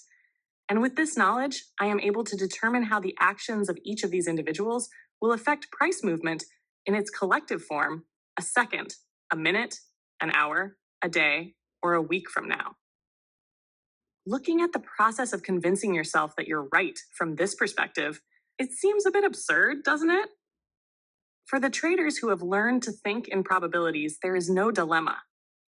Predefining the risk doesn't pose a problem for these traders because they don't trade from a right or wrong perspective. They have learned that trading doesn't have anything to do with being right or wrong on any individual trade. As a result, they don't perceive the risks of trading in the same way the typical trader does. Any of the best traders, the probability thinkers, could have just as much negative energy surrounding what it means to be wrong as the typical trader. But as long as they legitimately define trading as a probability game, their emotional responses to the outcome of any particular trade are equivalent to how the typical trader would feel about flipping a coin, calling heads, and seeing the coin come up tails. A wrong call, but for most people, being wrong about predicting the flip of a coin would not tap them into the accumulated pain of every other time in their lives they had been wrong. Why? Most people know that the outcome of a coin toss is random. If you believe the outcome is random, then you naturally expect a random outcome. Randomness implies at least some degree of uncertainty. So when we believe in a random outcome, there is an implied acceptance that we don't know what that outcome will be. When we accept in advance of an event that we don't know how it will turn out, that acceptance has the effect of keeping our expectations neutral and open-ended. Now we're getting down to the very core of what ails the typical trader. Any expectation about the market's behavior that is specific, well-defined, or rigid, instead of being neutral and open-ended, is unrealistic and potentially damaging.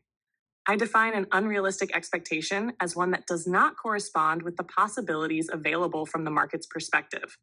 If each moment in the market is unique and anything is possible, then any expectation that does not reflect these boundaryless characteristics is unrealistic. Managing expectations. The potential damage caused by holding unrealistic expectations comes from how it affects the way we perceive information.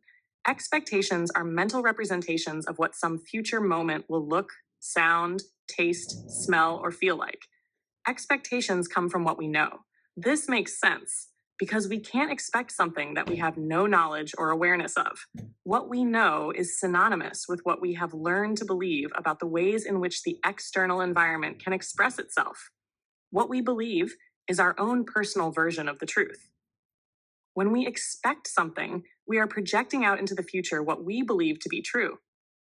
We are expecting the outside environment a minute, an hour, a day, a week, or a month from now to be the way we have represented it in our minds.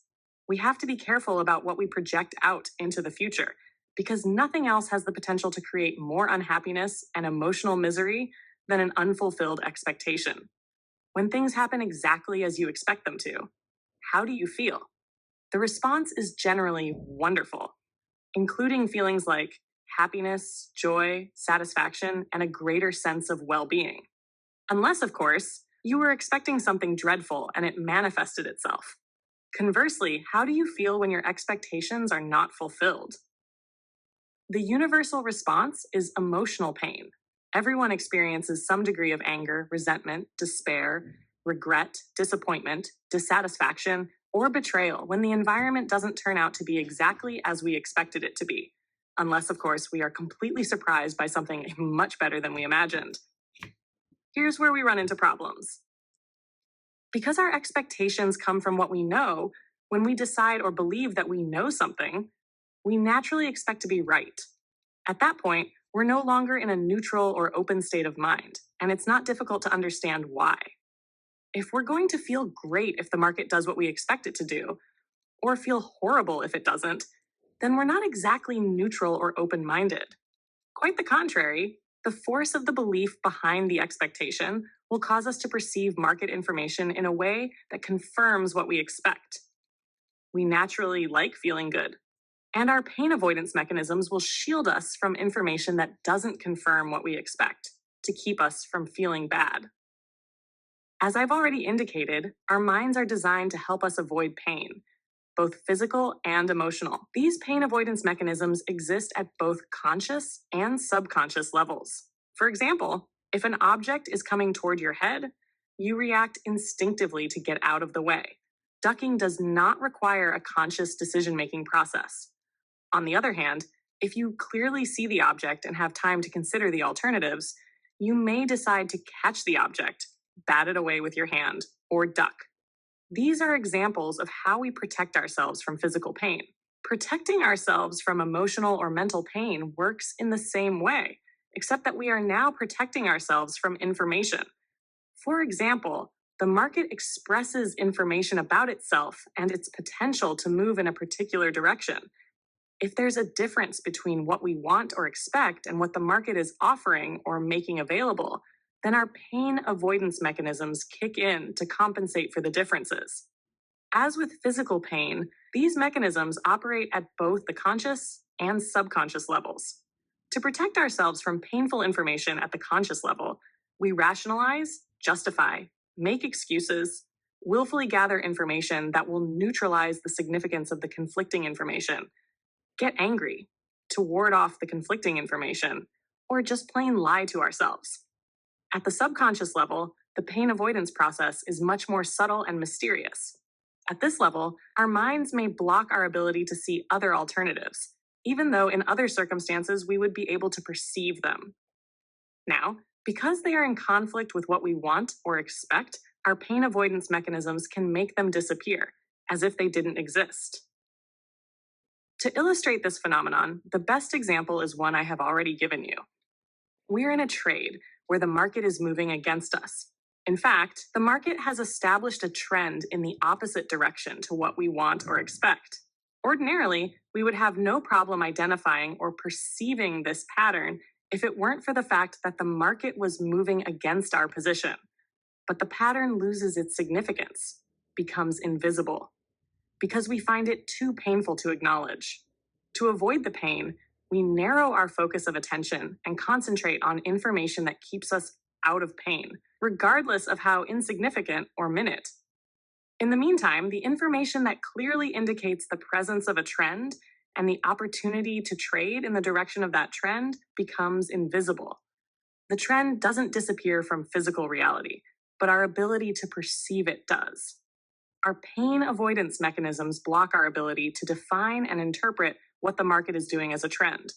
The trend will then stay invisible until the market either reverses in our favor or we are forced out of the trade because the pressure of losing too much money becomes unbearable. It's not until we are either out of the trade or out of danger that the trend becomes apparent, as well as all the opportunities to make money by trading in the ring and well-paid.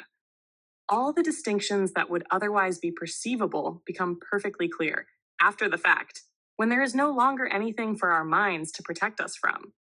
We all have the potential to engage in self-protective pain avoidance mechanisms because they're natural functions of the way our minds operate. There may be times when we are protecting ourselves from information that has the potential to bring up deep-seated emotional wounds or trauma that we're just not ready to face, or don't have the appropriate skills or resources to deal with. In these cases, our natural mechanisms are serving us well.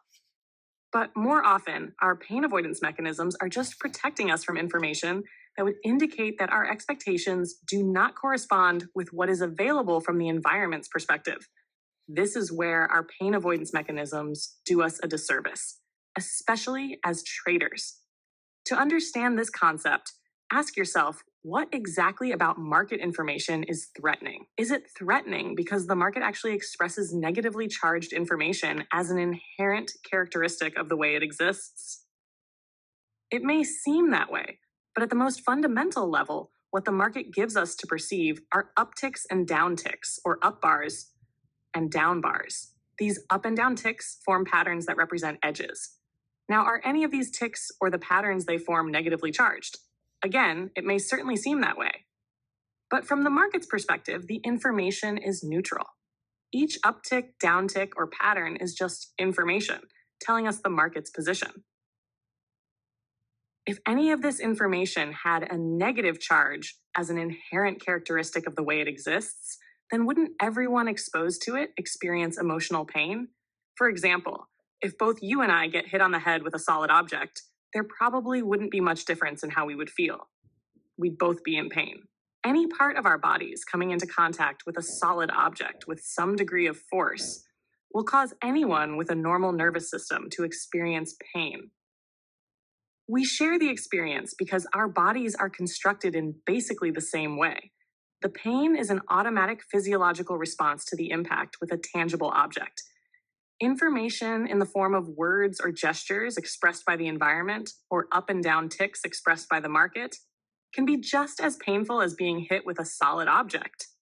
But there's an important difference between information and objects. Information is not tangible. Information doesn't consist of atoms and molecules. To experience the potential effects of information, whether negative or positive, requires an interpretation. The interpretations we make are functions of our unique mental frameworks. Everyone's mental framework is unique for two fundamental reasons. First, all of us were born with different genetically encoded behavior and personality characteristics that cause us to have different needs from one another. How positively or negatively and to what degree the environment responds to these needs creates experiences unique to each individual. Second, everyone is exposed to a variety of environmental forces. Some of these forces are similar from one individual to the next, but none are exactly the same. If you consider the number of possible combinations of genetically encoded personality characteristics we can be born with, in relation to the almost infinite variety of environmental forces we can encounter throughout our lives, all of which contribute to the construction of our mental framework, then it's not difficult to see why there is no universal mental framework common to everyone. Unlike our bodies, which have a common molecular structure that experiences physical pain, there is no universal mindset to assure us that we will share the potential negative or positive effects of information in the same way. For example, someone could be projecting insults at you, intending to cause you to feel emotional pain. From the environment's perspective, this is negatively charged information. Will you experience the intended negative effects? Not necessarily. You have to be able to interpret the information as negative to experience it as negative. What if this person is insulting you in a language you don't understand, or is using words you don't know the meaning of? Would you feel the intended pain? Not until you built a framework to define and understand the words in a derogatory way. Even then, we can't assume that what you'd feel would correspond to the intent behind the insult. You could have a framework to perceive the negative intent, but instead of feeling pain, you might experience a perverse type of pleasure. I've encountered many people who, simply for their own amusement, like to get people riled up with negative emotions. If they happen to be insulted in the process, it creates a sense of joy because then they know how successful they've been. A person expressing genuine love is projecting positively charged information into the environment. Let's say the intent behind the expression of these positive feelings is to convey affection, endearment, and friendship. Are there any assurances that the person or persons this positively charged information is being projected toward will interpret and experience it as such? No, there aren't. A person with a very low sense of self-esteem, or someone who experienced a great deal of hurt and disappointment in relationships, will often misinterpret an expression of genuine love as something else. In the case of a person with low self-esteem, if he doesn't believe he deserves to be loved in such a way, he will find it difficult, if not impossible, to interpret what he is being offered as genuine or real.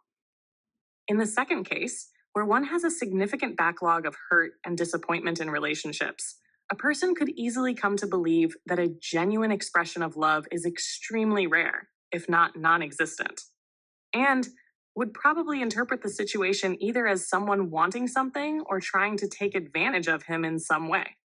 I'm sure that I don't have to go on and on, citing examples of all the possible ways there are to misinterpret what someone is trying to communicate to us, or how what we express to someone can be misconstrued and experienced in ways completely unintended by us. The point that I am making is that each individual will define, interpret, and consequently experience whatever information he is exposed to in his own unique way. There's no standardized way to experience what the environment may be offering, whether it's positive, neutral, or negative information, simply because there is no standardized mental framework in which to perceive information. Consider that, as traders, the market offers us something to perceive at each moment. In a sense, you could say that the market is communicating with us. If we start out with the premise that the market does not generate negatively charged information as an inherent characteristic of the way it exists, we can then ask and answer the question, what causes information to take on a negative quality? In other words, where exactly does the threat of pain come from? If it's not coming from the market, then it has to be coming from the way we define and interpret the available information. Defining and interpreting information is a function of what we assume we know or what we believe to be true. If what we know or believe is in fact true, and we wouldn't believe it if it weren't, then when we project our beliefs out into some future moment as an expectation, we naturally expect to be right. When we expect to be right, any information that doesn't confirm our version of the truth automatically becomes threatening. Any information that has the potential to be threatening also has the potential to be blocked, distorted, or diminished in significance by our pain avoidance mechanisms. It's this particular characteristic of the way our minds function that can really do us a disservice. As traders, we can't afford to let our pain avoidance mechanisms cut us off from what the market is communicating to us about what is available in the way of the next opportunity to get in, get out, add to, or subtract from a position, just because it's doing something that we don't want or expect. For example, when you're watching a market, one you rarely, if ever, trade in with no intention of doing anything, do any of the up or down ticks cause you to feel angry, disappointed, frustrated, disillusioned, or betrayed in any way? No. The reason is that there's nothing at stake. You're simply observing information that tells you where the market is at that moment. If the up and down ticks that you're watching form into some sort of behavior pattern you've learned to identify, don't you readily recognize and acknowledge the pattern? Yes, for the same reason. There's nothing at stake. There's nothing at stake because there's no expectation. You haven't projected what you believe, assume, or think you know about that market into some future moment. As a result, there's nothing to be either right about or wrong about. So the information has no potential to take on a threatening or negatively charged quality. With no particular expectation, you haven't placed any boundaries on how the market can express itself. Without any mental boundaries, you will be making yourself available to perceive everything you've learned about the nature of the ways in which the market moves. There's nothing for your pain avoidance mechanisms to exclude, distort, or diminish from your awareness in order to protect you. In my workshops, I always ask participants to resolve the following primary trading paradox. In what way does a trader have to learn how to be rigid and flexible at the same time? The answer is, we have to be rigid in our rules and flexible in our expectations. We need to be rigid in our rules so that we gain a sense of self-trust that can and will always protect us in an environment that has few, if any, boundaries. We need to be flexible in our expectations so we can perceive with the greatest degree of clarity and objectivity what the market is communicating to us from its perspective. At this point, it probably goes without saying that the typical trader does just the opposite. He is flexible in his rules and rigid in his expectations. Interestingly enough, the more rigid the expectation, the more he has to either bend, violate, or break his rules in order to accommodate his unwillingness to give up what he wants in favor of what the market is offering. Eliminating the emotional risk. To eliminate the emotional risk of trading, you have to neutralize your expectations about what the market will or will not do at any given moment or in any given situation. You can do this by being willing to think from the market's perspective. Remember, the market is always communicating in probabilities. At the collective level, your edge may look perfect in every respect. But at the individual level, every trader who has the potential to act as a force on price movement can negate the positive outcome of that edge. To think in probabilities, you have to create a mental framework or mindset that is consistent with the underlying principles of a probabilistic environment. A probabilistic mindset pertaining to trading consists of 5 fundamental truths. 1, anything can happen. 2, you don't need to know what is going to happen next in order to make money. 3, there is a random distribution between wins and losses for any given set of variables that define an edge. 4, an edge is nothing more than an indication of a higher probability of one thing happening over another. 5, every moment in the market is unique. Keep in mind that your potential to experience emotional pain comes from the way you define and interpret the information you're exposed to. When you adopt these 5 truths, your expectations will always be in line with the psychological realities of the market environment. With the appropriate expectations, you will eliminate your potential to define and interpret market information as either painful or threatening, and you thereby effectively neutralize the emotional risk of trading. The idea is to create a carefree state of mind that completely accepts the fact that there are always unknown forces operating in the market. When you make these truths a fully functional part of your belief system, the rational part of your mind will defend these truths in the same way it defends any other belief you hold about the nature of trading. This means that, at least at the rational level, your mind will automatically defend against the idea or assumption that you can know for sure what will happen next. It's a contradiction to believe that each trade is a unique event with an uncertain outcome and random in relationship to any other trade made in the past. And at the same time, to believe you know for sure what will happen next and to expect to be right. If you really believe in an uncertain outcome, then you also have to expect that virtually anything can happen. Otherwise, the moment you let your mind hold on to the notion that you stop taking all of the unknown variables into consideration. Your mind won't let you have it both ways. If you believe you know something, the moment is no longer unique. If the moment isn't unique, then everything is known or knowable. That is, there's nothing not to know. However, the moment you stop factoring in what you don't or can't know about the situation, instead of being available to perceive what the market is offering, you make yourself susceptible to all of the typical trading errors. For example, if you really believed in an uncertain outcome, would you ever consider putting on a trade without defining your risk in advance? Would you ever hesitate to cut a loss if you really believed you didn't know? What about trading errors like jumping the gun? How could you anticipate a signal that hasn't yet manifested itself in the market if you weren't convinced that you were going to miss out? Why would you ever let a winning trade turn into a loser or not have a systematic way of taking profits if you weren't convinced the market was going your way indefinitely? Why would you hesitate to take a trade or not put it on at all unless you were convinced that it was a loser when the market was at your original entry point?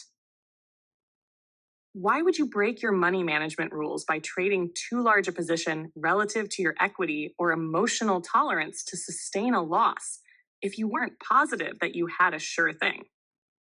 Finally, if you really believed in a random distribution between wins and losses, could you ever feel betrayed by the market?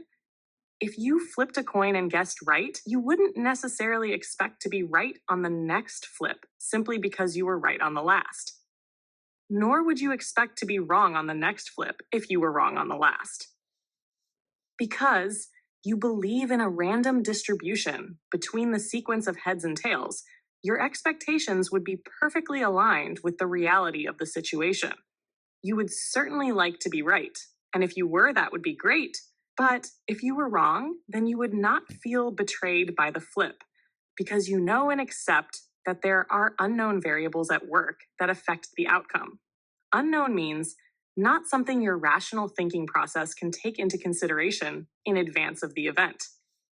When you fully accept that you don't know, there is little, if any, potential to experience the kind of emotional pain that wells up when you feel betrayed. As a trader, when you're expecting a random outcome, you will always be at least a little surprised at whatever the market does, even if it conforms exactly to your definition of an edge, and you end up with a winning trade. However, expecting a random outcome doesn't mean that you can't use your full reasoning and analytical abilities to project an outcome, or that you can't guess what's going to happen next, or have a hunch or feeling about it, because you can. Furthermore, you can be right in each instance. You just can't expect to be right. And if you are right, you can't expect that whatever you did that worked the last time will work again the next time, even though the situation may look, sound, or feel exactly the same. Anything that you are perceiving now in the market will never be exactly the same as some previous experience that exists in your mental environment. But that doesn't mean that your mind, as a natural characteristic of the way it functions, won't try to make the two identical. There will be similarities between the now moment and something that you know from the past, but those similarities only give you something to work with by putting the odds of success in your favor. If you approach trading from the perspective that you don't know what will happen next, you will circumvent your mind's natural inclination to make the now moment identical to some earlier experience. As unnatural as it seems to do so, you can't let some previous experience, either negative or extremely positive, dictate your state of mind. If you do, it will be very difficult, if not impossible, to perceive what the market is communicating from its perspective. When I put on a trade, all I expect is that something will happen. Regardless of how good I think my edge is, I expect nothing more than for the market to move or to express itself in some way. However, there are some things that I do know for sure. I know that based on the market's past behavior, the odds of it moving in the direction of my trade are good or acceptable, at least in relationship to how much I am willing to spend to find out if it does.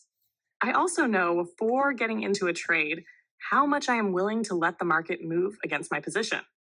There is always a point at which the odds of success are greatly diminished in relation to the profit potential. At that point, it's not worth spending any more money to find out if the trade is going to work.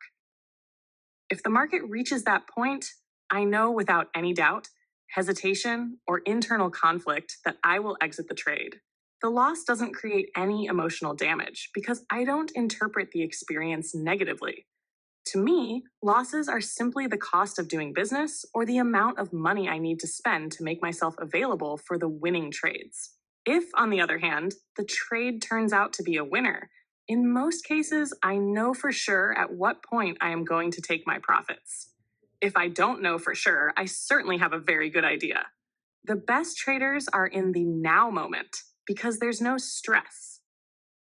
There's no stress because there's nothing at risk other than the amount of money they are willing to spend on a trade. They are not trying to be right or trying to avoid being wrong. Neither are they trying to prove anything. If and when the market tells them that their edges aren't working or that it's time to take profits, their minds do nothing to block this information. They completely accept what the market is offering them, and they wait for the next edge. Chapter 8, Working with Your Beliefs. Now, the task before you is to properly integrate the 5 fundamental truths presented in Chapter 7 in your mental environment at a functional level. To help you do that, we will take an in-depth look at beliefs, their nature, properties, and characteristics. However, before we do that, I will review and organize the major concepts presented thus far into a much clearer and more practical framework. What you learn from this and the next 2 chapters will form the foundation for understanding everything you need to do to achieve your goals as a trader. Defining the problem. At the most fundamental level, the market is simply a series of up and down ticks that form patterns. Technical analysis defines these patterns as edges. Any particular pattern defined as an edge is simply an indication that there is a higher probability that the market will move in one direction over the other. However, there is a major mental paradox here because a pattern implies consistency, or at least a consistent outcome. But the reality is each pattern is a unique occurrence. They may look or measure exactly the same from one occurrence to the next, but the similarities are only on the surface. The underlying force behind each pattern is traders, and the traders who contribute to the formation of one pattern are always different from the traders who contribute to the next. So the outcome of each pattern is random relative to one another.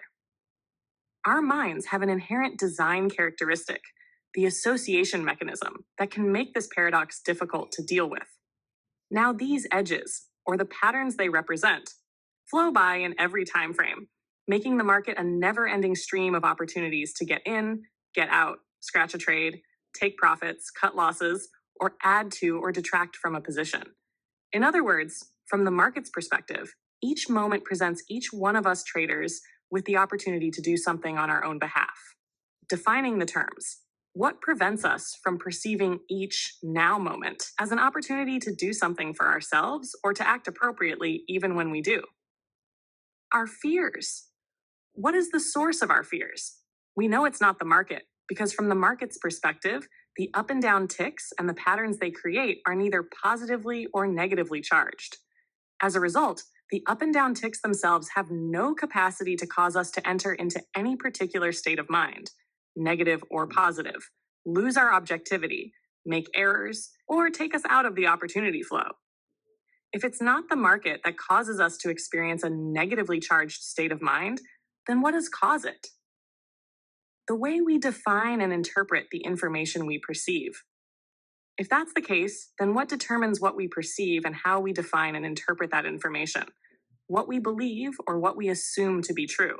Our beliefs, working in conjunction with the association and pain avoidance mechanisms, act as a force on our five senses, causing us to perceive, define, and interpret market information in a way that is consistent with what we expect.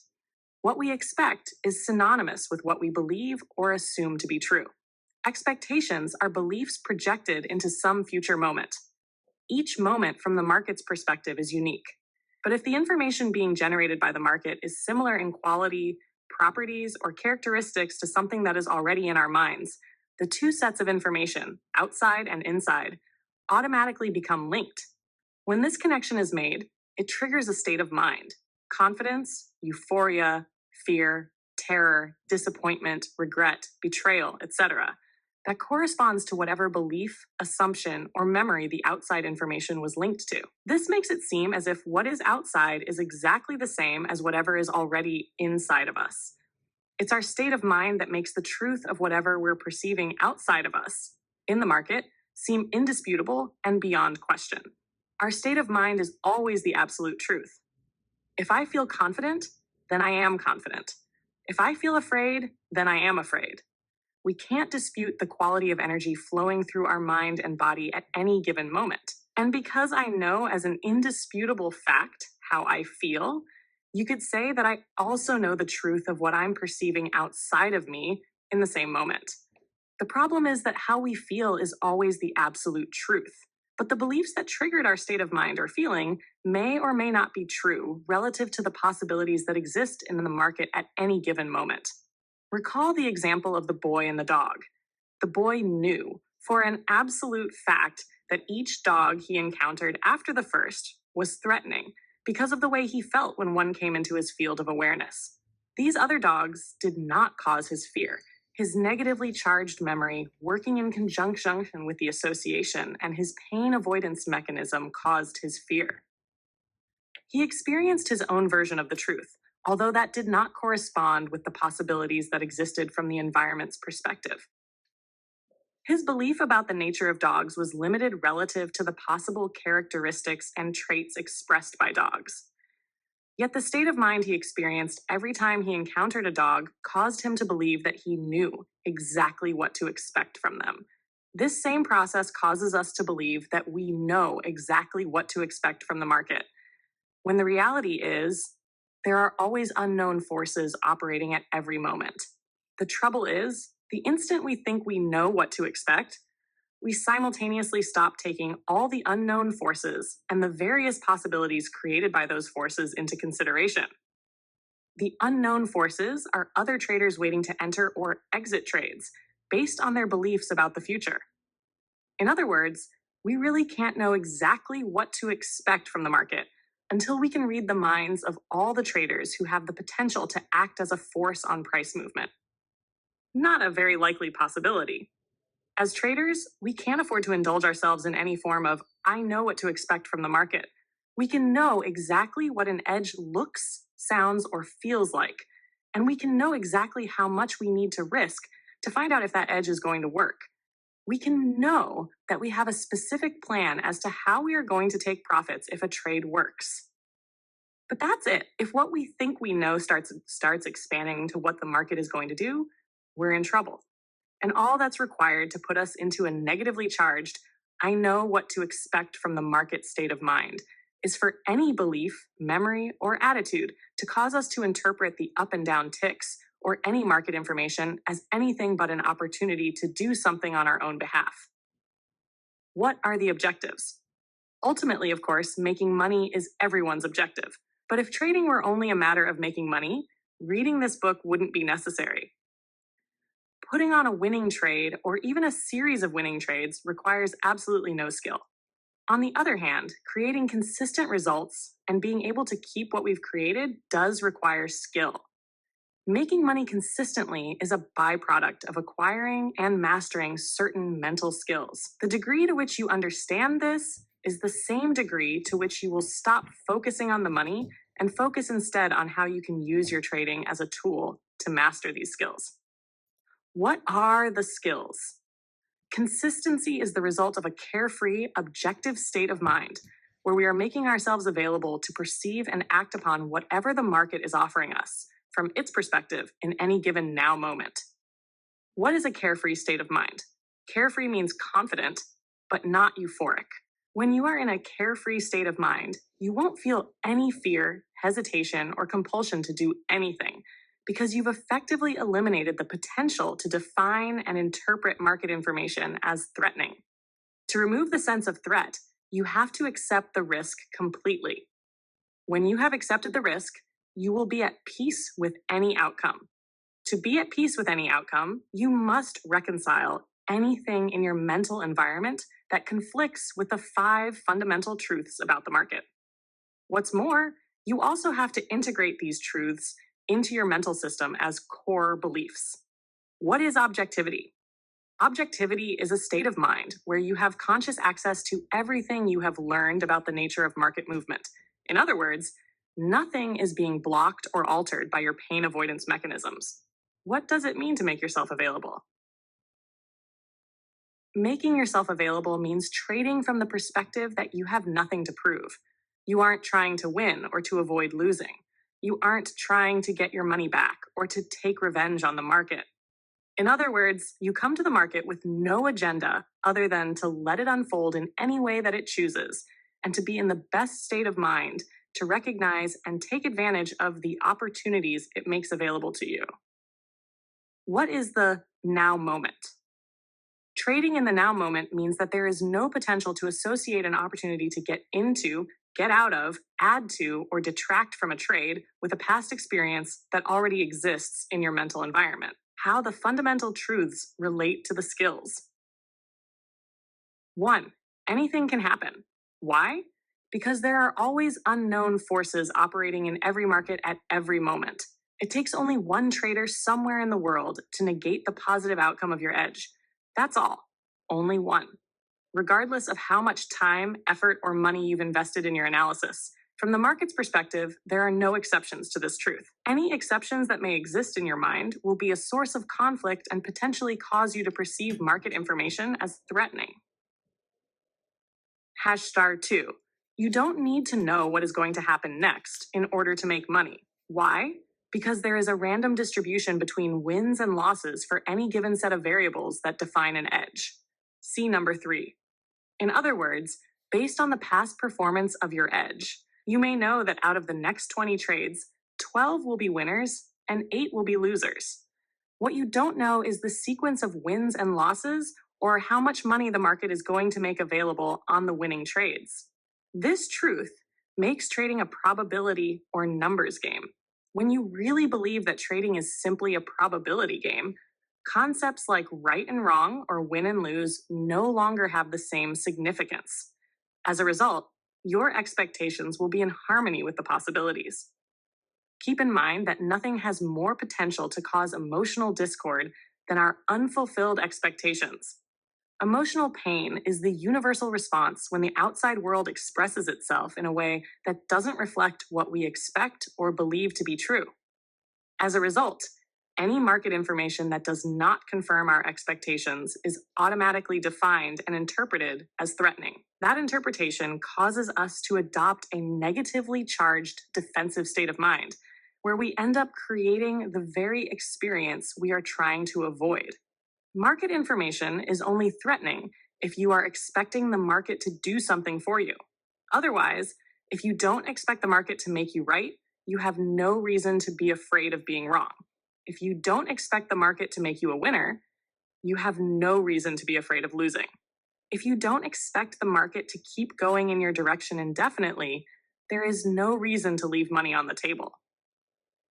Finally, if you don't expect to be able to take advantage of every opportunity just because you perceived it and it presented itself, you have no reason to be afraid of missing out. On the other hand, if you believe that all you need to know is 1, the odds are in your favor before you put on a trade, 2, how much it's going to cost to find out if the trade is going to work, 3, you don't need to know what's going to happen next to make money on that trade, and 4, anything can happen. Then, how can the market make you wrong? What information could the market generate about itself that would cause your pain avoidance mechanisms to kick in so that you exclude that information from your awareness? None that I can think of. If you believe that anything can happen and that you don't need to know what is going to happen next to make money, then you will always be right. Your expectations will always be in harmony with the conditions as they exist from the market's perspective, effectively neutralizing your potential to experience emotional pain.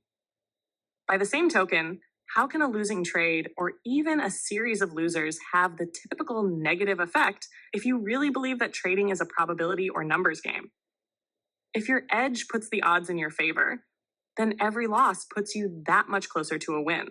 When you really believe this, your response to a losing trade will no longer take on a negative emotional quality. Hammer 3. There is a random distribution between wins and losses for any given set of variables that define an edge. If every loss puts you that much closer to a win, you will be looking forward to the next occurrence of your edge, ready and waiting to jump in without the slightest reservation or hesitation. On the other hand, if you still believe that trading is about analysis or about being right, then after a loss, you will anticipate the occurrence of your next edge with trepidation, wondering if it's going to work. This, in turn, will cause you to start gathering evidence for or against the trade. You will gather evidence for the trade if your fear of missing out is greater than your fear of losing, and you will gather evidence against the trade if your fear of losing is greater than your fear of missing out.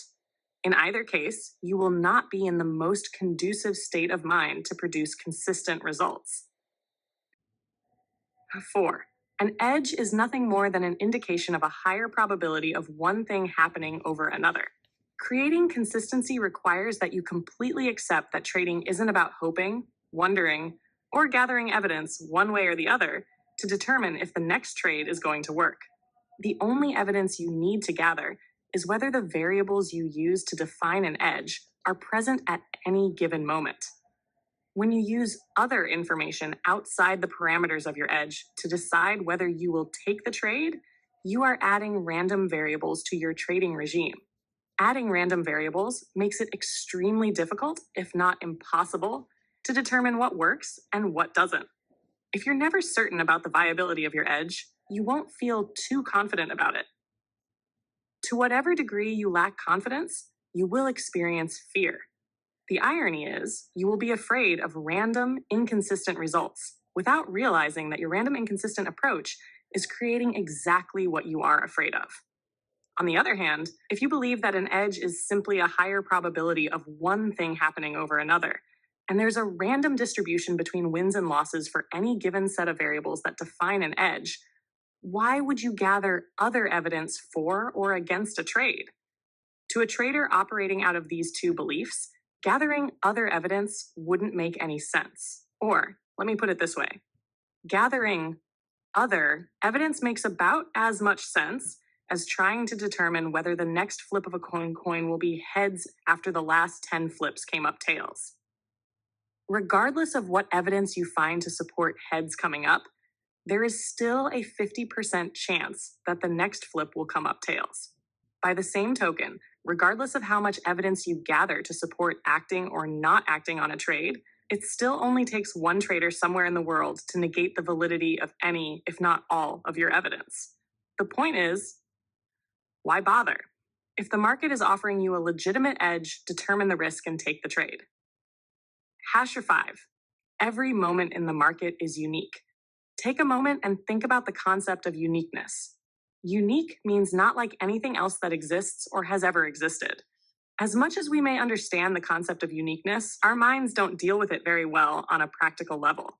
As we have already discussed, our minds are hardwired to automatically associate, without conscious awareness, anything in the exterior environment that is similar to anything already inside of us, in the form of a memory, belief, or attitude.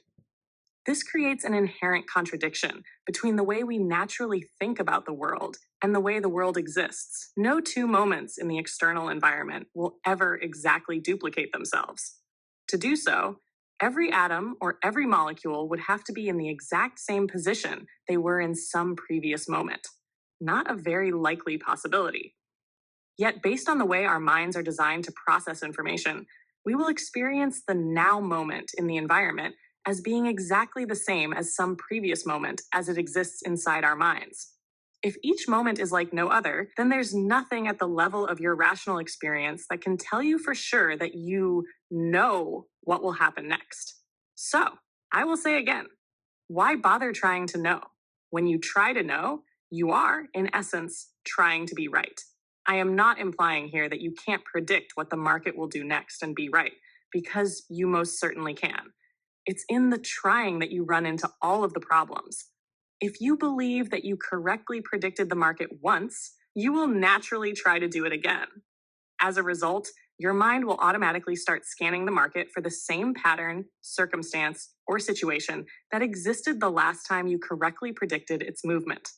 When you find it, your state of mind will make it seem as if everything is exactly as it was the last time. The problem is that, from the market's perspective, it is not the same. As a result, you are setting yourself up for disappointment. What separates the best traders from all the rest is that they have trained their minds to believe in the uniqueness of each moment. Although this training usually takes the form of losing several fortunes before they really believe in the concept of uniqueness. This belief acts as a counteracting force, neutralizing the automatic association mechanism. When you truly believe that each moment is unique, then by definition, there isn't anything in your mind for the association mechanism to link that moment to. This belief acts as an internal force, causing you to disassociate the now moment in the market from any previous moment filed away in your mental environment. The stronger your belief in the uniqueness of each moment, the lower your potential to associate. The lower your potential to associate, the more open your mind will be to perceive what the market is offering you from its perspective. Moving toward the zone. When you completely accept the psychological realities of the market, you will correspondingly accept the risks of trading. When you accept the risks of trading, you eliminate the potential to define market information in painful ways. When you stop defining and interpreting market information in painful ways, there is nothing for your mind to avoid, nothing to protect against.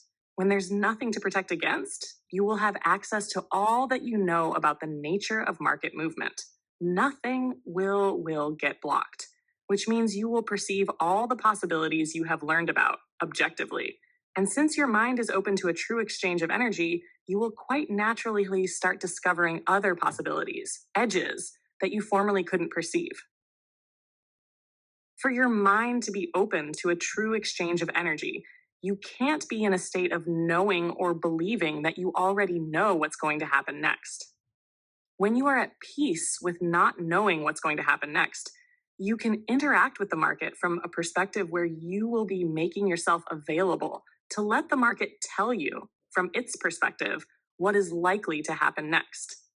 At that point, you will be in the best state of mind to spontaneously enter the zone where you are tapped into the now moment opportunity flow. Chapter 9: The Nature of Beliefs.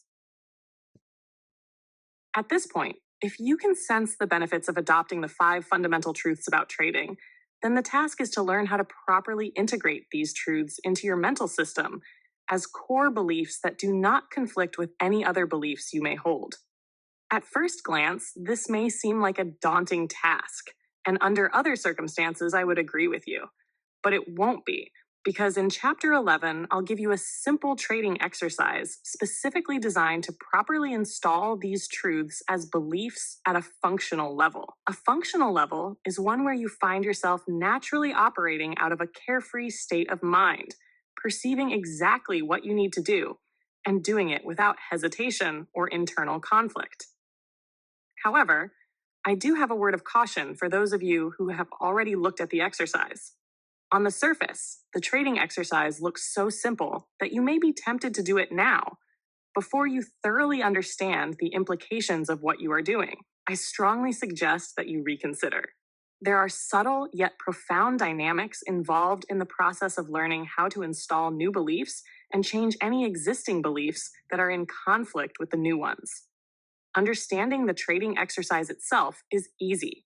Understanding how to use the exercise to change your beliefs is another matter entirely. If you do the exercise without understanding the concepts presented in this chapter and the next, you will not achieve the desired results. It is also important that you not take for granted the amount of mental effort you may have to expend to train your mind to fully accept these principles of success, regardless of how well you understand them. Remember Bob, the CTA who believed he thoroughly understood the concept of probabilities, but didn't have the ability to function from a probabilistic perspective. Many people make the mistake of assuming that once they understand something, the insight inherent in their new understanding automatically becomes a functional part of their identity. Most of the time, understanding a concept is only the first step in the process of integrating that concept at a functional level. This is especially true of concepts that deal with thinking in probabilities. Our minds are not naturally wired to be objective or to stay in the now moment. This means we have to actively train our minds to think from these perspectives. In addition to the training involved, there may be any number of conflicting beliefs to work through. Conflicting beliefs will sabotage your best intentions to operate from an objective state of mind or to experience the now moment opportunity flow. For example, let's say you've spent years learning how to read the markets or spent large sums of money developing or buying technical systems just so you could find out what was going to happen next. Now you have come to understand that you don't have to know what's going to happen next, and that even trying to know will detract from your ability to be objective or stay in the moment. Ignore that. What we have here is a direct conflict between your old belief that you need to know what will happen next to be successful and your new understanding that you don't need to know. Will your new understanding suddenly neutralize all the time, money, and energy you invested in reinforcing the belief that you need to know? I wish it were that easy, and for some lucky few, it may be. If you recall in Chapter 4, when I talked about psychological distance in relationship to software code, I said that some traders may already be so close to these new perspectives that all they need is to put together a few missing pieces to create a mind-altering aha experience. However, based on my experience working with well over 1,000 traders, I can say that most are not close to these perspectives at all. For those of you who are not, it may take a considerable amount of mental work, over a considerable amount of time to properly integrate your new understandings about trading into your mental environment. The good news is that ultimately, the exercise I present in Chapter 11 will install the 5 fundamental truths and resolve many of the potential conflicts, but only if you know exactly what you are doing and why you are doing it. That is the subject of this and the next chapter. The origins of a belief. What can we learn about the nature of beliefs, and how can we use that knowledge to create a mindset that fosters our desire to be a consistently successful trader? These are the 2 questions this chapter will focus on. First, let's look at the origin of our beliefs. As you may recall, memories, distinctions, and beliefs exist in the form of energy, specifically structured energy. Earlier, I grouped these 3 mental components together to illustrate. 1, that memories, distinctions, and beliefs do not exist as physical matter. 2, that the cause and effect relationship between ourselves and the external environment brings these components into existence. 3, and how this cause and effect relationship reverses so that we can perceive in the external environment what we have learned about. To understand the origins of our beliefs, we now need to separate these components so we can see the difference between a memory and a belief. The best way to do this is to imagine ourselves in the mind of an infant.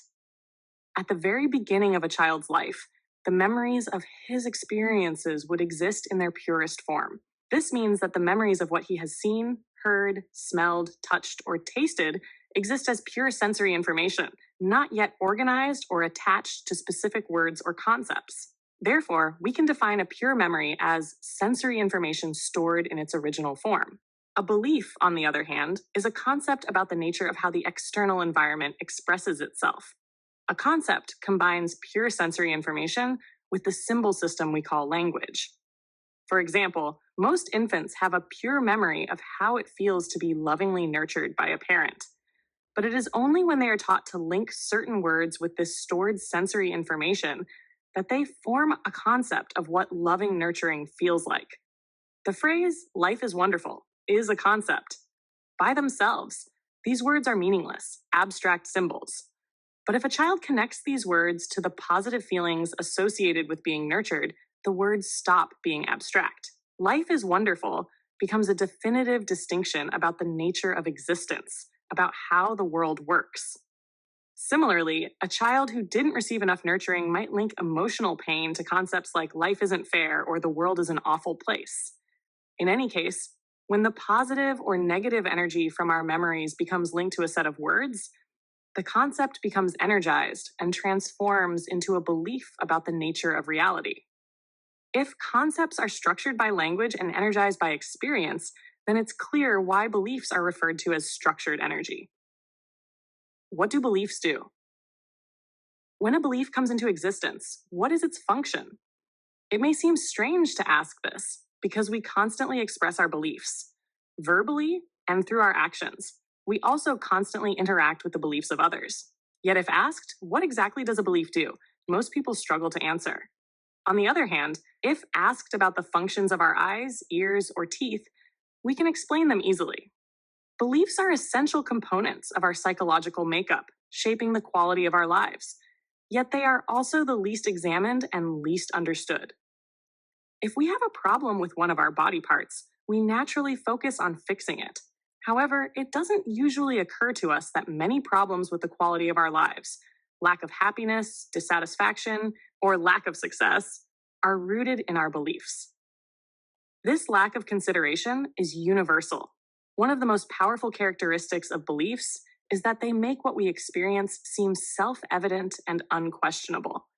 If it weren't for your strong desire to experience consistent trading success, it's unlikely you would be exploring these ideas at all.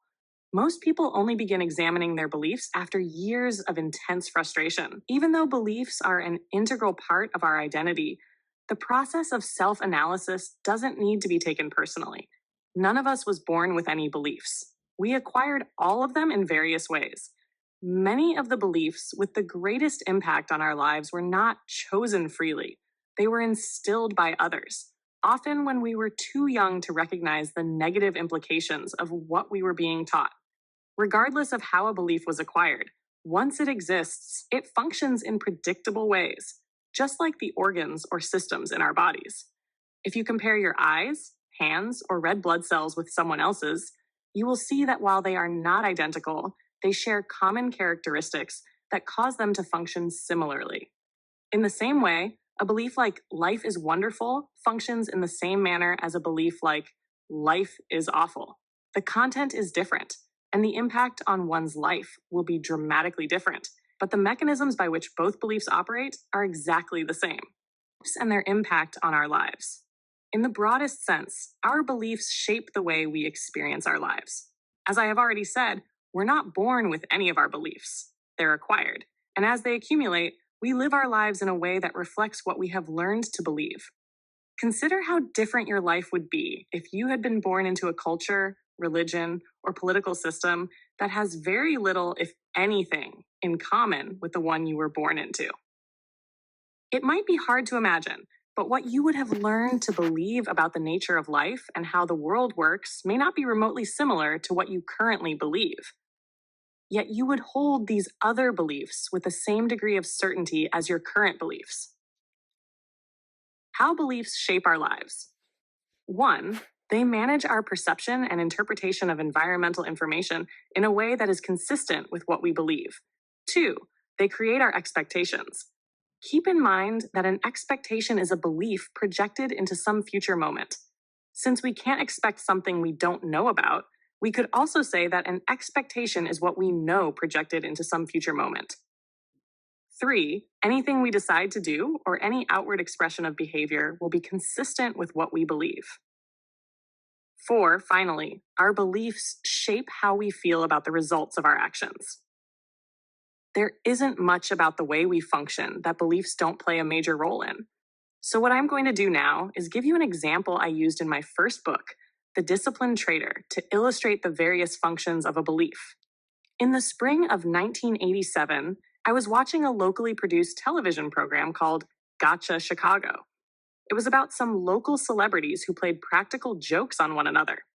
In one segment of the program, the TV station hired a man to stand on the sidewalk along Michigan Avenue holding a sign that read, "Free money, today only." For those of you who are not familiar with Chicago, Michigan Avenue is home to many fashionable, exclusive department stores and boutiques. The TV station gave the man a considerable amount of cash, with instructions to give money to anyone who asked for it. Now, when you consider that Michigan Avenue is one of the busiest areas of the city, and if we assume that most of the people who passed the man on the street could read the sign, how many people would you think took him up on his offer and asked for some money? Of all the people who walked by and read the sign, only one person stopped and said, "Great! May I have a quarter to buy a bus transfer?" Otherwise, no one would even go near the man. Eventually, the man grew frustrated because people weren't reacting the way he expected them to. He started crying out, "Do you want any money? Please take my money. I can't give it away fast enough." Everyone just kept walking around him as if he didn't exist. In fact, I noticed that several people went out of their way to avoid him. As a man wearing a suit and carrying a briefcase approached, he went right up to him and said, "Would you like some money?" The man responded, "Not today." Really frustrated now, he shot back, "How many days does this happen? Would you please take this?" as he tried to hand the man some cash. The man responded with a terse "no" and walked on. What was going on here? Why wouldn't anyone, except for the person who needed a bus transfer, ask for the money?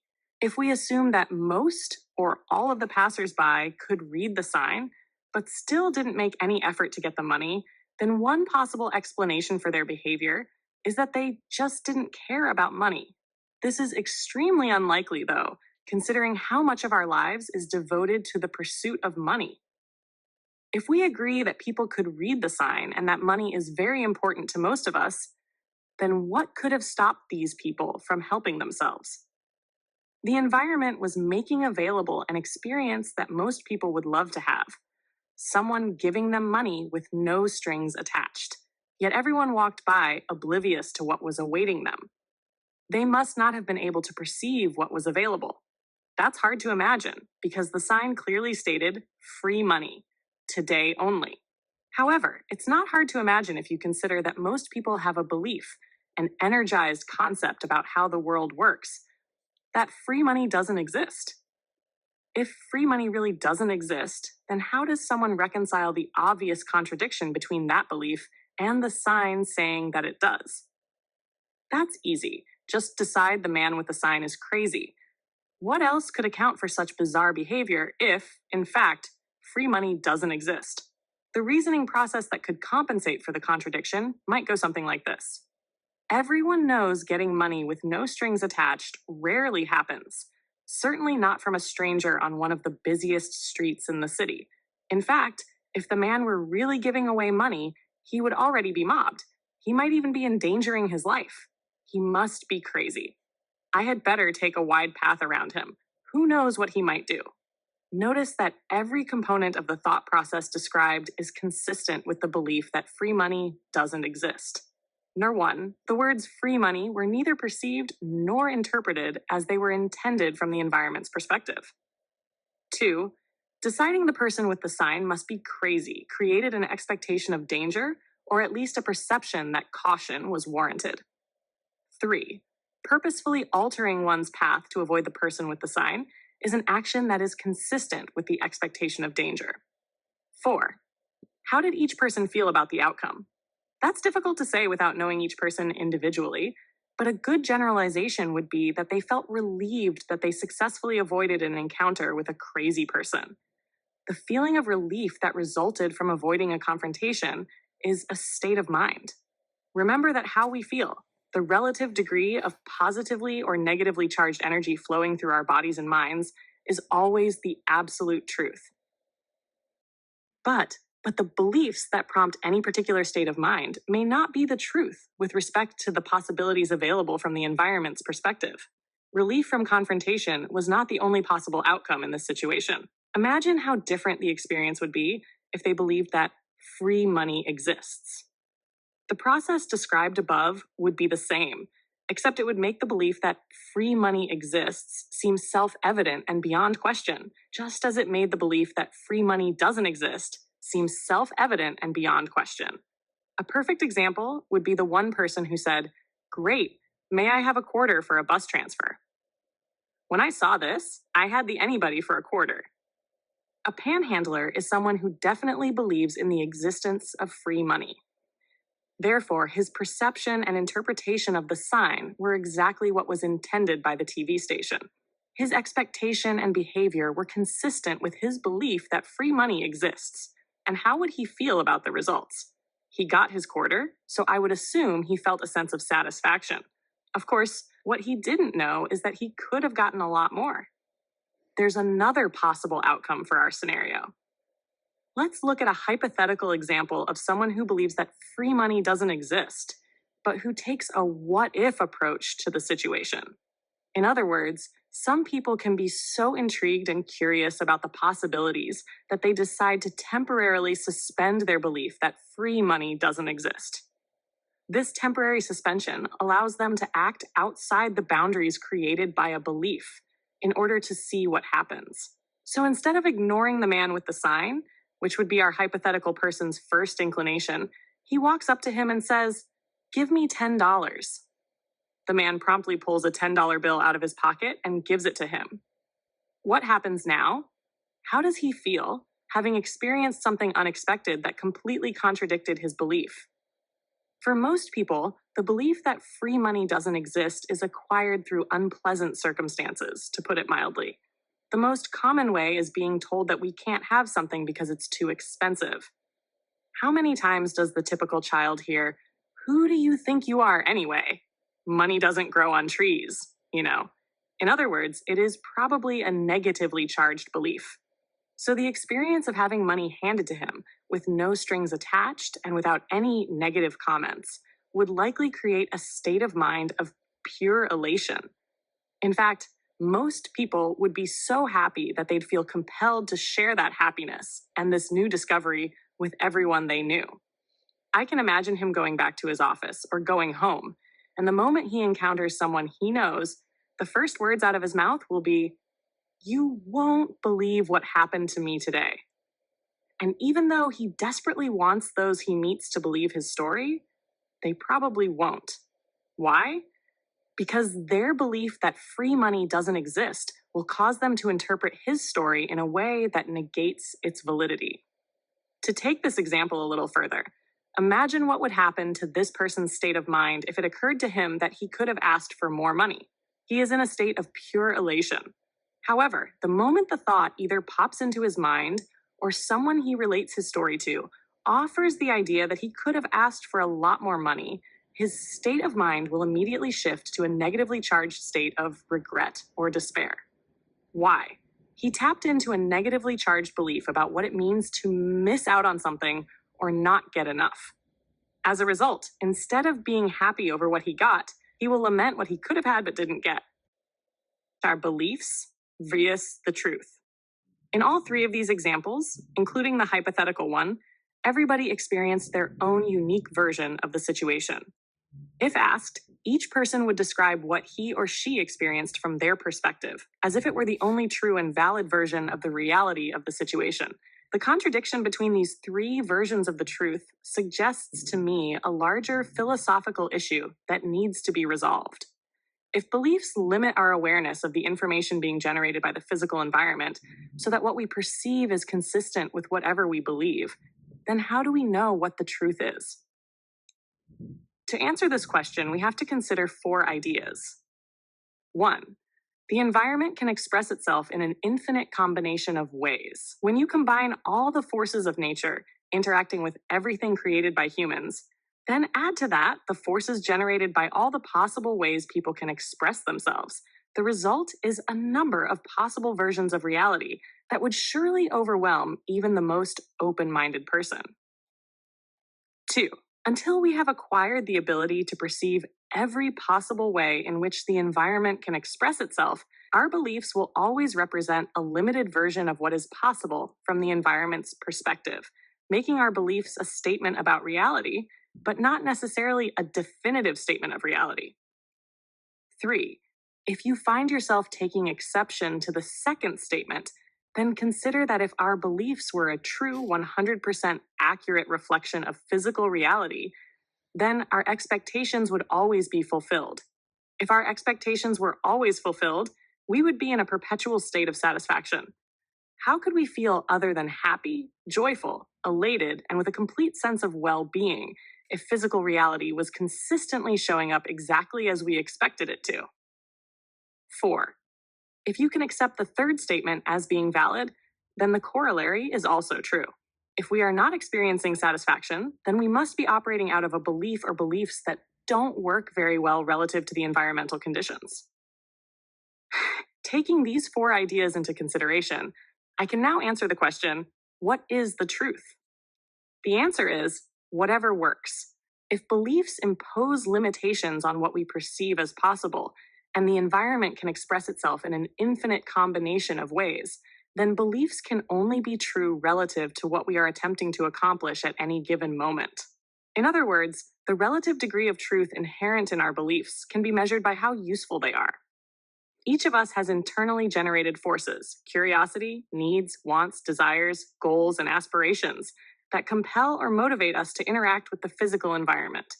The particular set of steps we take to fulfill the object of our curiosity, needs, wants, desires, goals, or aspirations is a function of what we believe to be true in any given circumstance or situation.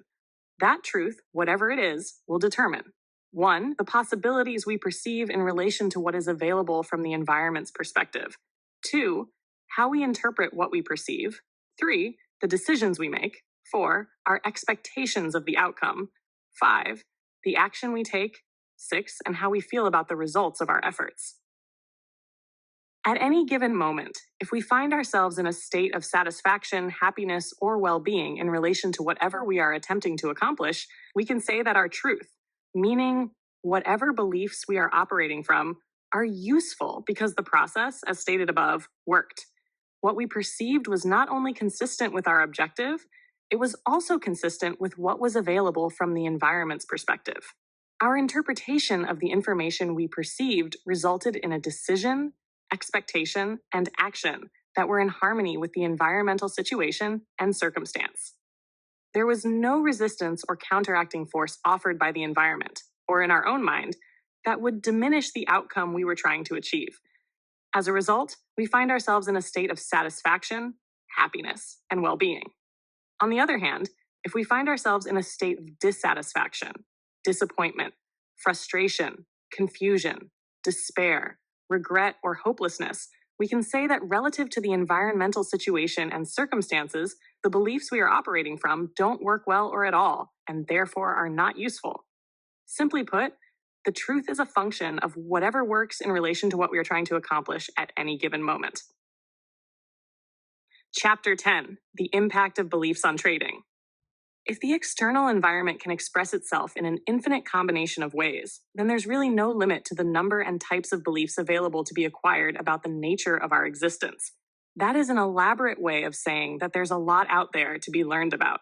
Yet, to make a general observation about the nature of humanity, I would say that we certainly don't live our lives in a manner that is consistent with that statement. If it's true that it's possible to believe almost anything, then why are we always arguing and fighting with each other? Why isn't it all right for all of us to express our lives in a way that reflects what we have learned to believe? There has to be something behind our relentless attempt to convince others of the validity of our beliefs and to deny the validity of theirs. Consider that every conflict, from the smallest to the largest, from the least to the most significant, whether between individuals, cultures, societies, or nations, is always the result of conflicting beliefs. What characteristics of our beliefs make us intolerant of divergent beliefs? In some cases, we are so intolerant that we are willing to kill each other to get our point across. My personal theory is that beliefs are not only structured energy, but also energy that seems to be conscious, at least to the extent of having some degree of awareness. Otherwise, how can we account for our ability to recognize on the outside what is on the inside? How would we know our expectations are being fulfilled? How would we know when they are not? How would we know we are being confronted with information or circumstances that contradict what we believe? The only explanation I have is that each individual belief has to have some quality of either awareness or self-awareness that causes it to function as it does. The idea of energy that has some degree of awareness may be difficult for many of you to accept, but there are several observations we can make about our individual and collective natures that support the possibility. First, everyone wants to be believed. It doesn't matter what the belief is. The experience of being believed feels good. I think these positive feelings are universal, meaning that they apply to everyone. Conversely, no one likes to be disbelieved. It doesn't feel good. If I said, "I don't believe you," the negative feeling that would resonate throughout your body and mind is also universal. By the same token, none of us likes to have our beliefs challenged. The challenge feels like an attack. Everyone, regardless of the belief, seems to respond in the same way. The typical response is to argue, defend ourselves, our beliefs, and, depending on the situation, attack back.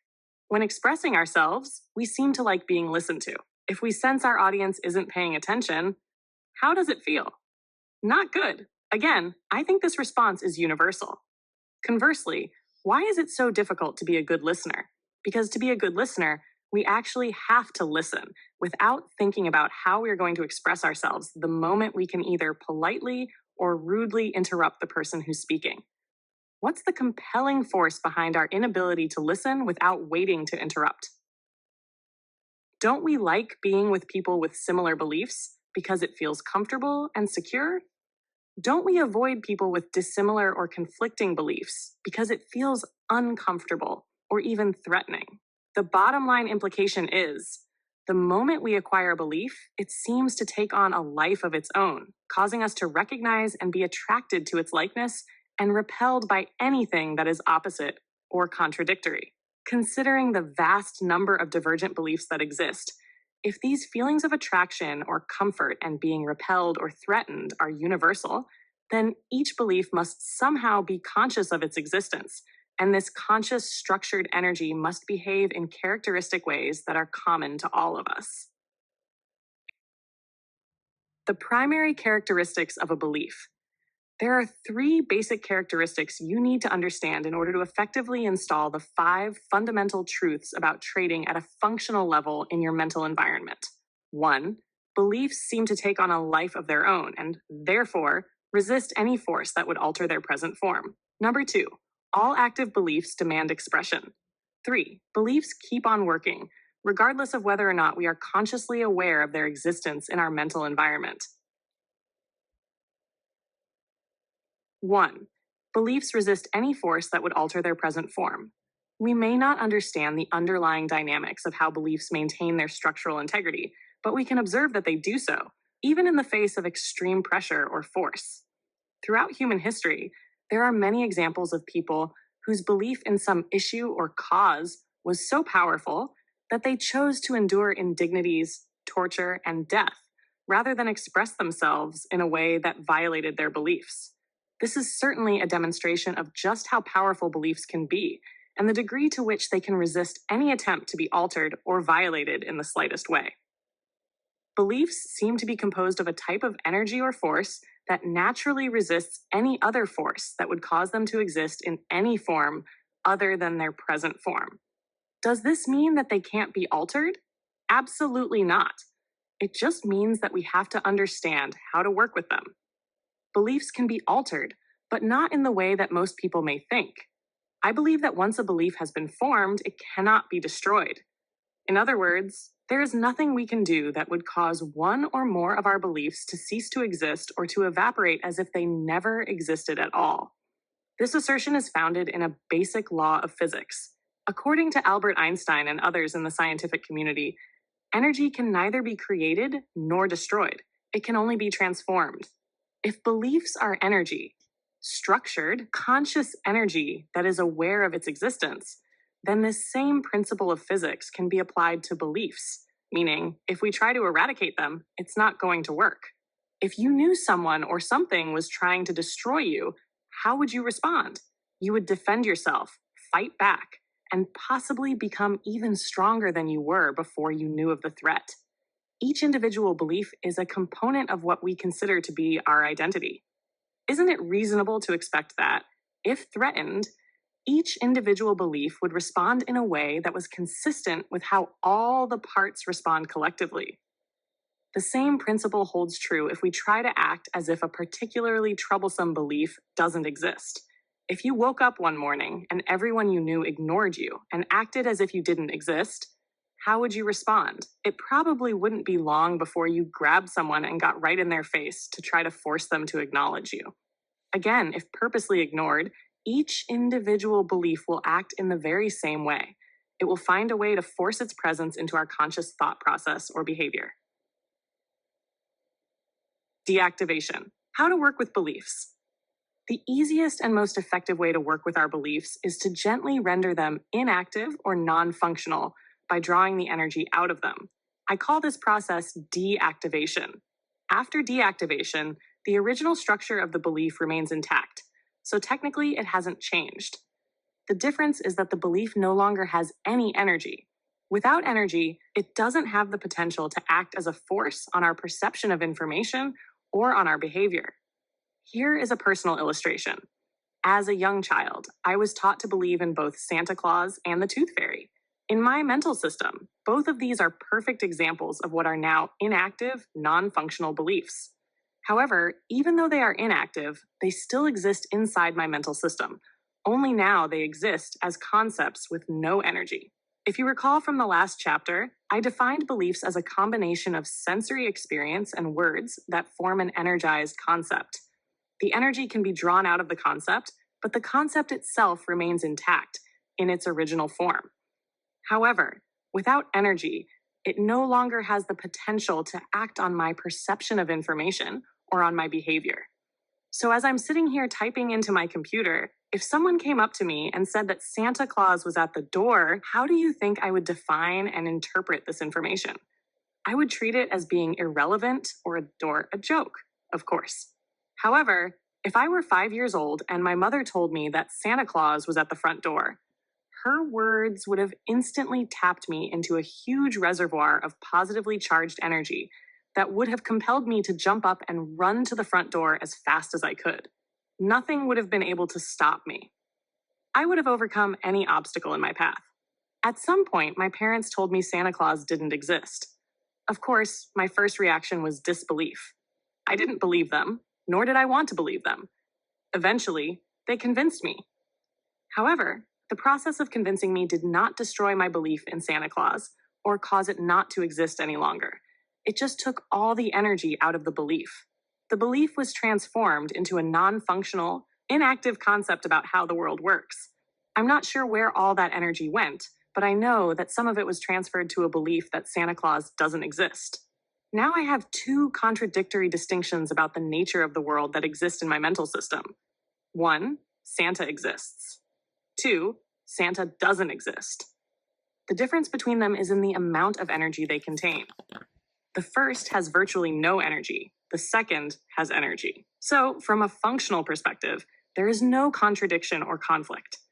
I propose that if it's possible to render one belief inactive, then it's possible to deactivate any belief, despite the fact that all beliefs seem to resist any force that would alter their present form. The secret to effectively changing our beliefs is in understanding and, consequently, believing that we really aren't changing our beliefs. We are simply transferring energy from one concept to another concept, one that we find more useful in helping us to fulfill our desires or achieve our goals. Nestor 2. All active beliefs demand expression. Beliefs fall into two basic categories, active and inactive. The distinction between the two is simple. Active beliefs are energized. They have enough energy to act as a force on our perception of information and on our behavior. An inactive belief is just the opposite. It is a belief that, for any number of reasons, no longer has energy, or has so little energy that it's no longer able to act as a force on how we perceive information or how we express ourselves. When I say that all active beliefs demand expression, I don't mean to imply that every belief in our mental environment is demanding to express itself simultaneously. For example, if I ask you to think about what's wrong with the world today, the word wrong would bring to your mind ideas about the nature of the world that reflect what you believe to be troubling or disturbing. Unless, of course, there is nothing about the state of the world you find troubling. The point is, if there is something you do believe is wrong, you weren't necessarily thinking about those ideas before I asked the question. But the moment I did, your beliefs about these issues instantly moved to the forefront of your conscious thinking process. In effect, they demanded to be heard. I say that beliefs demand to be expressed because once something causes us to tap into our beliefs, it seems as we can't stop the flood of energy that's released. This is especially true of emotionally sensitive issues or beliefs we feel particularly passionate about. You might ask, why would I want to hold back expressing my beliefs? There could be several reasons. Example, holding back expression. Consider a scenario in which you're with your boss and this person is saying something that you completely disagree with or even find utterly absurd. Will you express your truth or hold back?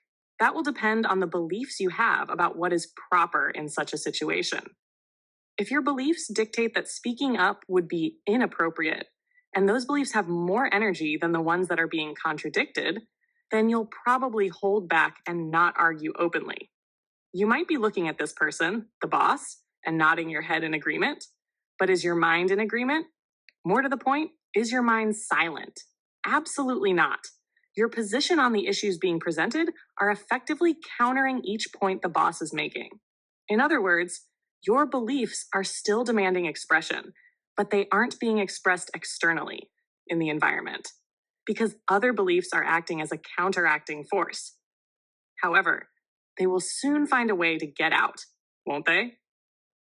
As soon as you are out of the situation, you will probably find a way to unload or even spew out your side of the argument. You will probably describe what you had to endure to anyone you think will lend a sympathetic ear. This is an example of how our beliefs demand to be expressed when they are in conflict with the external environment. Beliefs versus our desires, goals, and intentions. But what happens when one or more of our beliefs are in conflict with our intents, goals, dreams, wants, or desires? The implications of such a conflict can have a profound effect on our trading. As we have already learned, beliefs create distinctions in how the external environment can express itself. Distinctions, by definition, are boundaries. Human consciousness, on the other hand, seems to be larger than the sum total of everything we have learned to believe. This larger than quality of human consciousness gives us the ability to think in any direction we choose, either inside or outside of the boundaries imposed by our beliefs. Thinking outside of the boundaries of our beliefs is commonly referred to as creative thinking. When we purposely choose to question a belief, question what we know, and sincerely desire an answer, we make our minds available to receive a brilliant idea, inspiration, or solution to the issue at hand. Creativity, by definition, brings forth something that didn't exist before. When we think creatively, we will, by definition, automatically receive ideas or thoughts that are outside of anything that already exists in our rational mind as a belief or memory. The nature of creativity. As far as I know, there is no consensus among artists, inventors, or the religious or scientific communities as to exactly where creatively generated information comes from. However, what I do know is that creativity seems to be limitless and without boundaries. If there are any limits on the ways we can think, we certainly haven't found them yet. Consider the staggering pace at which technology has developed in the last 50 years alone. Every invention or development in the evolution of humanity was born in the minds of people who were willing to think outside the boundaries dictated by what they had learned to believe. If all of us have the inherent ability to think creatively, and I believe that we do, then we also have the potential to encounter what I call a creative experience. I define a creative experience as the experience of anything new or outside the boundaries imposed by our beliefs. It could be a new sight, something we've never seen before, but from the environment's perspective was always there. Or we could experience a new sound, smell, taste, or touch. Creative experiences, like creative thoughts, inspirations, hunches, and brilliant ideas, can occur as a surprise or can be the result of our conscious direction. In either case, when we experience them, we can be confronted with a major psychological dilemma. A creative occurrence, whether in the form of a thought or an experience, can cause us to be attracted to or desire something that is in direct conflict with one or more of our beliefs. Illustration: the boy and the dog. To illustrate the point, let's return to the example of the boy and dog. Recall that the boy has had several painful experiences with dogs. The first experience was real from the environment's perspective. The others, however, were the result of how his mind processed information based on the operation of the association and pain avoidance mechanisms. The end result is that he experiences fear every time he encounters a dog. Let's suppose that the boy was a toddler when he had his first negatively charged experience. As he grows up and begins associating specific words and concepts with his memories, he will form a belief about the nature of dogs. It would be reasonable to assume that he adopted a belief something like, all dogs are dangerous. With the use of the word all, the boy's belief is structured in a way that assures that he will avoid all dogs. He has no reason to question this belief because every experience has confirmed and reinforced its validity. However, he and everyone else on the planet is susceptible to a creative experience. Under normal circumstances, the boy will do everything possible to make sure he does not encounter a dog. But what if something unexpected and unintended occurs? Suppose the boy is walking with his parents and, as a result, feels safe and protected. Now, suppose he and his parents come to a blind corner and cannot see what is on the other side. They encounter a scene in which several children of about the same age as the boy are playing with some dogs. And furthermore, they are obviously having a great deal of fun. This is a creative experience.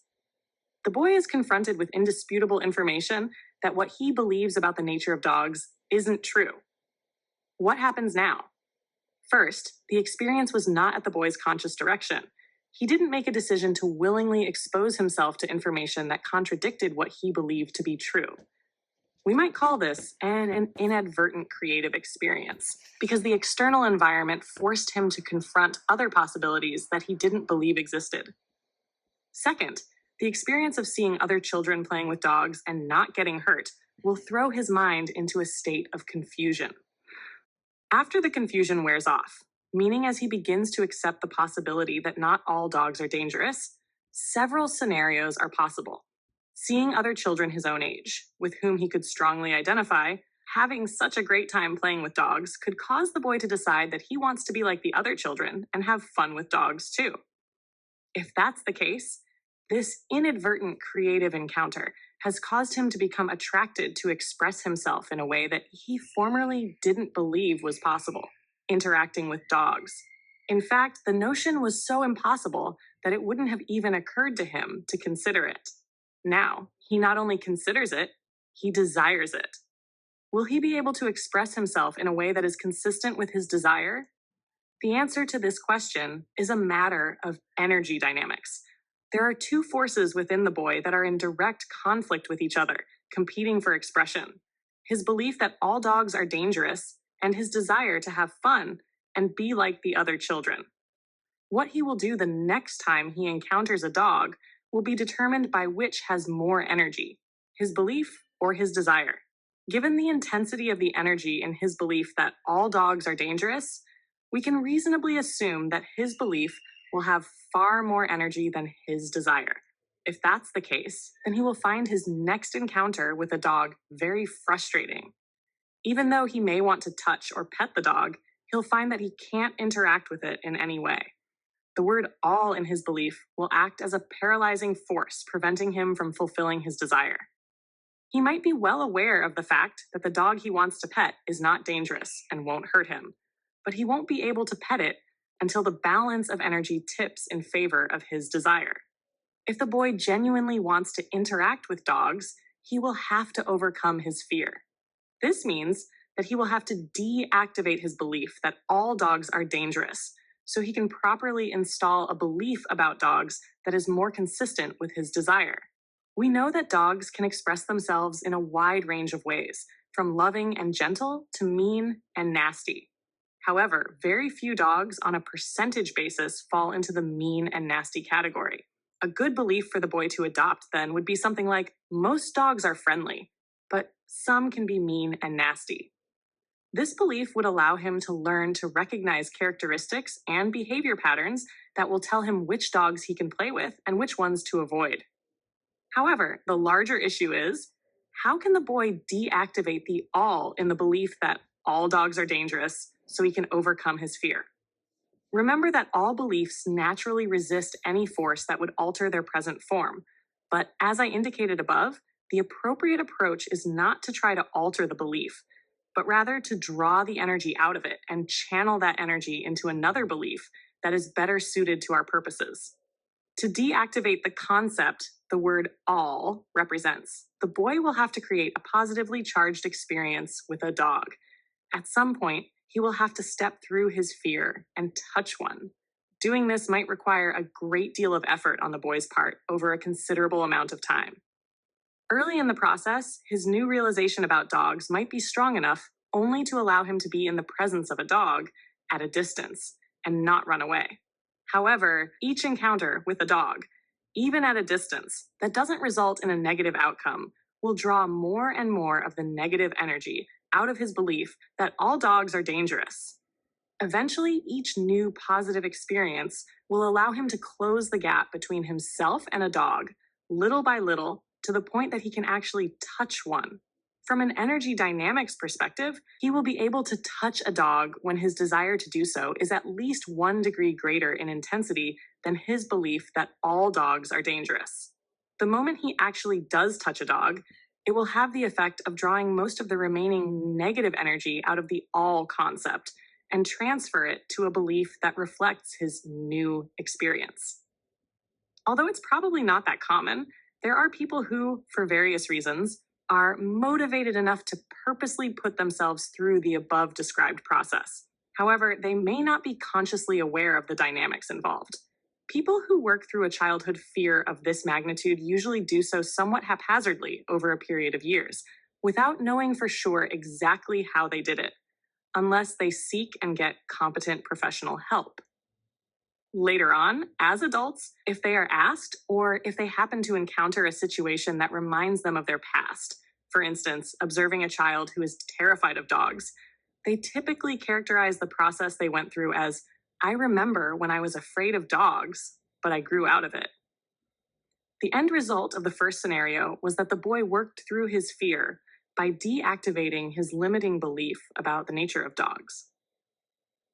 This allowed him to express himself in a way that he finds pleasing and that otherwise would have been impossible. The second scenario that could result from the child's inadvertent creative experience with dogs is that he isn't attracted to the possibility of playing with a dog. In other words, he could not care less about being like the other children or interacting with dogs. In this case, his belief that all dogs are dangerous and his new realization that all dogs are not dangerous will exist in his mental environment as contradictory concepts. This is an example of what I call an active contradiction, when two active beliefs are in direct conflict with each other, both demanding expression. In this example, the first belief exists at a core level in the boy's mental environment, with a great deal of negatively charged energy. The second belief is at a more superficial level and has very little positively charged energy. The dynamics of this situation are interesting and extremely important. We have stated that beliefs control our perception of information. Under normal circumstances, the boy would have been perceptually blinded to the possibility of interacting with dogs, but the experience of seeing other children playing with them created a positively charged concept in his mental environment that dogs are not all dangerous. Some can be friendly. However, he hasn't done anything to deactivate the all in his belief that all dogs are dangerous. And as far as I know, beliefs have no capacity to deactivate themselves. As a result, beliefs exist in our mental environment from the moment they are born to the moment we die. Here, unless we consciously take steps to deactivate them. However, in this scenario, the boy has no desire and consequently no motivation to step through his fear.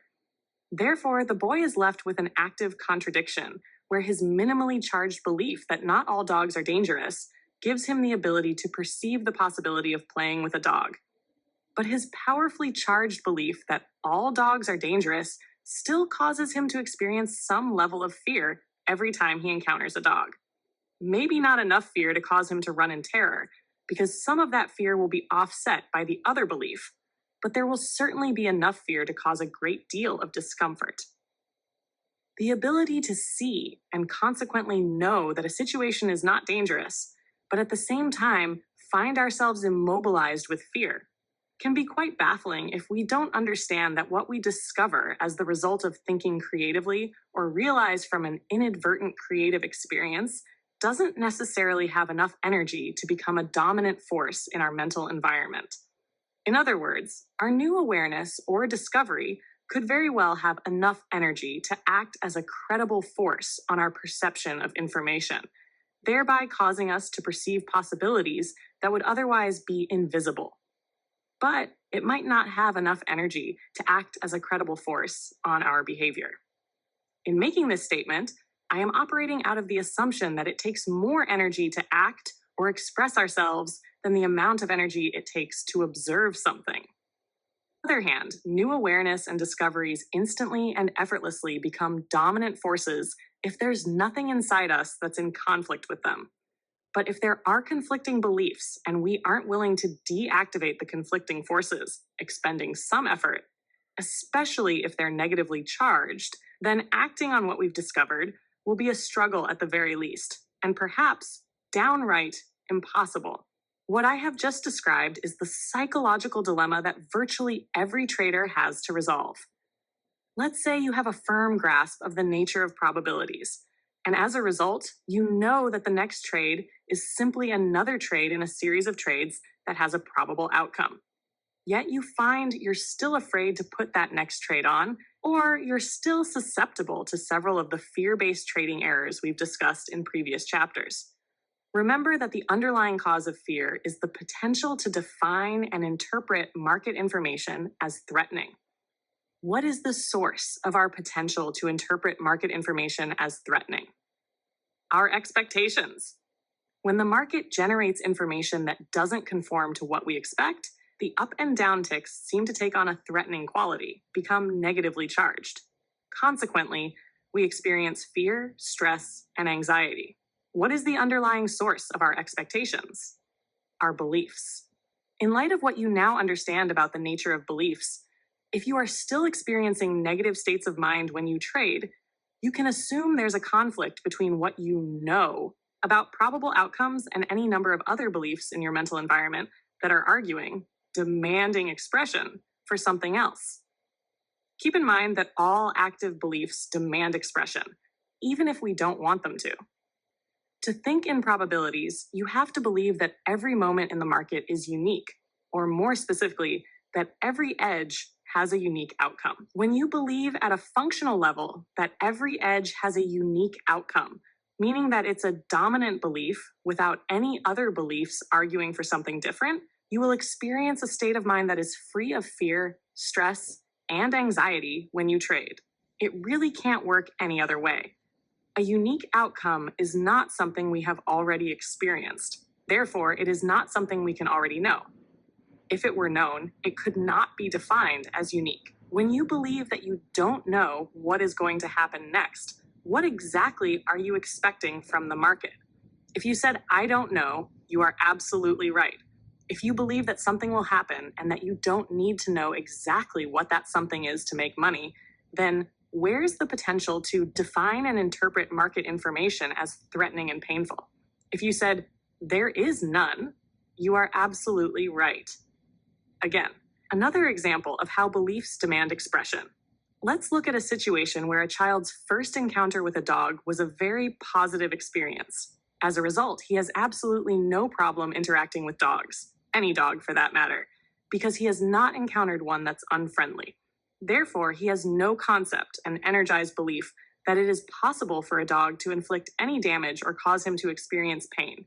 As he learns to associate words with his memories, he will probably acquire a belief along the lines of, "All dogs are friendly and fun." Therefore, every time a dog comes into his field of awareness, this belief will demand expression.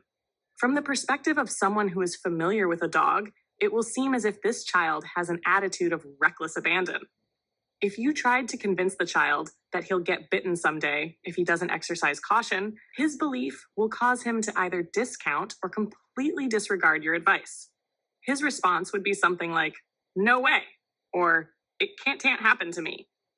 Let's say at some point in his life, he approaches an unfamiliar dog that wants to be left alone. The dog growls.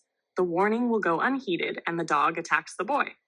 From the perspective of the boy's belief system, he's just had a creative experience. What effect will this experience have on his belief that all dogs are friendly? Will he now be afraid of all dogs, as the child in the first example was? Unfortunately, the answers to these questions are not cut and dried, because there may be other beliefs, also demanding expression, that don't have anything specifically to do with dogs that come into play in a situation like this. For example, what if this child has a highly developed belief in betrayal? He believes he's been betrayed by some very significant people in some very significant situations that have caused him to experience intense emotional pain. If he associates the attack by this one dog as a betrayal by dogs in general, in essence, a betrayal of his belief in dogs, then he could easily find himself afraid of all dogs. All of the positive energy contained in his original belief could instantly be transformed into negatively charged energy. The boy could justify this shift with a rationalization like, "If one dog can betray me, then any dog can." However, I do think this is an extreme and very unlikely occurrence. What is more likely is the word "all" in his original belief will instantly be deactivated, and that energy will get transferred to a new belief that better reflects the true nature of dogs. This new experience caused an energy shift that forced him to learn something about the nature of dogs that he otherwise refused to consider possible. His belief in the friendliness of dogs remains intact. He will still play with dogs, but he will now exercise some discretion by consciously looking for signs of friendliness or unfriendliness. Implications for trading.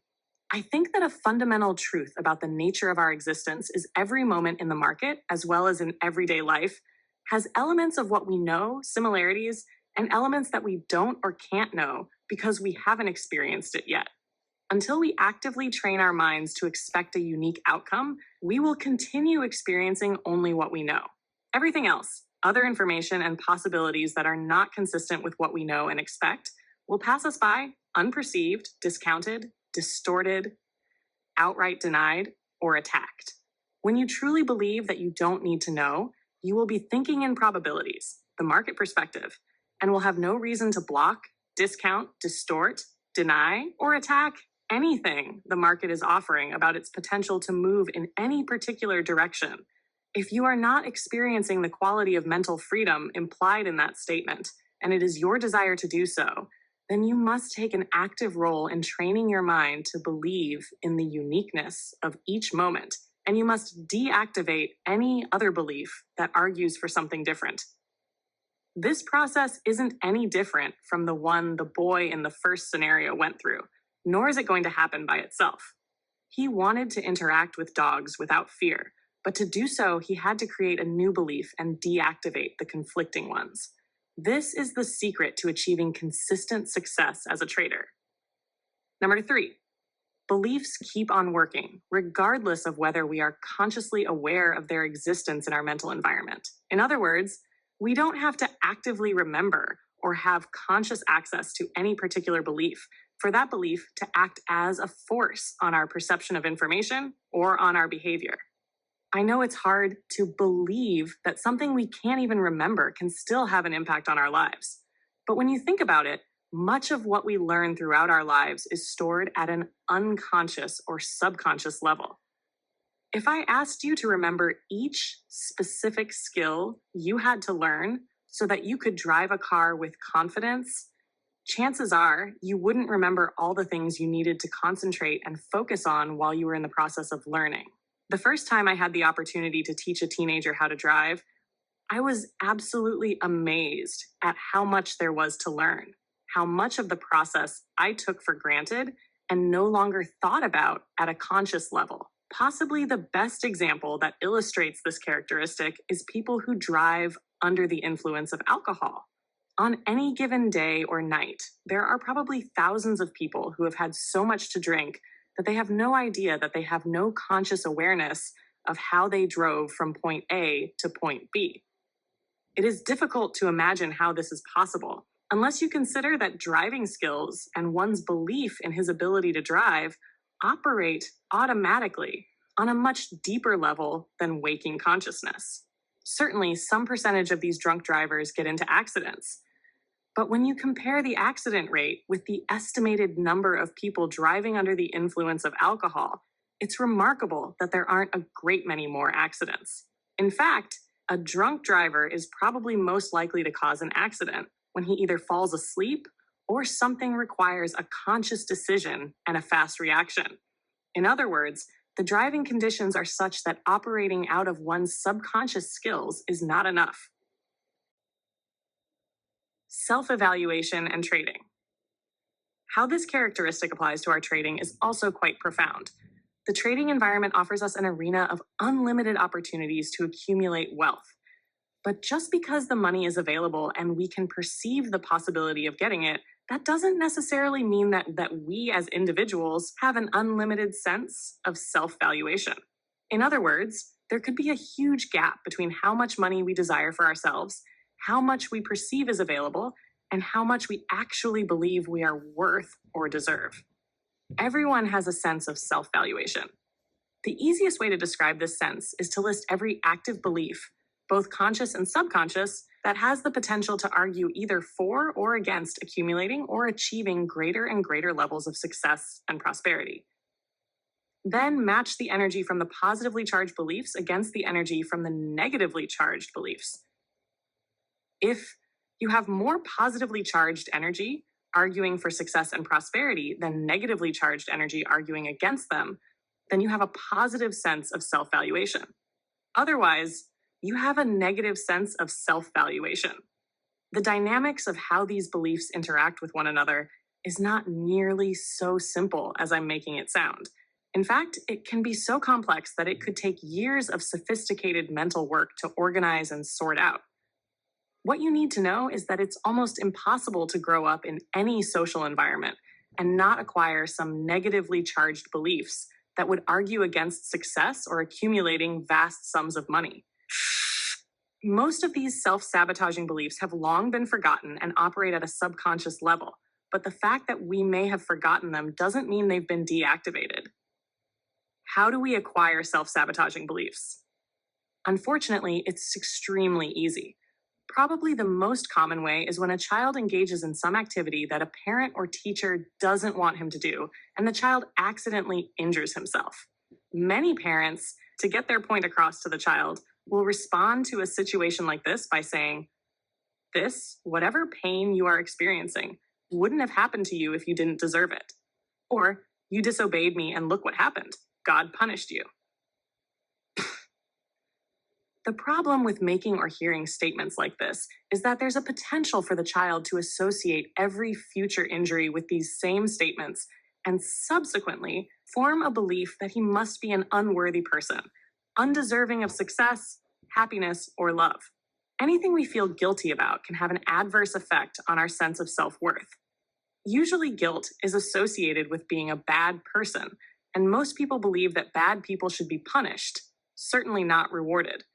Some religions teach children that having a lot of money isn't godly or spiritual.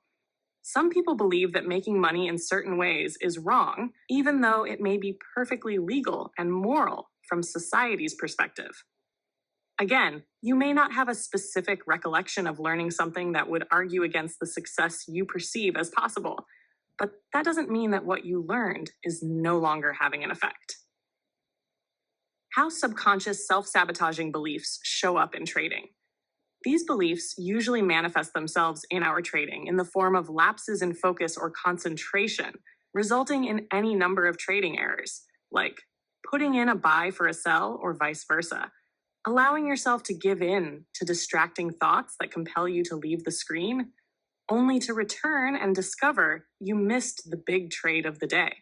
I've worked with many traders who achieved various levels of consistent success, but found they just couldn't break through certain thresholds in acquiring equity. They discovered an invisible but very real barrier, similar to the proverbial glass ceiling that many women executives experience in the corporate world. Every time these traders hit the barrier, they experienced a significant drawdown, regardless of the market conditions. However, when asked about what happened, they typically blamed their sudden run of bad luck on just that, luck, or the vagaries of the market. Interestingly, they typically created a steadily rising equity curve, sometimes over a period of several months, and the significant drawdown always occurred at the same spot in their equity curve. The negative zone. I describe this psychological phenomenon as being in a negative zone. As magically as money can flow into a trader's accounts when he is in the zone, it can just as easily flow out if he is in a negative zone where unresolved self-valuation issues mysteriously act on his perception of information and behavior. I am not implying here that you have to deactivate every belief that would argue against your ever-expanding positive sense of self-valuation, because you don't. But you must be aware of the presence of such beliefs and take specific steps in your trading regimen to compensate when they start expressing themselves. Chapter 11, Thinking Like a Trader. If you asked me to distill trading down to its simplest form, I would say that it is a pattern recognition numbers game. We use market analysis to identify the patterns, define the risk, and determine when to take profits. The trade either works or it doesn't. In any case, we go on to the next trade. It's that simple, but it's certainly not easy. In fact, trading is probably the hardest thing you'll ever attempt to be successful at. That's not because it requires intellect, quite the contrary, but because the more you think you know, the less successful you'll be. Trading is hard because you have to operate in a state of not having to know, even though your analysis may turn out at times to be perfectly correct. To operate in a state of not having to know, you have to properly manage your expectations. To properly manage your expectations, you must realign your mental environment so that you believe without a shadow of a doubt in the 5 fundamental truths. In this chapter, I'm going to give you a trading exercise that will integrate these truths about the market at a functional level in your mental environment. In the process, I'll take you through the 3 stages of development of a trader. The first stage, the mechanical stage. In this stage, you, 1, build the self-trust necessary to operate in an unlimited environment. 2, learn to flawlessly execute a trading system. 3, train your mind to think in probabilities, the 5 fundamental truths. 4, create a strong, unshakable belief in your consistency as a trader. Once you have completed this first stage, you can then advance to the subjective stage of trading. In this stage, you use anything you have ever learned about the nature of market movement to do whatever it is you want to do.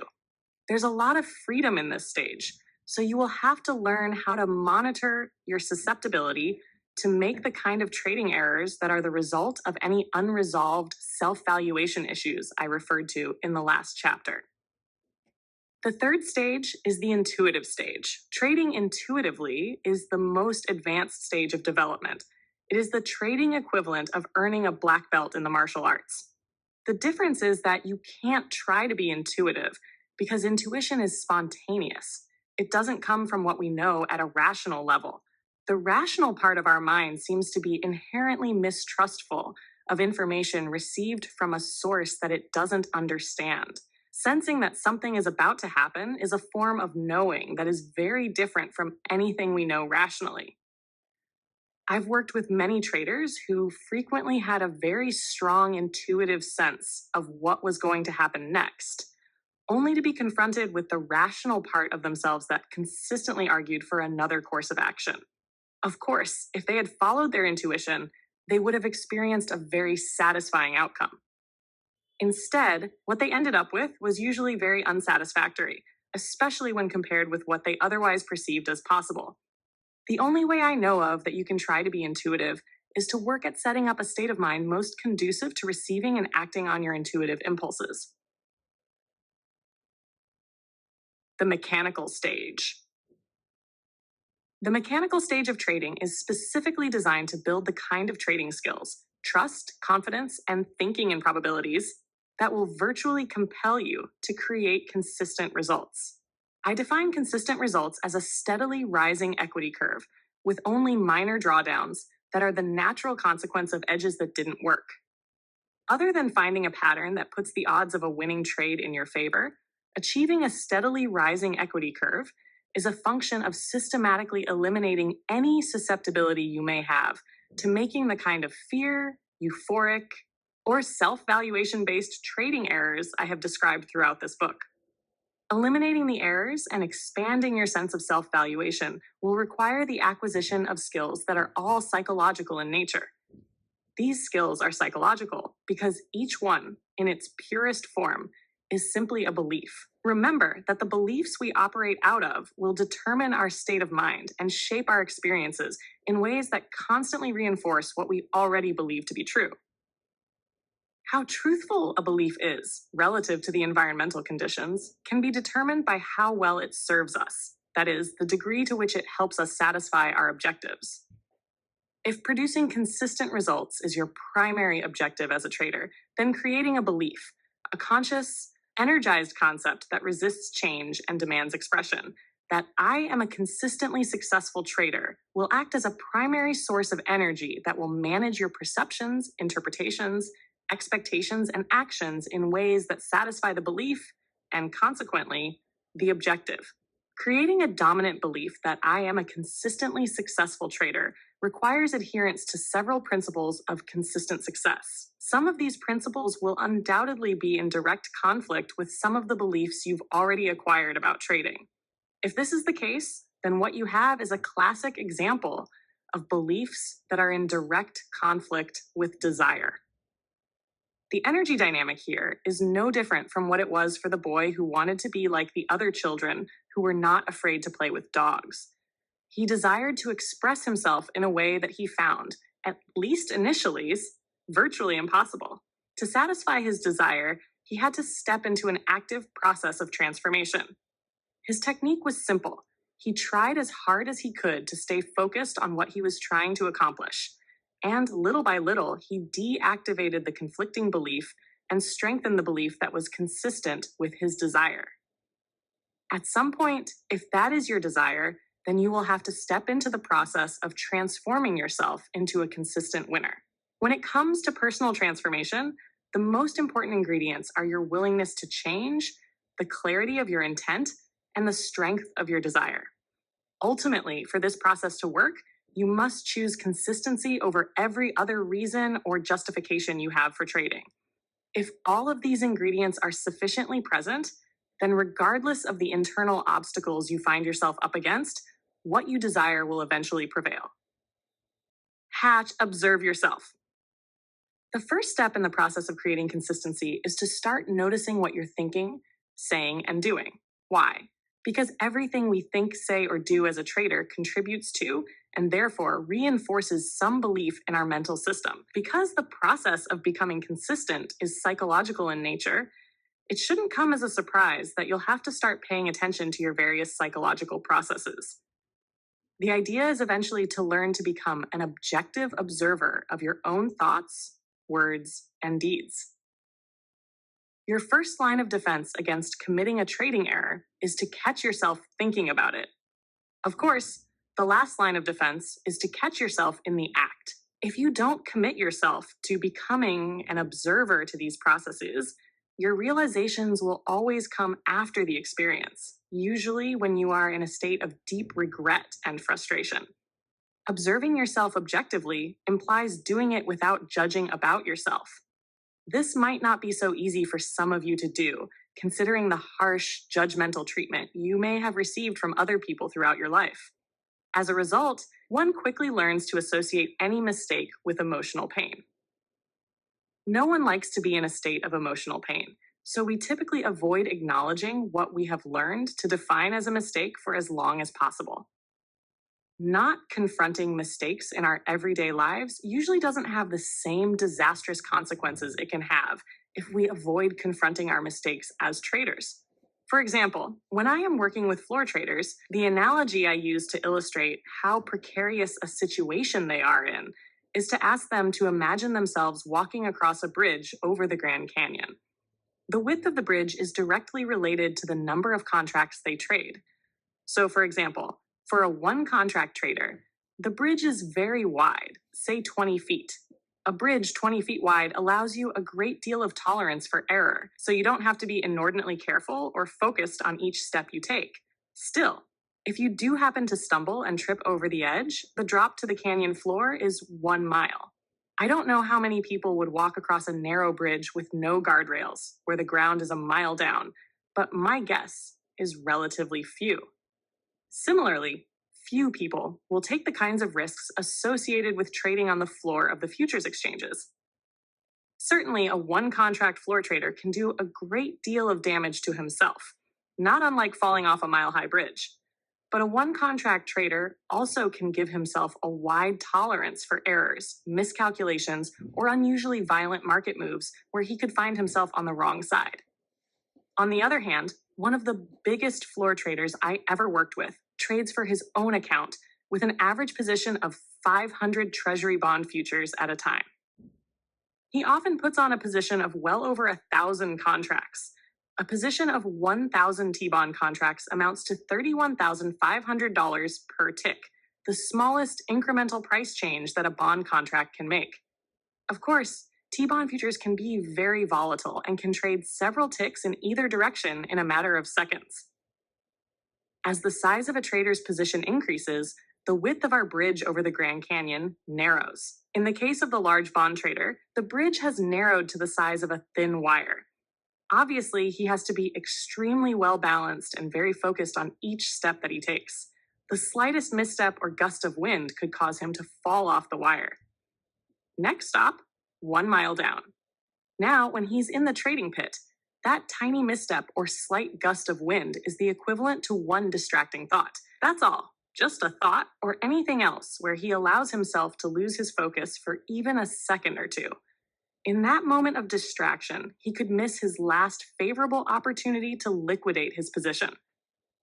The next price level with enough volume to take him out of his trade could be several ticks away, either creating a huge loss or forcing him to give a substantial winning trade back to the market. If producing consistent results is a function of eliminating errors, then it is an understatement to say that you will encounter great difficulty in achieving your objective if you can't acknowledge a mistake. Obviously, this is something very few people can do, and it accounts for why there are so few consistent winners. In fact, the tendency not to acknowledge a mistake is so pervasive throughout mankind, it could lead one to assume that it's an inherent characteristic of human nature. I do not believe this is the case, nor do I believe we are born with the capacity to ridicule or think less of ourselves for making a mistake, miscalculation, or error. Making mistakes is a natural function of living and will continue to be until we reach a point at which 1. All our beliefs are in absolute harmony with our desires, and 2. All our beliefs are structured in such a way that they are completely consistent with what works from the environment's perspective. Obviously, if our beliefs are not consistent with what works from the environment's perspective, the potential for making a mistake is high, if not inevitable. We won't be able to perceive the appropriate set of steps to our objective. Worse, we won't be able to perceive that what we want may not be available, or available in the quantity we desire, or at the time when we want it. On the other hand, mistakes that are the result of beliefs that are in conflict with our objectives aren't always apparent or obvious. We know they will act as opposing forces, expressing their versions of the truth on our consciousness, and they can do that in many ways. The most difficult to detect is a distracting thought that causes a momentary lapse in focus or concentration. On the surface, this may not sound significant, but as in the analogy of the bridge over the canyon, when there's a lot at stake, even a slightly diminished capacity to stay focused can result in an error of disastrous proportions. This principle applies whether it's trading, sporting events, or computer programming. When our intent is clear and undiminished by any opposing energy, then our capacity to stay focused is greater, and the more likely it is that we will accomplish our objective. Earlier, I defined a winning attitude as a positive expectation of our efforts, with an acceptance that whatever results we do get are a perfect reflection of our level of development and what we need to learn to do better. What separates the consistently great athletes and performers from everyone else is their distinct lack of fear of making a mistake. The reason they aren't afraid is that they don't have a reason to think less of themselves when they do make a mistake, meaning they don't have a reservoir of negatively charged energy waiting to well up and pounce on their conscious thought process, like a lion waiting for the right moment to pounce on its intended prey. What accounts for this uncommon capacity to quickly move beyond their errors without criticizing themselves? One explanation may be that they grew up with extremely unusual parents, teachers, and coaches, who, by their words and examples, taught them to correct their miscalculations and errors with genuine love, affection, and acceptance. I say extremely unusual because many of us grew up with just the opposite experience. We were taught to correct our mistakes or miscalculations with anger, impatience, and a distinct lack of acceptance. Is it possible that, for the great athletes, their past positive experiences with respect to mistakes caused them to acquire a belief that mistakes simply point the way to where they need to focus their efforts to grow and improve themselves? With a belief like that, there's no source of negatively charged energy, and consequently no source for self-denigrating thoughts. However, the rest of us, who did grow up experiencing a plethora of negative reactions to our actions, would naturally acquire beliefs about mistakes. Mistakes must be avoided at all costs. There must be something wrong with me if I make a mistake. I must be a screw-up, or I must be a bad person if I make a mistake. Remember that every thought, word, and deed reinforces some belief we have about ourselves. If, by repeated negative self-criticism, we acquire a belief that we're screw-ups, that belief will find a way to express itself in our thoughts, causing us to become distracted and to screw up. In our words, causing us to say things about ourselves or about others if we notice the same characteristics in them that reflect our belief. and in our actions, causing us to behave in ways that are overtly self-sabotaging. If you're going to become a consistent winner, mistakes can't exist in the kind of negatively charged context in which they are held by most people. You have to be able to monitor yourself to some degree, and that will be difficult to do if you have the potential to experience emotional pain if and when you find yourself in the process of making an error. If this potential exists, you have two choices. One, you can work on acquiring a new set of positively charged beliefs about what it means to make a mistake, along with deactivating any negatively charged beliefs that would argue otherwise or cause you to think less of yourself for making a mistake. Two, if you find this first choice undesirable, you can compensate for the potential to make errors by the way you set up your trading regime. This means that if you're going to trade and not monitor yourself, but at the same time you desire consistent results, then trading exclusively from the mechanical stage will resolve the dilemma. Otherwise, learning how to monitor yourself is a relatively simple process once you have rid yourself of negatively charged energy associated with mistakes. In fact, it's easy. All you have to do is decide why you want to monitor yourself, which means you first need to have a clear purpose in mind. When you're clear about your purpose, simply start directing your attention to what you think, say, or do. If and when you notice that you're not focused on your objective or on the incremental steps to accomplish your objective, choose to redirect your thoughts, words, or actions in a way that is consistent with what you are trying to accomplish. Keep redirecting as often as necessary. The more willfully you engage in this process, especially if you can do it with some degree of conviction, the faster you will create a mental framework free to function in a way that is consistent with your objectives without any resistance from conflicting beliefs. The role of self-discipline. I call the process I just described self-discipline. I define self-discipline as a mental technique to redirect, as best we can, our focus of attention to the object of our goal or desire, when that goal or desire conflicts with some other component, belief, of our mental environment. The first thing you should notice about this definition is that self-discipline is a technique to create a new mental framework. It is not a personality trait. People aren't born with self-discipline. In fact, when you consider how I define it, being born with discipline isn't even possible. However, as a technique to be used in the process of personal transformation, anybody can choose to use self-discipline. Here is an example from my life that illustrates the underlying dynamics of how this technique works. In 1978, I decided that I wanted to become a runner. I don't exactly remember what my underlying motivation was, except that I had spent the previous 8 years in a very inactive lifestyle. I wasn't involved with any sports or hobbies, unless you call watching television a hobby. Previously, in both high school and at least part of college, I was very active in sports, especially ice hockey. However, coming out of college, my life was unfolding in the way that was very different from what I had expected. It was not to my liking, but at the time I felt powerless to do anything about it. This led to a period of inactivity, which is a nice way of saying that I was severely depressed. Again, I'm not sure what prompted me to suddenly want to become a runner. Maybe I saw some TV program that sparked my interest. I do, however, remember that the motivation was very strong. So I went out and bought myself some running shoes, put them on, and went out to run. The first thing I discovered was that I couldn't do it. I didn't have the physical stamina to run more than 50 or 60 yards. This was very surprising. I didn't realize, nor would I have ever believed, that I was so out of shape that I couldn't run even 100 yards. This realization was so disheartening that I didn't attempt to run again for 2 or 3 weeks. The next time out, I still couldn't run more than 50 or 60 yards. I tried again the next day with, of course, the same result. I became so discouraged about my deteriorated physical condition that I didn't run again for another 4 months. Now it's the spring of 1979. I'm once again determined to become a runner, but at the same time, very frustrated with my lack of progress.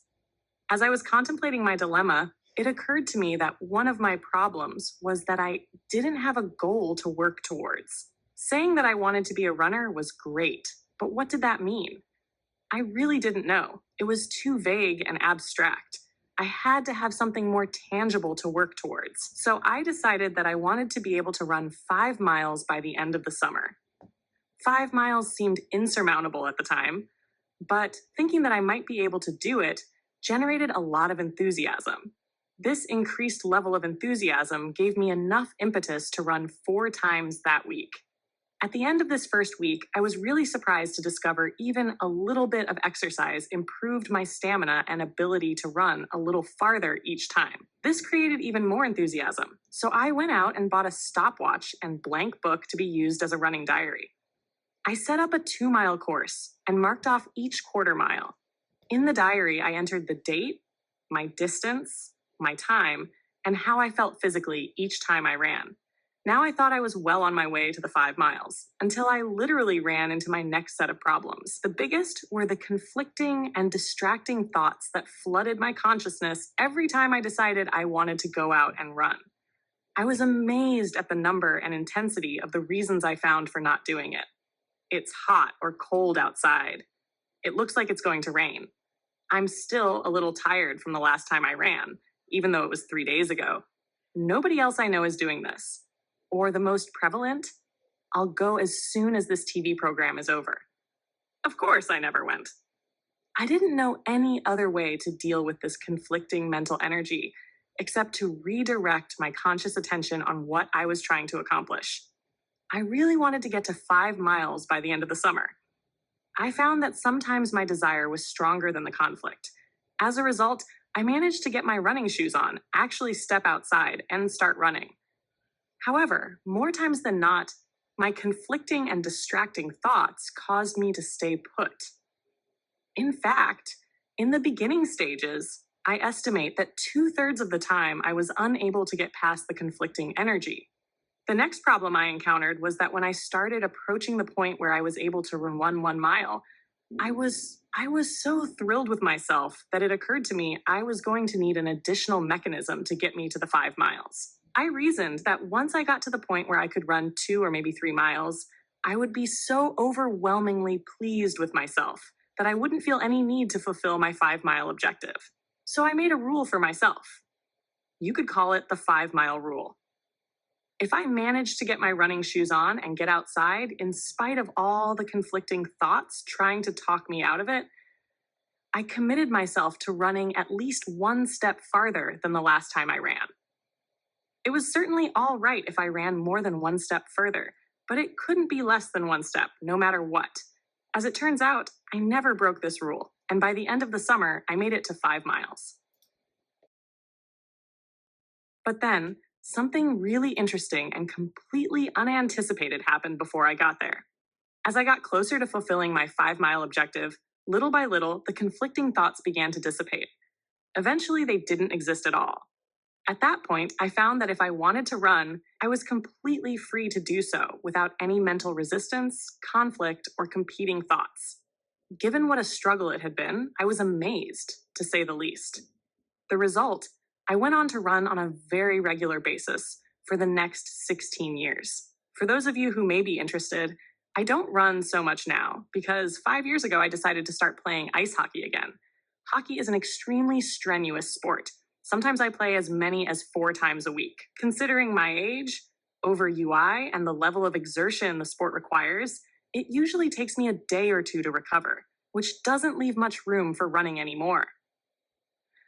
Now, if you take these experiences and put them into the context of what we now understand about the nature of beliefs, there are a number of observations we can make. 1, initially, my desire to be a runner had no foundation of support in my mental system. In other words, there was no other source of energy, an energized concept demanding expression consistent with my desire. 2, I actually had to do something to create that support. To create a belief that I am a runner required that I create a series of experiences consistent with the new belief. Remember that everything we think, say, or do contributes energy to some belief in our mental system. Each time I experienced a conflicting thought and was able to successfully refocus on my objective, with enough conviction to get me into my running shoes and out the door, I added energy to the belief that I am a runner. And just as important, I inadvertently drew energy away from all of the beliefs that would argue otherwise. I say inadvertently because there are various techniques specifically designed to identify and deactivate conflicting beliefs. But at that time in my life, I didn't understand the underlying dynamics of the process of transformation I was going through. So it wouldn't have occurred to me to avail myself of such techniques. 3. Now I can effortlessly, from a mental perspective, express myself as a runner because I am a runner. That energized concept is now a functioning part of my identity. When I first started out, I happened to have a number of conflicting beliefs about running. As a result, I needed the technique of self-discipline to become one. Now I don't need self-discipline because being a runner is who I am. When our beliefs are completely aligned with our goals or desires, there's no source of conflicting energy. If there's no source of conflicting energy, then there's no source of distracting thoughts, excuses, rationalizations, justifications, or mistakes, conscious or subconscious. 4. Beliefs can be changed. And if it's possible to change one belief, then it's possible to change any belief. If you understand that you really aren't changing them, but are only transferring energy from one concept to another, the form of the belief targeted for change remains intact. Therefore, two completely contradictory beliefs can exist in your mental system side by side. But if you've drawn the energy out of one belief and completely energized the other, no contradiction exists from a functional perspective. Only the belief with the energy will have the capacity to act as a force on your state of mind, on your perception and interpretation of information, and your behavior. Now, the sole purpose of trading mechanically is to transform yourself into a consistently successful trader.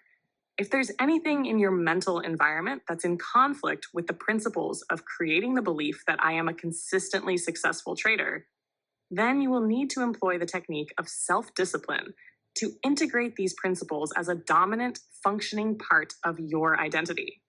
Once the principles become who you are, you will no longer need self-discipline because the process of being consistent will become effortless.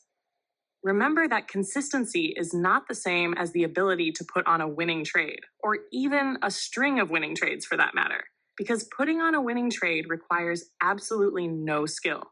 All you have to do is guess correctly, which is no different than guessing the outcome of a coin toss. Whereas consistency is a state of mind that, once achieved, won't allow you to be any other way. You won't have to try to be consistent because it will be a natural function of your identity. In fact, if you have to try, it's an indication that you haven't completely integrated the principles of consistent success as dominant, unconflicted beliefs. For example, predefining your risk is a step in the process of being consistent. If it takes any special effort to predefine your risk, if you have to consciously remind yourself to do it, if you experience any conflicting thoughts, in essence, trying to talk you out of doing it, or if you find yourself in a trade where you haven't predefined your risk, then this principle is not a dominant, functioning part of your identity. It isn't who you are. If it were, it wouldn't even occur to you not to predefine your risk. If and when all of the sources of conflict have been deactivated, there's no longer a potential for you to be any other way. What was once a struggle will become virtually effortless. At that point, it may seem to other people that you are so disciplined because you can do something they find difficult, if not impossible. But the reality is that you aren't being disciplined at all. You are simply functioning from a different set of beliefs that compel you to behave in a way that is consistent with your desires, goals, or objectives. Creating a belief in consistency. Creating a belief that I am a consistent winner is the primary objective. But like my intention to become a runner, it's too broad and abstract to implement without breaking it down into a step-by-step process. So what I'm going to do is break this belief down into its smallest definable parts and then give you a plan to integrate each part as a dominant belief. The following sub-beliefs are the building blocks that provide the underlying structure for what it means to be a consistent winner. I am a consistent winner because 1. I objectively identify my edges. 2. I predefine the risk of every trade. 3. I completely accept risk or I am willing to let go of the trade. 4. I act on my edges without reservation or hesitation. 5. I pay myself as the market makes money available to me. 6. I continually monitor my susceptibility for making errors. 7. I understand the absolute necessity of these principles of consistent success, and therefore, I never violate them. These beliefs are the 7 principles of consistency. To integrate these principles into your mental system at a functional level requires that you purposely create a series of experiences that are consistent with them.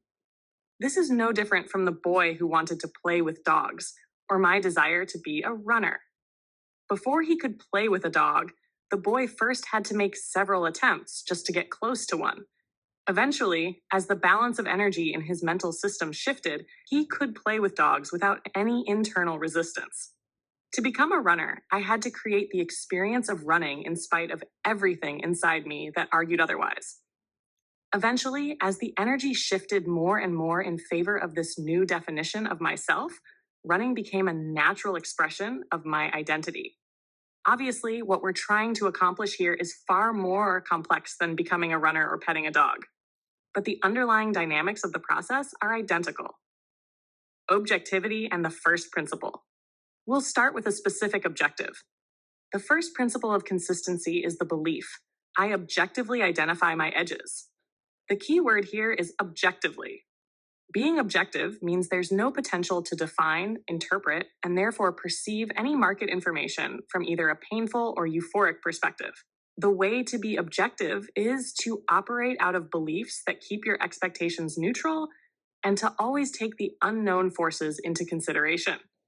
Remember, you have to specifically train your mind to be objective and to stay focused in the now moment opportunity flow.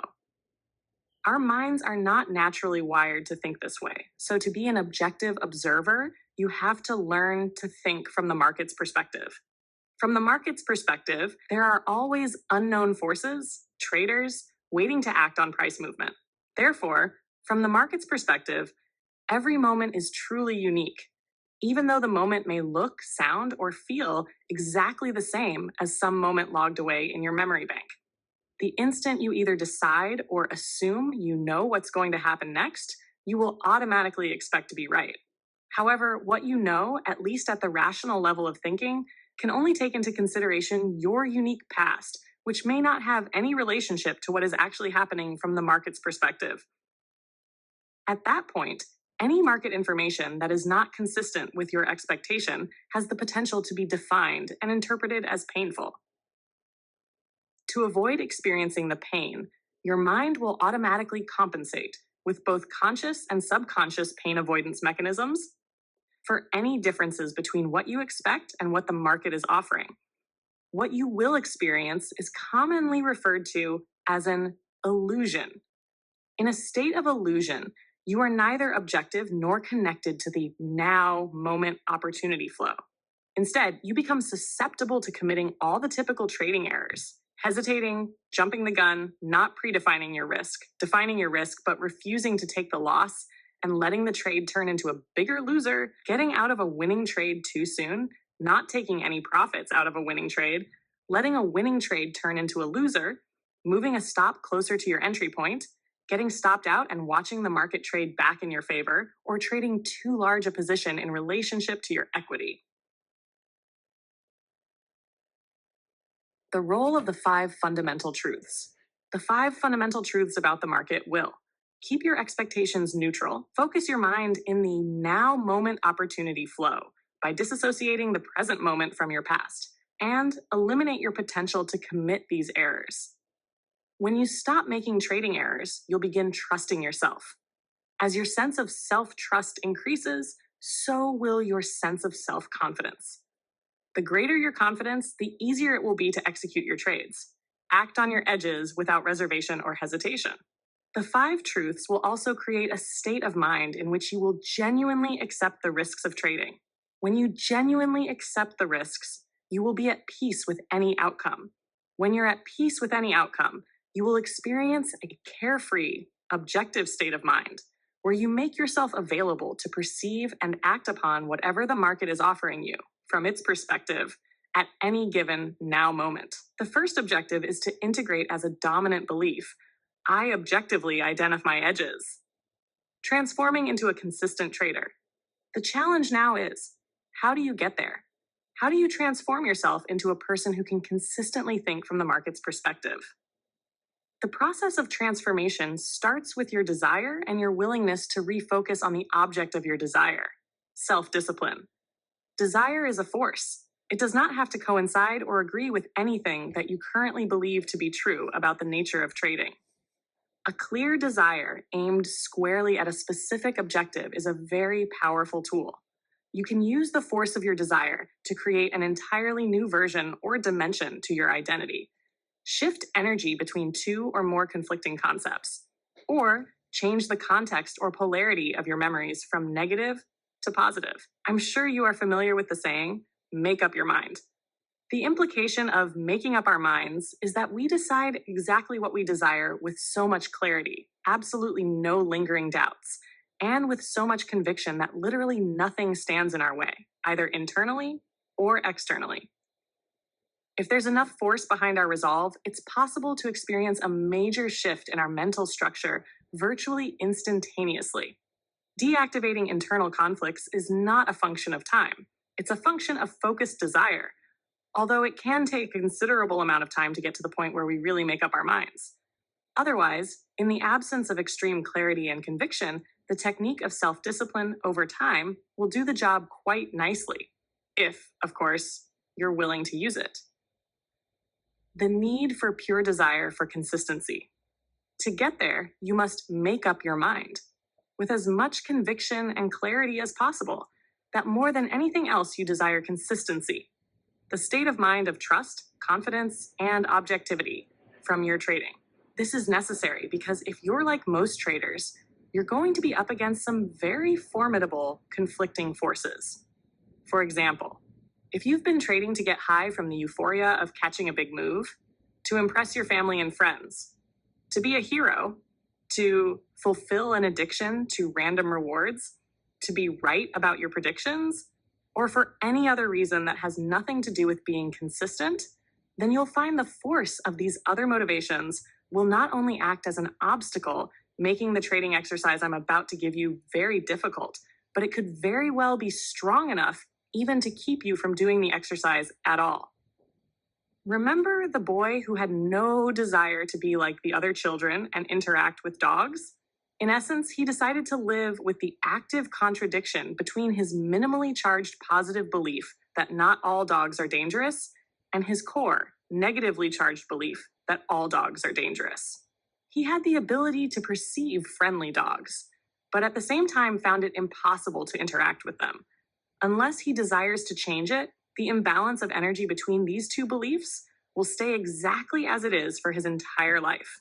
To even start this process, you have to want consistency so much that you would be willing to give up all the other reasons, motivations, or agendas you have for trading that aren't consistent with the process of integrating the beliefs that create consistency. A clear, intense desire is an absolute prerequisite if you're going to make this process work for you. Exercise. Learning to trade an edge like a casino.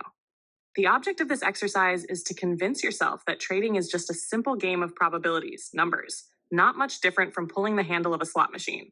At the micro level, the outcomes to individual edges are independent occurrences and random in relationship to one another. At the macro level, the outcomes over a series of trades will produce consistent results. From a probabilities perspective, this means that instead of being the person playing the slot machine, as a trader, you can be the casino. If 1, you have an edge that genuinely puts the odds of success in your favor. 2, you can think about trading in the appropriate manner, the 5 fundamental truths. And 3, you can do everything you need to do over a series of trades. Then, like the casinos, you will own the game and be a consistent winner. Pick a market. Choose one actively traded stock or futures contract to trade. It doesn't matter what it is, as long as it's liquid, and you can afford the margin requirements for trading at least 300 shares or 3 futures contracts per trade. Choose a set of market variables that define an edge. This can be any trading system you want. The trading system or methodology you choose can be mathematical, mechanical, or visual, based on patterns in price charts. It doesn't matter whether you personally design the system or purchase it from someone else, nor do you need to take a long time or be too picky trying to find or develop the best or right system. This exercise is not about system development, and it is not a test of your analytical abilities. In fact, the variables you choose can even be considered mediocre by most traders' standards, because what you are going to learn from doing this exercise is not dependent upon whether you actually make money. If you consider this exercise an educational expense, it will cut down on the amount of time and effort you might otherwise expend trying to find the most profitable edges. For those of you who might be wondering, I'm not going to make any specific recommendations about what system or variables you should use, because I assume that most of the people reading this book are already well schooled in technical analysis. If you need additional assistance, there are hundreds of books available on the topic, as well as system vendors who are more than willing to sell you their ideas. However, if you've made a genuine attempt to do this on your own, but are still having problems picking a system, you can contact me at markdouglas.com or tradinginthezone.com, and I will make some recommendations. Whatever system you choose to use has to fit within the following specifications. Hashtag trade entry.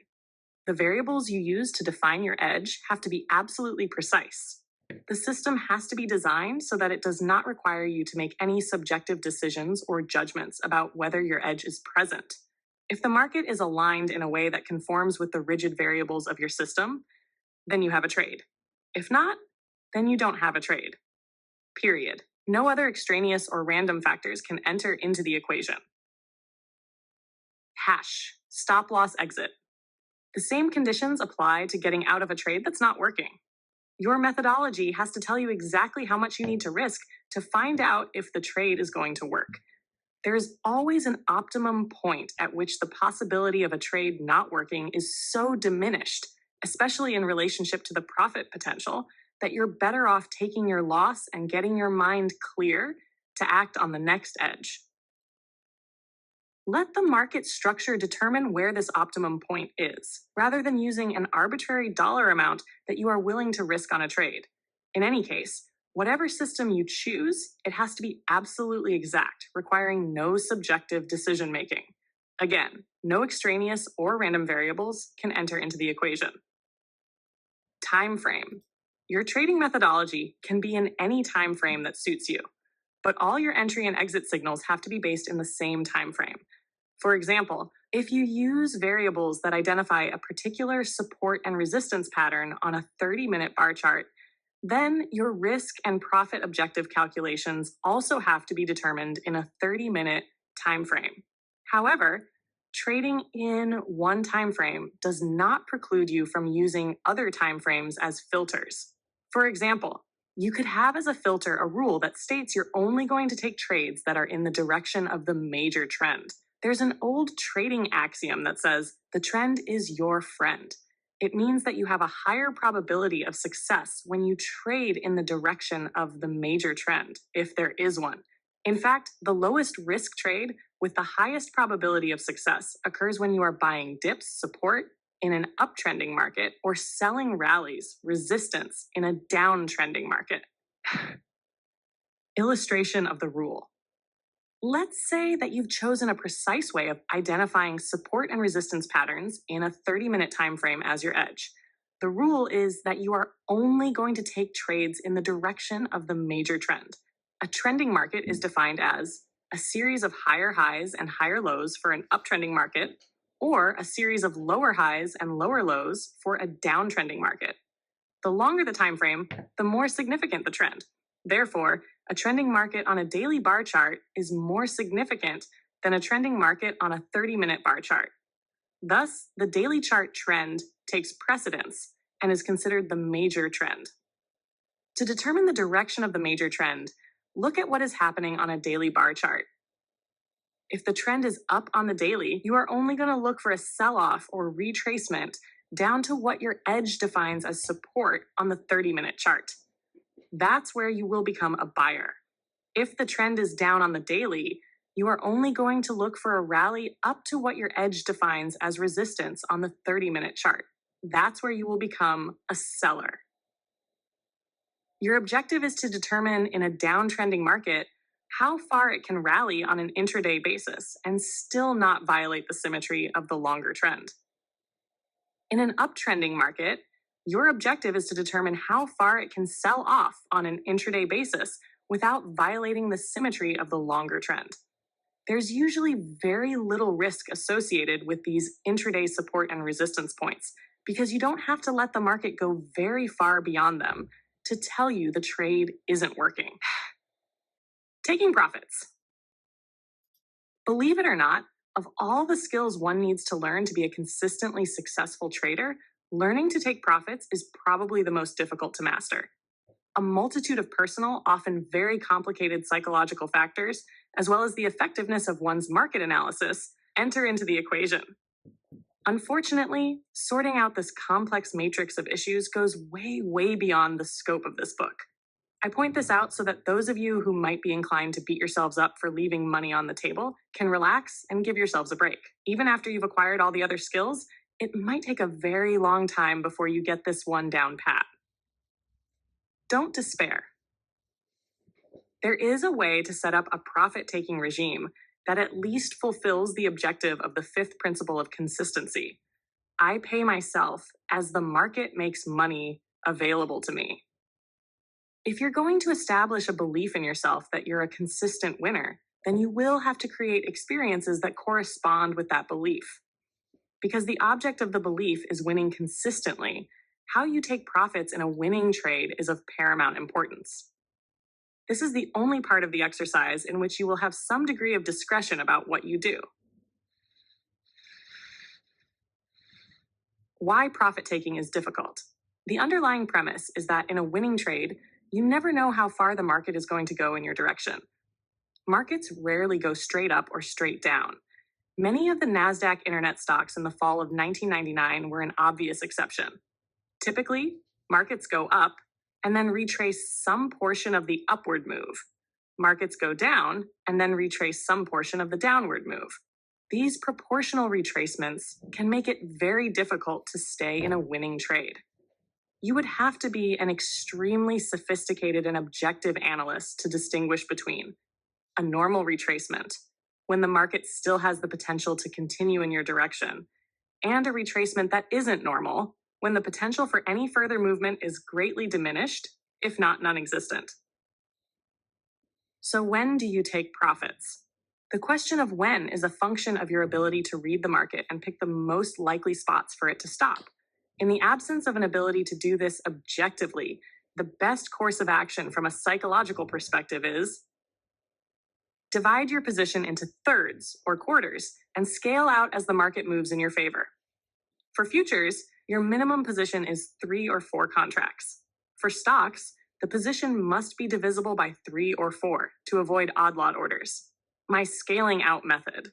When I first started trading, especially during the first 3 years, 1979 to 1981, I regularly analyzed the results of my trading activities. One of the things I discovered was that I rarely got stopped out of a trade for a loss without the market first going at least a little in my direction. On average, only 1 out of every 10 trades was an immediate loser. The other loser trades typically moved 3 to 4 ticks in my favor before reversing. I calculated that if I took 1/3 of my position off every time I got those 3-4 ticks, the accumulated winnings over a year would pay a large portion of my expenses. I was right. To this day, I always, without reservation or hesitation, take off a portion of a winning position whenever the market gives me a little to take. How much I take off? It depends on the market. Treasury bond futures take 1/3 off at 4 ticks in profit. S&P futures take 1/3 off for 1.5 to 2 points in profit. In a bond trade, I usually risk no more than 6 ticks. Example using 3 contracts. 1, if the market immediately goes against me, I get stopped out for an 18-tick loss. Rare. 2, if the market goes at least 4 ticks in my favor, I take 4 ticks on 1 contract, reducing total risk. If later stopped out on the remaining 2, net loss becomes 8 ticks, not 18. 3, If the market continues in my favor, I take the second third off at a predetermined profit target, longer time frame support resistance, or a prior significant high low. 4. After taking profits on the second third, move the stop to break even. Now you have a risk-free opportunity. The importance of risk-free opportunity. The publisher cannot print the text large enough to stress this. You must experience what it feels like to be in a trade with zero risk. When there's no way to lose, barring extreme events, you experience clarity, confidence, no fear, no anxiety, objective perception, relaxed execution. This state of mind is critical for building the belief, I am a consistent winner. Why scaling out prevents panic. Imagine you're in a winning trade. The market moves strongly in your direction. You take no profits because you think it's going further. But then the market retraces all the way back to break even. You panic and exit. Then the market bounces right back to what would have been a winning trade. Had you scaled out and created a risk-free opportunity, you would not have panicked. There would have been no stress. Managing the final third. For the final third, look for the most likely stopping point in a longer time frame, significant high or low. Place your exit just below it in a long trade, just above it in a short trade. Trying to squeeze the last tick is not worth it. Shash risk-reward ratio. Your risk-to-reward ratio, how much you risk versus how much profit potential exists. Ideally, 3-1 ratio, risk $1 to make $3. This allows you to make money even with a win rate below 50%. However, for this exercise, the actual ratio does not matter, only that you scale out consistently. Why this builds the belief, I am a consistent winner. Every portion you take off as a winner reinforces confidence, proves you can win consistently, reduces emotional pressure, strengthens the belief structure that supports consistency. As your belief in your ability to be consistent strengthens, all your numbers will eventually align. Trading in sample sizes. The typical trader practically lives or dies emotionally on the results of the most recent trade. If it was a winner, he'll gladly go to the next trade. If it wasn't, he'll start questioning the viability of his edge. To find out what variables work, how well they work, and what doesn't work, we need a systematic approach, one that doesn't take any random variables into consideration. This means we have to expand our definition of success or failure from the limited trade-by-trade perspective of the typical trader to a sample size of 20 trades or more. Any edge you decide on will be based on some limited number of market variables or relationships between those variables that measure the market's potential to move either up or down. From the market's perspective, each trader who has the potential to put on or take off a trade can act as a force on price movement and is therefore a market variable. No edge or technical system can take into consideration every trader and his reasons for putting on or taking off a trade. As a result, any set of market variables that defines an edge is like a snapshot of something very fluid, capturing only a limited portion of all the possibilities. When you apply any set of variables to the market, they may work very well over an extended period of time, but after a while, you may find that their effectiveness diminishes. That's because the underlying dynamics of the interaction between all the participants, the market, is changing. New traders come into the market with their own unique ideas of what is high and what is low, and other traders leave. Little by little, these changes affect the underlying dynamics of how the market moves. No snapshot, rigid set of variables can take these subtle changes into consideration. Why trade in sample sizes? You can compensate for subtle changes in the underlying dynamics of market movement and still maintain a consistent approach by trading in sample sizes. Your sample size must be large enough to give your variables a fair and adequate test, but small enough so that if their effectiveness diminishes, you can detect it before losing an inordinate amount of money. I have found that a sample size of at least 20 trades fulfills both requirements. Once you decide on a set of variables that conform to these specifications, you need to test them to see how well they work. If you have appropriate software, you are probably already familiar with the procedures. If not, you can forward test your variables or hire a testing service. If you need a recommendation, contact me at markdouglas.com or tradinginthezone.com. Keep in mind, the object of the exercise is to learn to think objectively, as if you were a casino operator. Right now, the bottom line performance of your system is not very important. What is important is that you know what to expect in terms of win-to-loss ratio for your sample size. Accepting the risk. A requirement of this exercise is that you know in advance exactly what your risk is on each trade in your 20 trade sample size. As you now know, knowing the risk and accepting the risk are two different things. I want you to be as comfortable as possible with the dollar value of the risk you are taking in this exercise. Because the exercise requires a sample size of 20 trades, the potential risk is that you lose on all 20 trades. This is the worst case scenario. It is as likely as winning all 20, which means it isn't very likely, but it is a possibility. Therefore, you should structure the exercise so you can accept the total dollar value of losing on all 20 trades. Hash example, S&P futures. Suppose your edge requires you to risk 3 full points per contract. The exercise requires you to trade at least 3 contracts. Risk per trade equals 3 points times $250 3 contracts equals $2,250. Worst case loss for 20 trades equals $45,000. If you are not comfortable risking $45,000, you can reduce the dollar value of the risk by trading S&P E-mini contracts, which are 1/5 the value of big contracts. Then, risk per trade equals $450. Worst case for 20 trades equals $9,000. You can also reduce share size when trading stocks until you reach a total worst case number you are comfortable with. What you should not do. Do not change your risk parameters to satisfy your comfort levels.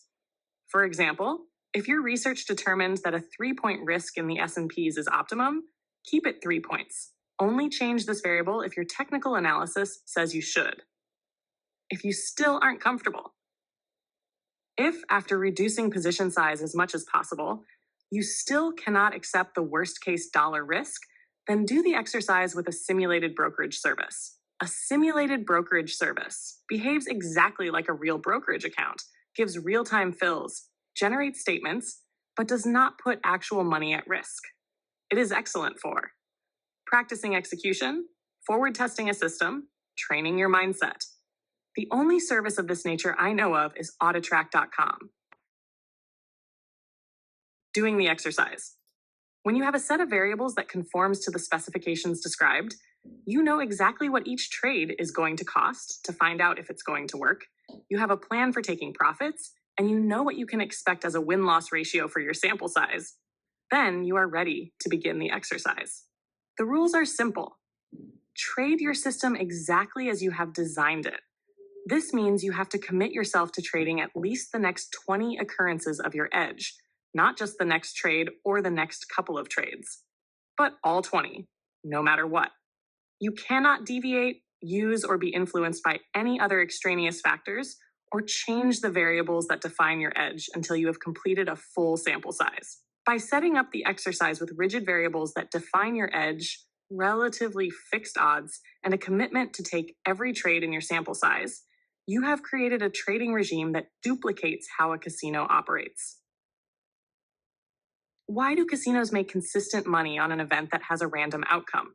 Because they know that over a series of events, the odds are in their favor. They also know that to realize the benefits of the favorable odds, they have to participate in every event. They can't engage in a process of picking and choosing which hand of blackjack, spin of the roulette wheel, or roll of the dice they're going to participate in by trying to predict in advance the outcome of each of these individual events. If you believe in the 5 fundamental truths and you believe that trading is just a probability game, not much different from pulling the handle of a slot machine, then you'll find that this exercise will be effortless. Effortless because your desire to follow through with your commitment to take every trade in your sample size and your belief in the probabilistic nature of trading will be in complete harmony. As a result, there will be no fear, resistance, or distracting thoughts. What could stop you from doing exactly what you need to do, when you need to do it, without reservation or hesitation? Nothing. On the other hand, if it hasn't already occurred to you, this exercise is going to create a head-on collision between your desire to think objectively in probabilities and all the forces inside you that are in conflict with this desire. The amount of difficulty you have in doing this exercise will be in direct proportion to the degree to which these conflicts exist. To one degree or another, you will experience the exact opposite of what I described in the previous paragraph. Don't be surprised if you find your first couple of attempts at doing this exercise virtually impossible. How should you handle these conflicts? Monitor yourself and use the technique of self-discipline to refocus on your objective. Write down the 5 fundamental truths and the 7 principles of consistency and keep them in front of you at all times when you are trading. Repeat them to yourself frequently with conviction. Every time you notice that you are thinking, saying, or doing something that is inconsistent with these truths or principles, acknowledge the conflict. Don't try to deny the existence of conflicting forces. They are simply parts of your psyche that understandably arguing for their versions of the truth. When this happens, refocus on exactly what you are trying to accomplish. If your purpose is to think objectively, disrupt the association process so you can stay in the now moment opportunity flow. Step through your fears of being wrong, losing money, missing out, and leaving money on the table so you can stop making errors and start trusting yourself. Then you'll know exactly what you need to do. Follow the rules of your trading regime as best you can. Doing exactly what your rules call for, while focused on the 5 fundamental truths, will eventually resolve all your conflicts about the true nature of trading. Every time you actually do something that confirms one of the 5 fundamental truths, you will be drawing energy out of the conflicting beliefs and adding energy to a belief in probabilities and in your ability to produce consistent results.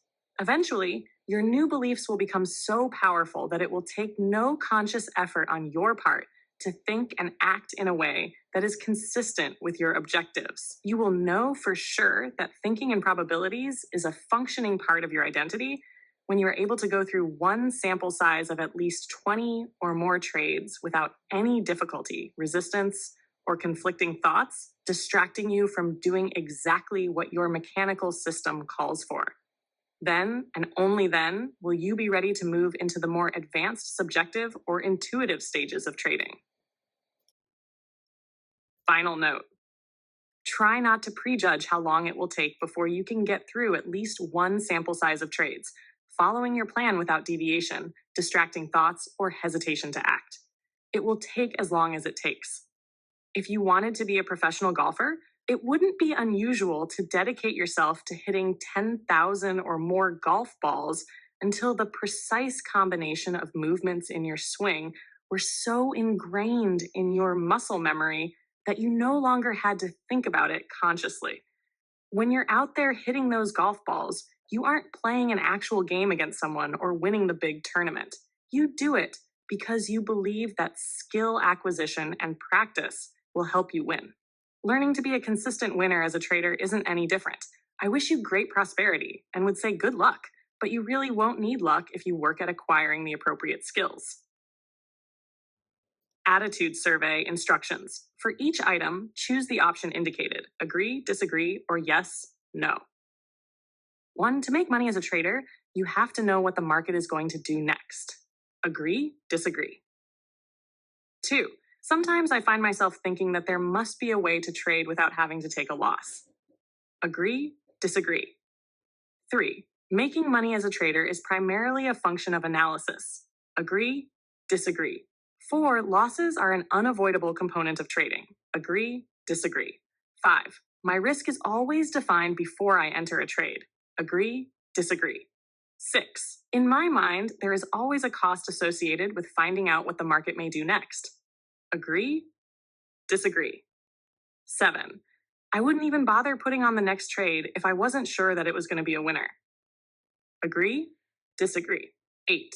The more a trader learns about the markets and how they behave, the easier it will be for him to execute his trades. Agree, disagree.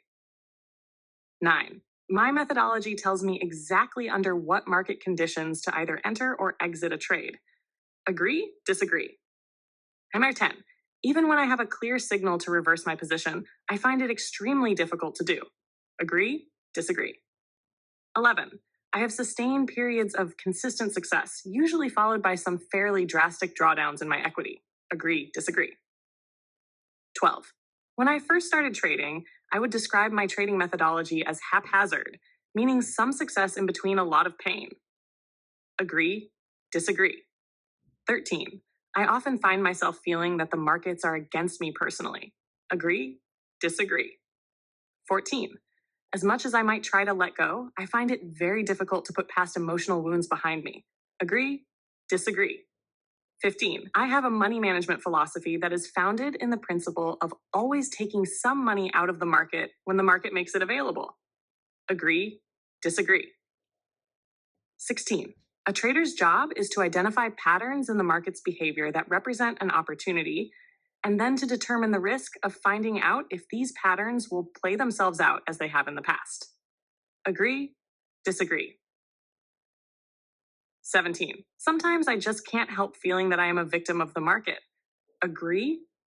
Disagree? 18. When I trade, I usually try to stay focused in one time frame. Agree? Disagree? 19. Trading successfully requires a degree of mental flexibility far beyond the scope of most people. Agree? Disagree? 20. There are times when I can definitely feel the flow of the market. However, I often have difficulty acting on these feelings. Agree? Disagree? 21. There are many times when I am in a profitable trade and I know the move is basically over, but I still won't take my profits. Agree? Disagree? 22. No matter how much money I make in a trade, I am rarely ever satisfied and feel that I could have made more. Agree? Disagree? 23. When I put on a trade, I feel I have a positive attitude. I anticipate all of the money I could make from the trade in a positive way. Agree? Disagree?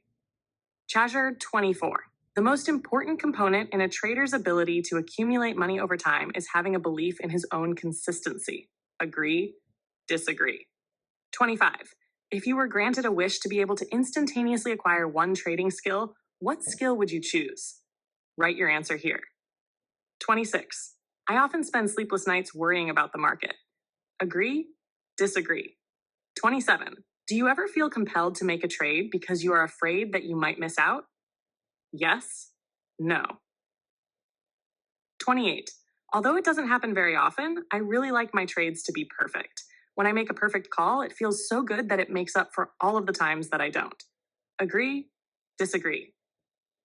29. Do you ever find yourself planning trades you never execute and executing trades you never planned? Yes? No? 30. In a few sentences, explain why most traders either don't make money or aren't able to keep what they make. Write your explanation here.